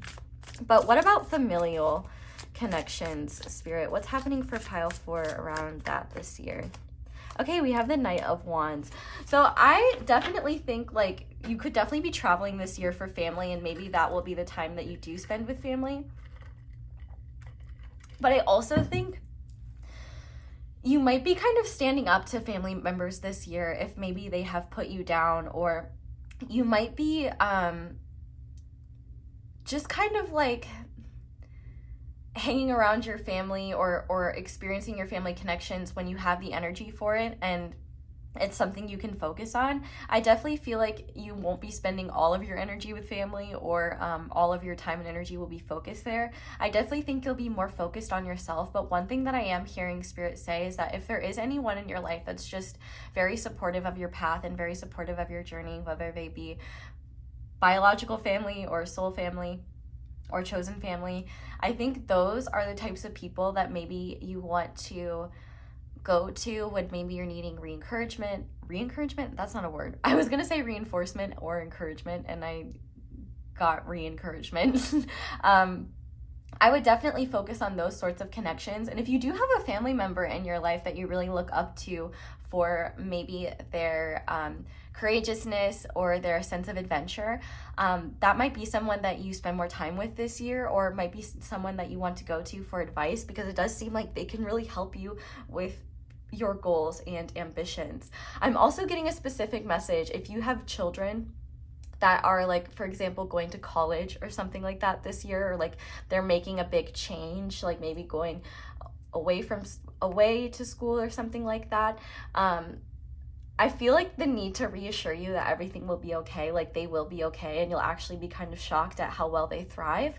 And I also want to say, like, if you have teenagers of any kind, they might get into a little bit of trouble this year, or you might almost kind of see yourself in them in certain ways where they might, you know, you might just find that they're a lot like you in certain ways. It kind of gives me vibes of, like, if you've ever seen Modern Family, like Claire Dunphy and Haley Dunphy, like Haley is a lot like the way Claire was. So I don't know, it could be kind of a situation like that where you're kind of seeing your teenage self from a different perspective, and maybe there's healing around that. And maybe also one of the things you might be doing is learning to kind of like let your teen make their own mistakes. Obviously, I'm not a parent, and I don't know much about that, but like what I do know is that I feel like you'll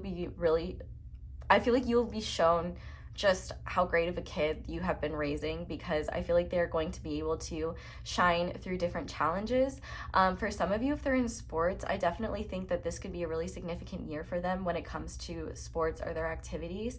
But if this is you, I just feel like this Knight of Wands might be something where you might spend less time focused on your family this year, but I feel like if anyone's making you feel guilty about that, I feel like Spirit is asking you not to let that be something that holds you back, because it does seem like there's a lot for you in terms of following the beat of your own drum, following what feels right to you.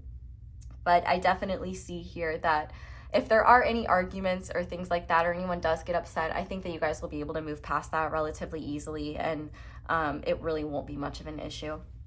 So now I want to look at your career / school / whatever you do with the majority of your time / finances.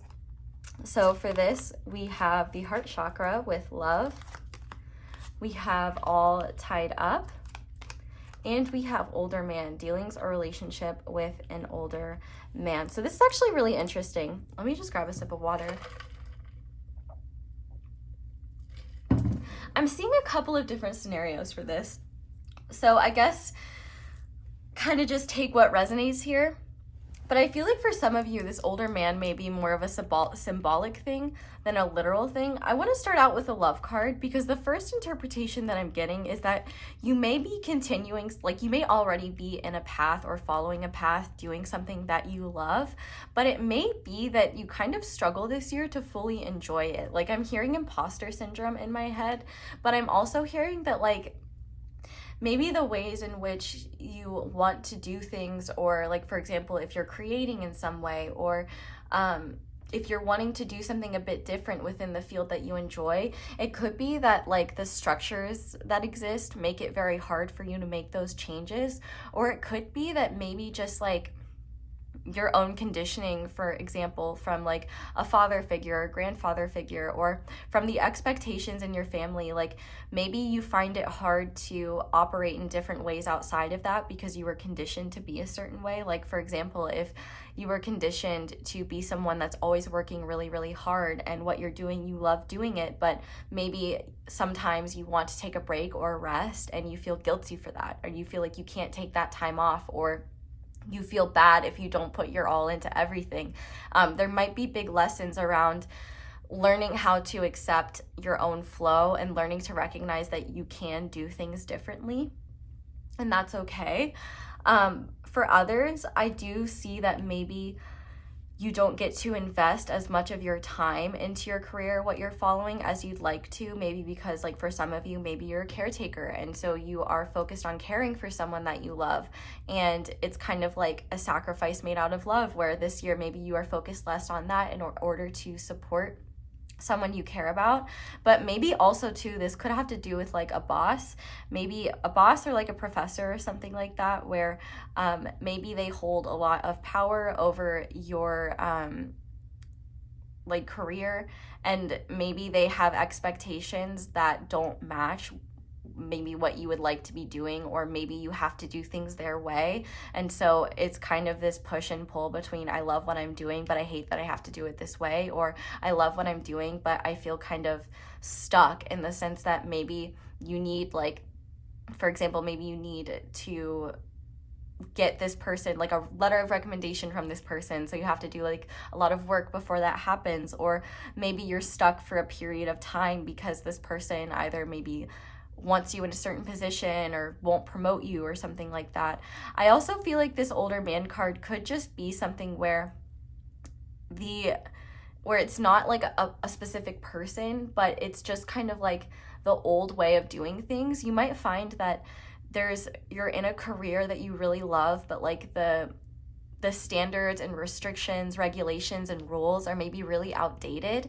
And so as a result, you feel like really stuck trying to make changes or trying to operate while you have these frustrating conditions going on that you can't change. So maybe something you might be working on this year is like, how can I reform things within my field? Or how can I make the most of this situation? Or how can I work through certain things here? I do see with this 23 card, it is quite possible that you may have trouble like expressing your feminine energy. And by that I just mean yin energy, where like the feminine is less regimented. It's often more cyclical. And so like, for example, if you're someone that works for yourself or works in a position where like the hours are more lenient, you might find that you have trouble honoring your own cycles, where like maybe you need more rest at certain periods of time, and maybe at other periods of time you have tons of energy and want to capitalize that, but feel like, no, I should go to bed at 8 p.m. because I always go to bed at 8 p.m. or something like that. I feel like there might be a push and pull between doing what you feel like is right and doing what you think is right versus doing what feels good. But I also think that this could be related to a situation where you have to kind of put up with the way things are in order to either get through a certain program in school or get through a certain period of time in your life in order to start doing what you love. So you might kind of put up with a little bit of frustration this year because you know the overall goal will be worth it. So like, for example, if you're in school, you might have to put in a lot of research hours in order to have enough to apply to grad school or something like that. So it might be that you don't get to spend as much time as you'd like on the things that you enjoy, or as much time as you'd like on the things you truly want to do, but you know they're leading you to where you want to go. So that makes your heart happy. Otherwise, I can see for some of you, this might be a situation where you love what you're doing, but other restrictions make it so that you just don't completely feel free. Like there's kind of this feeling of being held back in a certain way, and this might be within you or external to you. So I'm gonna pull a card for guidance around that just to see what this is talking about. So Spirit, what guidance do you have for pile 4 around their career? Okay, we have the 6 of Cups. So I need another guidance card. Okay, we have the Page of Cups. So these are both very childlike energies. And I definitely think that the universe is kind of guiding you to really try to embrace like not only your inner child, because inner child energy is coming out here, but to also embrace creativity when it comes to your career. Like, even if you can't control certain external circumstances, I do feel like the universe is saying there will be beautiful experiences. Like maybe for some of you,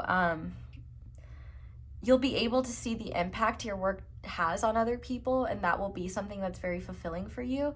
With the 6 of Cups and the Page of Cups, for example, like maybe you work with children in some way, or the ultimate goal is to work with children in some way. And so you're kind of reminded like of the real reason, like you might see how your field or how what you're working towards genuinely benefits kids, maybe in a way that you weren't benefited growing up. So that is like the deeper meaning that kind of allows you to push through and keep going.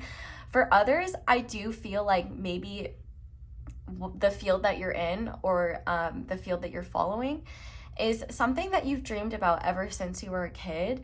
And so I do feel like when there are times where you feel frustrated or you feel stuck, maybe reconnecting to that childlike part of you that maybe dreamed of being in this position or dreamed of being where you are now, and like kind of reconnecting with that part of yourself will just show you how far you've come and how proud of yourself you should be, and that If you're feeling especially held down by like the man, and by the man I kind of mean like if you've ever seen the School of Rock, like the man, or I guess the man is kind of just an overall term for like I don't know how to explain it. It's like, I don't know, the man kidnapped Shamu and put her in a chlorine tank. Like, that's the man. The man owns SeaWorld. Like, the man wants you to work overtime but not report it on your hours. The man wants you to do everything for the sake of not progress, more like profit. But I feel like what the universe is really saying here is that, you know, connecting to your sense of love when it comes to the love for what you do or for the reason why you're doing things, I feel like that will be something that helps you keep going. I also think maybe when you're frustrated in your career, you might want to look to like creative outlets that could help you. But I also think as well, you know, if you have the opportunity to if you have like a versatile path or the opportunity to try different things, or like, for example, if you are exploring different, like if you're in school and you're exploring different modalities of the field you're working in, maybe you want to look at doing something working with children or working with something that connects to your inner child.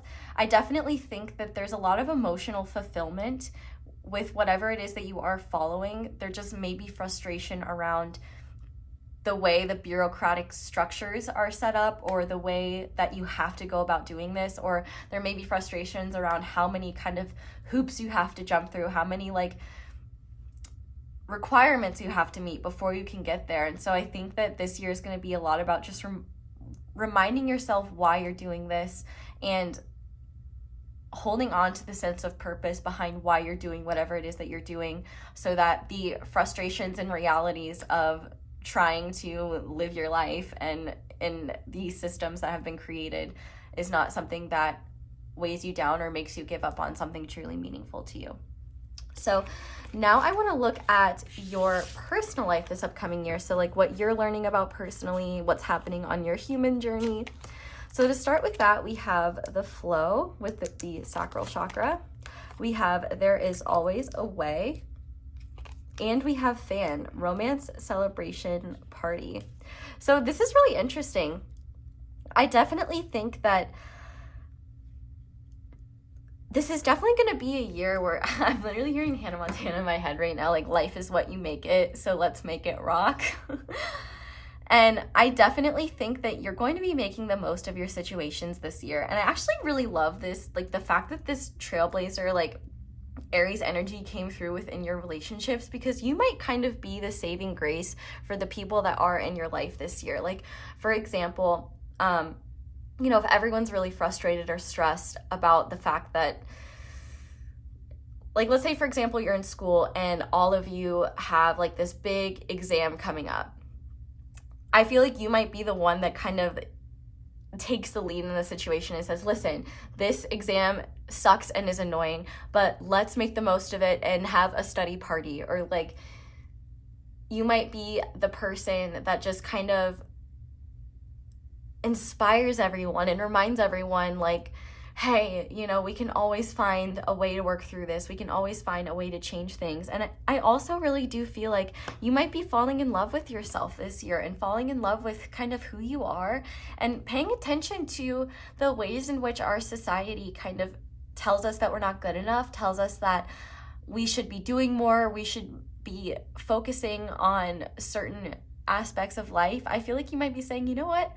I don't need to listen to that. I'm going to follow my own flow and I'm going to make the most of my experiences. Like, I feel like, you know, for example, let's say you have to stay late for work and get something done. You know what? You're going to put your headphones in, blast your favorite music, and make that as enjoyable as possible. I feel like there's a part of you this year that is saying, okay, I may not be able to control everything, but I can control what is in my control, and I will focus on how I can make the most of every situation. This kind of gives me, for anyone who has seen RuPaul's Drag Race, this kind of reminds me of Adore Delano. Like, she always says the phrase like party, and I feel like this is gonna be you. Like, even if like you're stuck in traffic, you're just gonna be like party and like blast some tunes and like try not to get too frustrated. But I also think at the same time, like, I think one of the healing things that you might be doing this year is not denying yourself the opportunity to feel your emotions anymore. Like if you're truly angry and frustrated, you're letting yourself be angry and frustrated. You know, if you're feeling really sad and bummed out about something, you are not denying yourself the opportunity for that. It's your pity party, and you'll cry if you want to. Like, I feel like you're really learning how to care for yourself in terms of what you need for certain situations.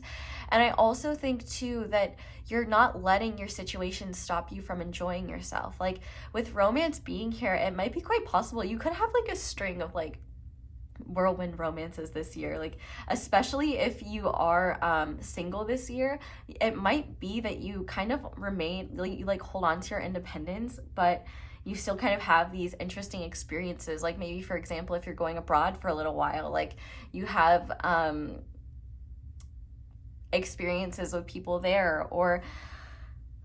But I do feel like this romance energy does come down to you falling in love with yourself and really putting a lot of energy into you and into your needs and what you desire. And I also think too that you're going to be celebrating yourself and not waiting for other people to recognize your accomplishments, to recognize your value, to recognize all the hard work that you've been doing. It's kind of interesting that we have 43 and 34 here.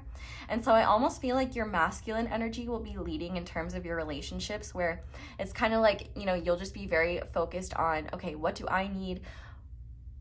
Is this relationship conducive to my growth right now? Do I feel safe in this relationship? Like, does this person make me feel good? Like, do I feel like I can, you know, be myself around this person? I feel like you're going to be I feel like you're going to be leading from your head in your relationships this year a little bit, where it's not like you're totally in your head, but I do think that you are coming at relationships from the perspective of, is this aligning with the person I want to be? Is this aligning with my goals? Does this person have their best interest in mind for me? Does this person truly care about me? I feel like there's just kind of this energy of not just letting people in and not just having empathy and compassion for others to the detriment of yourself. Whereas I feel like you're leading with your feminine energy when it comes to yourself, where you are really trying to enjoy life and enjoy how things are and not take the moment for granted, and kind of just learn to fall in love with your body and fall in love with who you are as a person, your creative essence, you know, your heart, and just recognizing how valuable and how worthy you truly are. And I feel like there's going to be a lot of healing around letting go of ways you were conditioned to be and ways that you thought you were. I could also feel like there could be a lot of healing around like maybe you try out different styles this year, or just like I just heard in my head, I'm Harry Styles.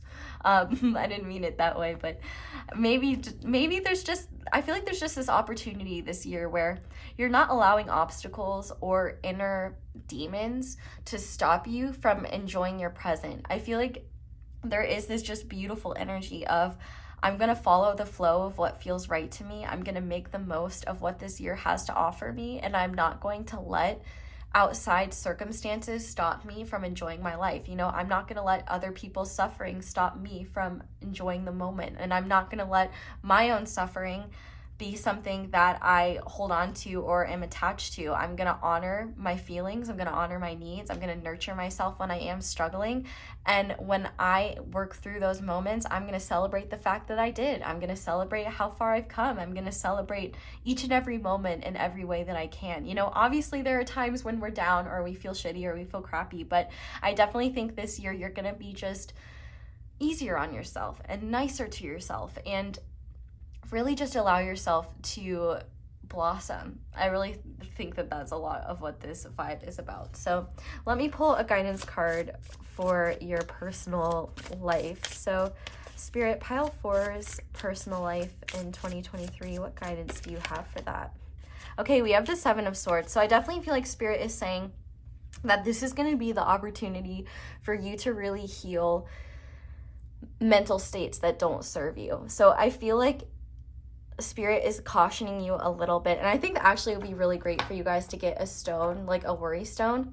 It doesn't have to be Lepidolite, but maybe just one that you could hold on to when you're really just struggling in your head, because I feel like Spirit is saying that your head might get in the way of your ability to enjoy things in the moment. And I really feel like you're not going to want to look back this next year and say like, oh, I should have enjoyed that more. I wish I would have been more present. I feel like the big battle right now is between you and your limiting beliefs and the thoughts that make you feel like you can't do something. I feel like you're going to be a lot more creative this year and recognize how you could make the most out of any situation.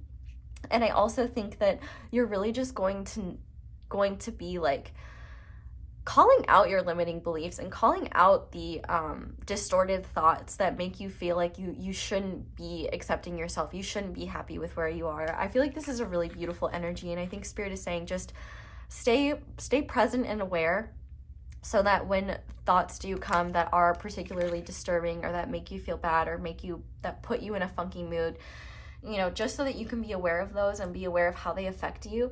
I feel like that's going to be a really empowering thing for you, where you realize that your thoughts are not you. They're just thoughts, and they don't have to take up real estate in your mind palace, and you can send them to the dungeon of your mind palace or exile them completely from your mind palace and just focus on celebrating your mind palace instead. But moving on now to the last group, we are going to be looking at your spiritual journey in this upcoming year. Now, it's absolutely okay if you're not a spiritual person. I just would kind of take this as to be something that is like a meaningful lesson that you're learning this year, this overarching theme that you're experiencing this year.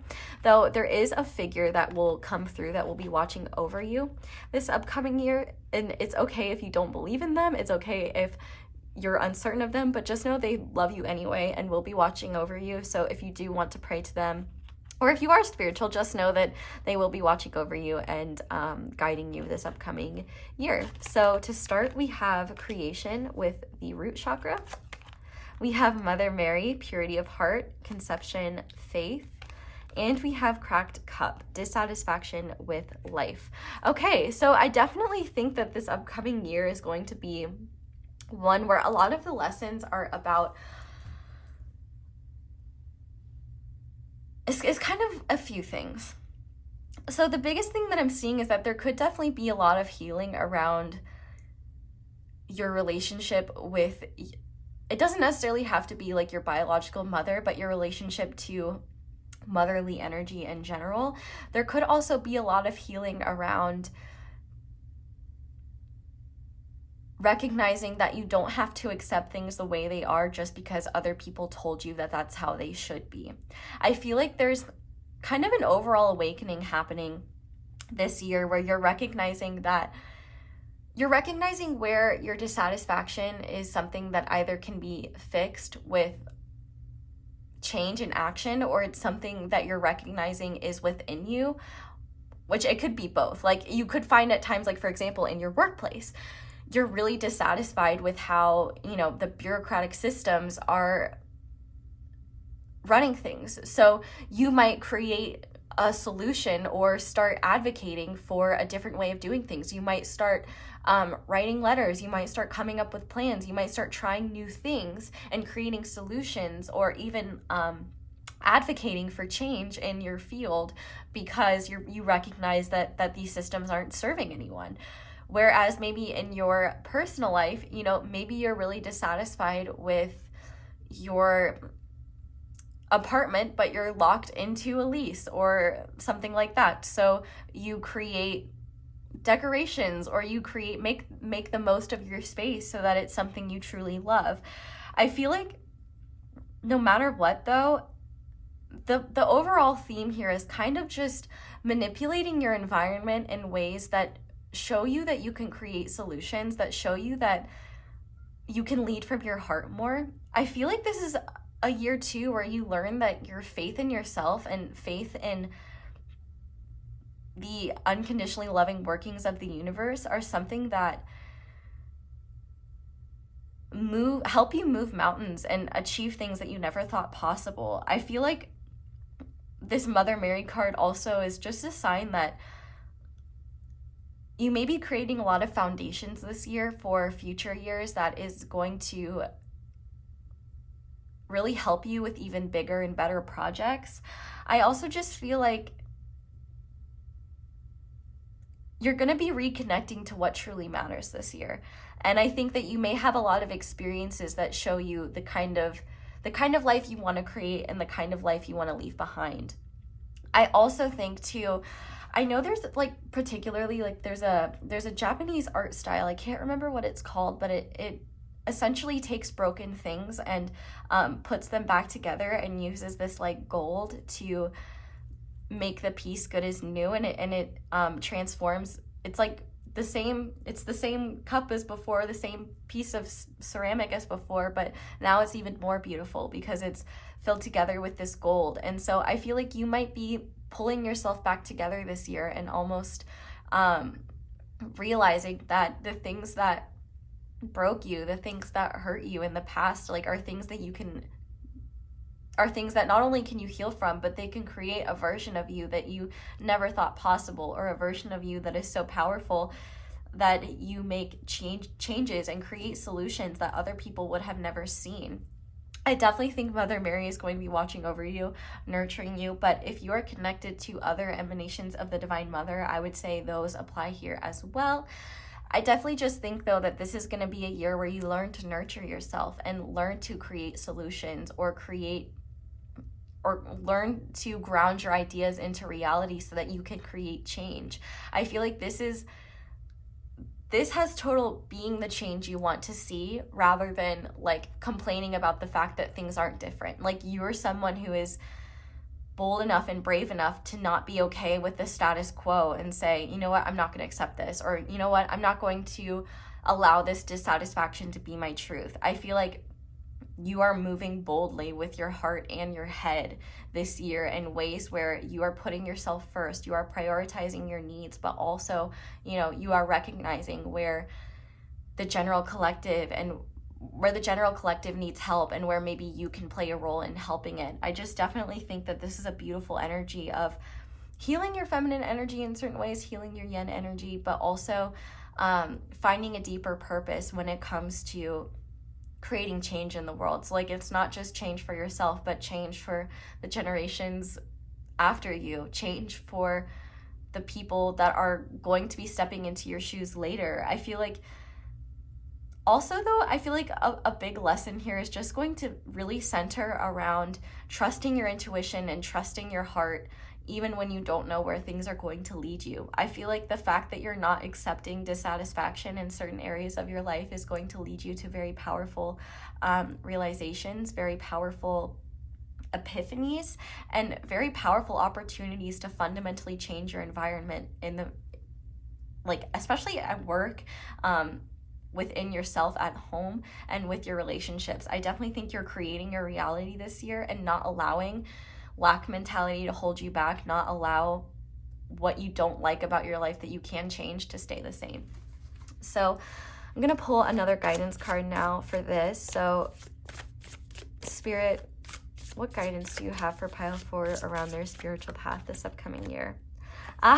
We have strength, which is so perfect, because true strength is a lot about, rather than trying to impose your will on your environment, instead surrendering to it and moving with compassion. This is about staying aware of where your power truly lies, not trying to show other people your point of view, but just to live it and to be it. This strength card is a lot about allowing the power of your heart to lead you, and allowing the power of your heart to not stop you from making necessary changes. Like, I'm literally thinking of the movie A Little Princess. It's a book, but there is a movie adaptation of it, and you know, that essentially the plot is of a young girl who has a big imagination, and you know, her mother passed away, her father is fighting in World War I, and she is going to this really strict girls' school, and the head of the girls' school, you know, she does not like imagination. She does not believe that all girls are princesses. Like, she just thinks the main character is not the vibe. And so when the main character they find out that her father does not make it, kind of. I don't want to spoil the whole thing, but also at the same time, it's been around for a really long time, so like, I don't feel like I should spoil it. But the point of it being that even though she like loses everything in this story, and there are times where she's like, I don't think magic is real, she does question things, she's like, she still comes back to her truth, and she becomes stronger and even better off for it. And one thing that is really most powerful about her in that story is that no matter what she's experiencing, no matter how much her faith wavers, she never stops being kind. That's really where true strength lies, is in kindness. And I think that a lot of what you'll be doing this year is learning to be kind to yourself, learning to act from kindness and not allow the cruelty of others to be something that makes you feel like you have to respond in similar ways. I feel like part of your strength might be killing others with kindness this year and honoring the feelings of your heart and not allowing other people's bitter perceptions to be something that makes you feel like you can't make a change, or makes you feel like your heart doesn't matter, or the changes that you make don't matter. Like, I think that this is a lot about recognizing just how brightly your light can shine, and how you can really be like the main character in your life in terms of creating solutions and inspiring others and showing people that, you know, the power of imagination and the power of kindness can bring us so much further than we ever thought possible. So I'm going to go ahead and finish this reading off with a final message from Mother Mary.